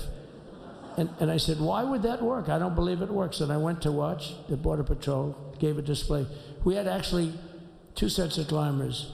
The guys that climb up walls with drugs on their back, I mean, they got like 60, 70 pounds of drug, and they go as fast as you can walk. They go bip, bip, bip. Or we have Mount Everest type climbers. And honestly, the drug guys were much better. I couldn't believe it. The drug guys blew them away, right? But it's true, the anti-climb panel, they couldn't get around it. They just couldn't. When you didn't have it. So sometimes you sacrifice beauty for efficiency. And we did. So we built this wall, and we built over 500 miles of wall. That's why we had such good numbers. The famous chart that came down, very thankfully, the chart that came down on my right, Governor, Had I not looked over there, I'm not speaking right now. You might be speaking here. You want to know the truth? You, JD, you've got a lot of great people in this party, but I got very lucky, but we had the best numbers we've ever had. But I bought, what happens is when you fill it up, it's like water. You fill it up. Now we have 571 miles of wall. And they would always say, when we renovated a wall, so there'd be like a piece of plywood sitting there for 60 years, or a 2x4 sitting for 60 years on the ground and rotting. Because, and they'll say, you didn't build a new wall. Here we're building 50 feet up in the air, and 30 feet sections, 50-foot sections, all steel, all concrete, all everything. And all, by the way, they don't even want me to say this, but what the hell, doesn't take that long time. They're all wired for all of the equipment. We put wires in everything so they can easily wire for all the different types of equipment. And if there's a doubt, we have a wire. Whenever we just look, you just find the wires all over the place up top, so we can just hook it up. We don't have to have wires on the outside, which wouldn't do too well, right? So anyway, so we built an extra 200 miles of wall, and the governor wanted to buy it. He tried to buy it, and they wouldn't sell it to him. He wanted to put it up himself. Could have been done in 3 to 4 weeks, 200 more miles, because when you do it, now they just keep going further out, further out, further out, getting around. So we did an extra 200 miles, and it was all bought. And they announced that they're not going to put it up. And that's when I realized they wanted open borders, and that's when I realized that people are going to come pouring through the wall like nobody's ever seen before, but you've seen it. A lot of you are here because of that. I made it my #1 issue. They all said inflation was the #1 issue. I said I disagree. I think people coming into our country from prisons and from mental institutions is a bigger issue for the people that I know. And I made it my #1. I talked about inflation too, but how many times can you say that an apple has doubled in cost? I'd say it, and I'd hit it hard, but then I go back to the fact that we don't want criminals coming into our country. We don't want the jails of every country in the world virtually being deposited into the United States, and that man had to suffer with it. And he did an unbelievable job. I'll tell you, he was a very popular governor, but now he's like an unbeatable governor because of your border policies. He was fantastic, and he really was. So. Governor Abbott he's a great man, great leader, and but it did make him very more. Did you do it? You didn't do that for politics. You did it because you wanted to do the right thing. But I'll tell you, it sure as hell worked for politics too. It's self-preservation. That's right. But no, because the people are demanding it. The people of Texas are demanding it. The people are demanding it all over. So anyway, so we built it, and they wouldn't let us use it. They wouldn't let the governor use it, and other governors, they wouldn't let him use it.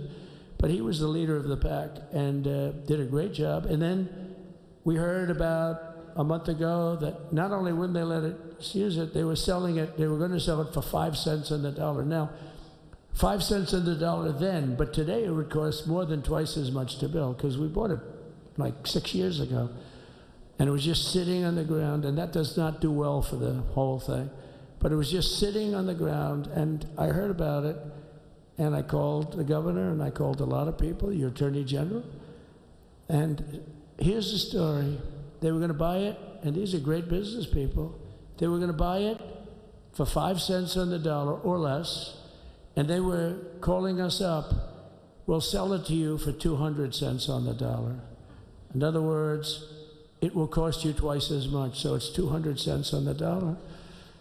I said, can somebody explain that to a judge? I mean, how corrupt is that? You'd think they'd say, maybe we'll sell it to you for 20 cents, 30 cents, but not 200 cents. So they were going to buy something for 5 cents, and they were going to sell it to us for a fortune. They were going to make it would be, they'd have it down in Fortune magazine, they'd put it of the deal of the year, okay? You buy something like that. But it was so corrupt and so horrible. And when we told that to the administration, they didn't care. They just kept going forward. They couldn't care less. And they kept going forward. They knew that they were trying to sell it back to us. They would have sold it back to us. You would have ended up buying it. You would have paid probably 50, 60 cents, who knows. But they were going to use it for scrap metal, but then they made a much better deal. They could just buy it and sell it to us for 15, 20 times what they paid. 20 times Think of it, like 20 times what they paid. And we wouldn't let it happen. And the governor with his attorney general, Ken Paxton, they made a fantastic, they're a good lawyer.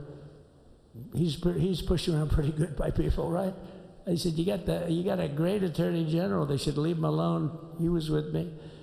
But Ken and the governor went to court, and a judge actually became incensed and actually called for an investigation. How could a thing like this happen?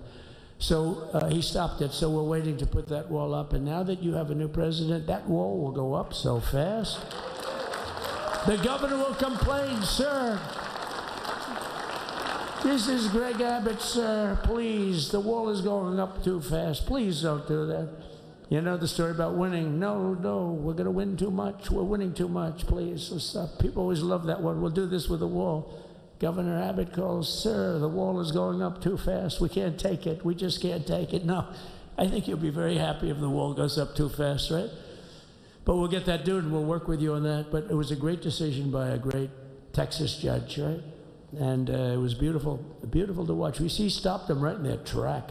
I mean, they were literally loading this stuff onto trucks. It was terrible. Honestly, it was terrible. And he wouldn't take it. So I'm so glad I mentioned that they have a really good governor in Texas. And I swear, I didn't know he was here. I swear to you, it sounds like a setup. I didn't know you would end. Did I get lucky? I said the right thing. Because there have been moments when I wasn't so happy with him, you know? But not too many, I can tell you that. So anyway, it's good to see you too, Governor. Great. But I just want to thank everybody. You've been incredible. I recognize so many of you. It's so crazy. But this has been a long journey. This was a journey that started in 2015, probably started 20 years before that. People used to say, you're going to run for president? You're going to run? And I always said, no, I don't want. And then one day I said, let's give it a shot. And what I talked about then was the border, too. I think it probably was the #1 issue for me. Back in 2015, 2016, I talked about the border.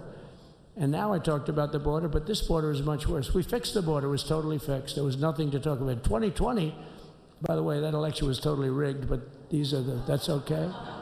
It was a rigged election. You know the only thing good about it? It showed how bad they are, showed how incompetent, and frankly, historically, this is a much bigger event. If that would have gone like it should have, the bad thing about it is some bad things happened, like a lot of people in our country that wouldn't be in our country right now. So you know that's the bad part. But I will say that it started in 2015, and right from the beginning, we went to the top. Day one, they announced Trump, and Trump went to #1 and stayed there for the whole primary. And then we took on Hillary. She didn't look too happy today. We took on Hillary.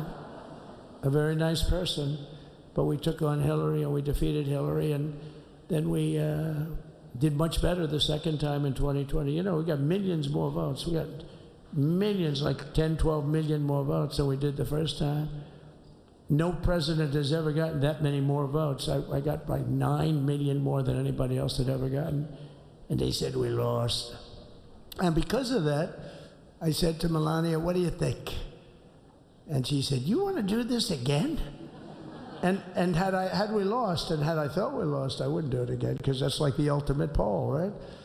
But I knew how well we did, and this time we made it too big to rig. It was so big. They tried. They tried like hell in the butt. They tried to do it, and around 9:02 they gave up. Last time they did bad things, at this time they just said, yes. You know, I don't know if you saw, Mr. Speaker, in Washington, they had placards. They were all set to march. They thought it'd be closer. A gentleman asked me, a very respected gentleman asked me yesterday, how come the polls were so wrong? They showed you winning, but not in a landslide. I said, because people that are true Trumpers are so angry at the whole polling system and at the writers, the fake news, that they don't want to talk to anybody. So when you call somebody from Trump, who are you voting for? They say, it's none of your business. I'm not telling you. And that was probably 40% of the people they called. So they would discard that one, and they didn't show that. And then when the election happened, you know, the vote came, and it was much different, much higher than we're going to win, but they really thought, they couldn't believe the one man said, I mean, it was so much higher. We won all 7 swing states. We won the popular vote by millions of votes, which is hard for a Republican. I'll tell you who came through. The unions came through. The auto workers were great. The Teamsters were great. The firemen were great.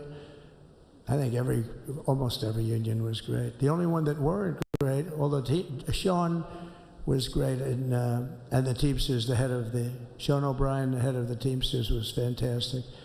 But generally speaking, the head of the union was against Trump, but the union would be with us for like 80–85%. Look what we did with the auto workers in Michigan. Look what we did with the Teamsters.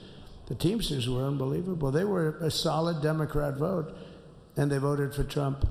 So we had a great experience. This has been, now we have to go to work and get it done, because we have to do something that's going to be great. We're going to turn our country around, and we're going to turn it around fast.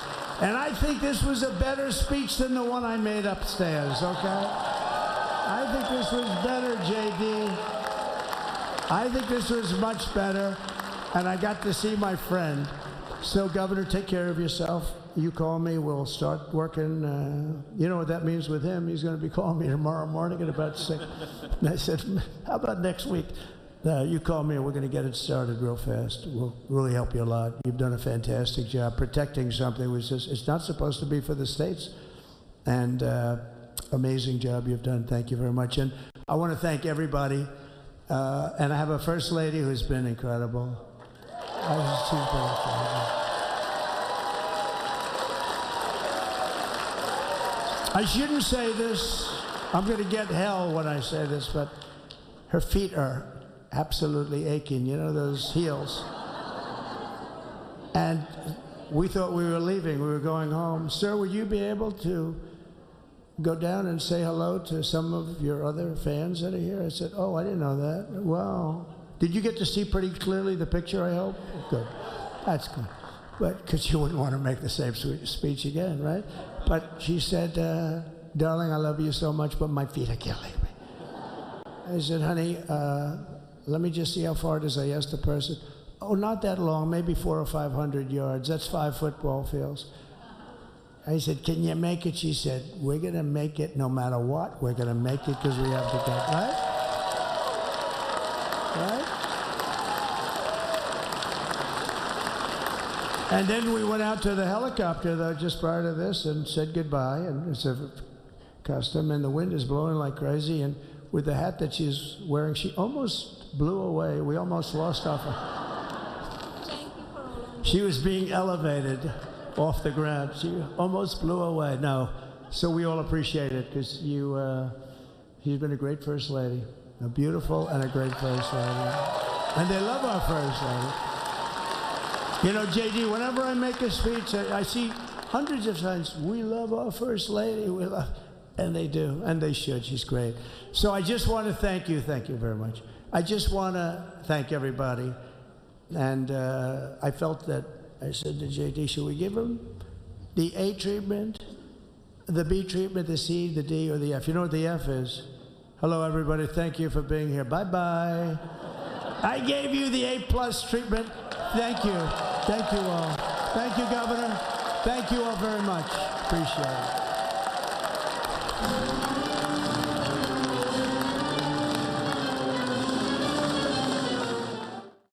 And that was President Trump speaking to the overflow crowd in Emancipation Hall, saying that he felt like the speech that he just delivered was better than his inauguration address. And so we see him shaking hands with a number of lawmakers right there. What is up next is that he will be heading to the signing room, and that is where we are expecting another ceremony to get underway. We are continuing our live coverage here on Live Now from Fox of Inauguration Day 2025. I'm Stephanie Quinu, and on behalf of myself and my colleague Andrew Kraft, we appreciate you continuing to watch this truly historic day as Donald J. Trump, now the 47th president of the United States, just the second president to be elected in non-consecutive years. Of course, the first time 8 years ago when he was first sworn in as the 45th president. So what is happening now? Many more events. Soon, President Trump will be heading to the signing room for the signing room ceremony. And for that, my colleague Michael Page will be joining you momentarily, continuing our extended coverage for the next many hours as we do look ahead to the coming days as we now have a new president of the United States.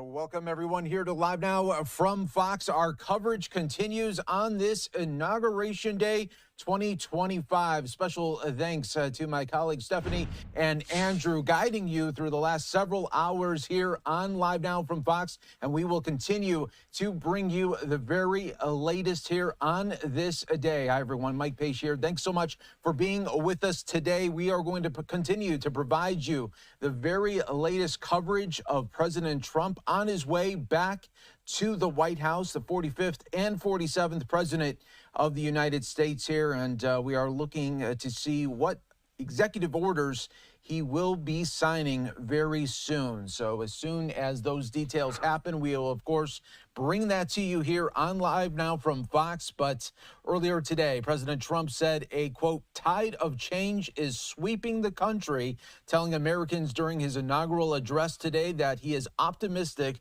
that the U.S. is beginning a new era of national success while declaring that the country's decline is over. So now what we will see is the first family heading towards the area of the White House. And we will be bringing that to you right here on Live Now from Fox when that does happen. But again, a lot of different moments to be talked about where Trump gave an impromptu speech at Emancipation Hall there to a lot of supporters, including the governor of Texas getting a special shout out there as well. But now a live look here at the Capitol, a very, very cold day, which of course it was forced to be inside.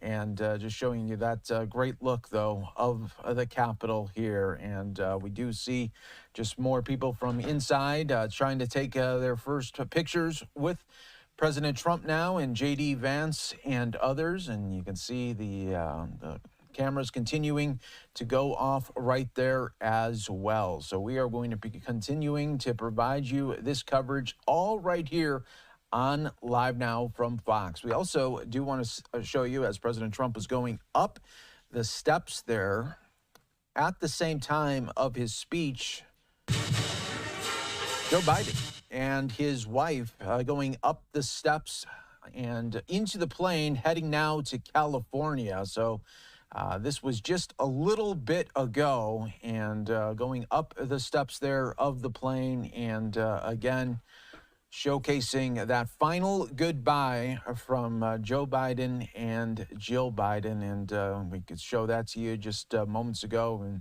if we have a little time here while we are awaiting other events here on this Inauguration Day, we will show some of the many, many different vantage points that we have across Washington, D.C. today here. So it looks like the roving cam is going to be going as well. And there's that final goodbye from Joe Biden and Jill Biden just moments ago. All right, so now we want to continue to showcase different live shots that we have here for you, all right here on Live Now from Fox. This is a live look now at the luncheon, where we will soon have more remarks in just a little bit as well. But again, this is another moment here on this Inauguration Day where you have the luncheon taking place. And we also have different vantage points as well right here throughout the Capitol right now from different roving cameras. So we will be providing you nonstop coverage today on this Inauguration Day as we showcase all of the highlights that are going to be happening throughout the day, from the luncheon speech to the different executive orders being signed, and then later tonight in D.C., the many different balls that President Trump and the First Lady will be going to. So you see Senator Bernie Sanders there and many others. You have Pam Bondi there as well in the center of your screen that we are looking at. So we are looking at a lot of people getting ready for this luncheon. What we'll do right now, and there we go, we see Carrie Underwood, who just sang as part of the inauguration, speaking to others as well. You have Senator McConnell there that we see on the left. And yeah, again, we'll be showing you these different shots right here on Live Now from Fox as well. And we also have our first look at the presidential beast that President Trump will once again be in 4 years later.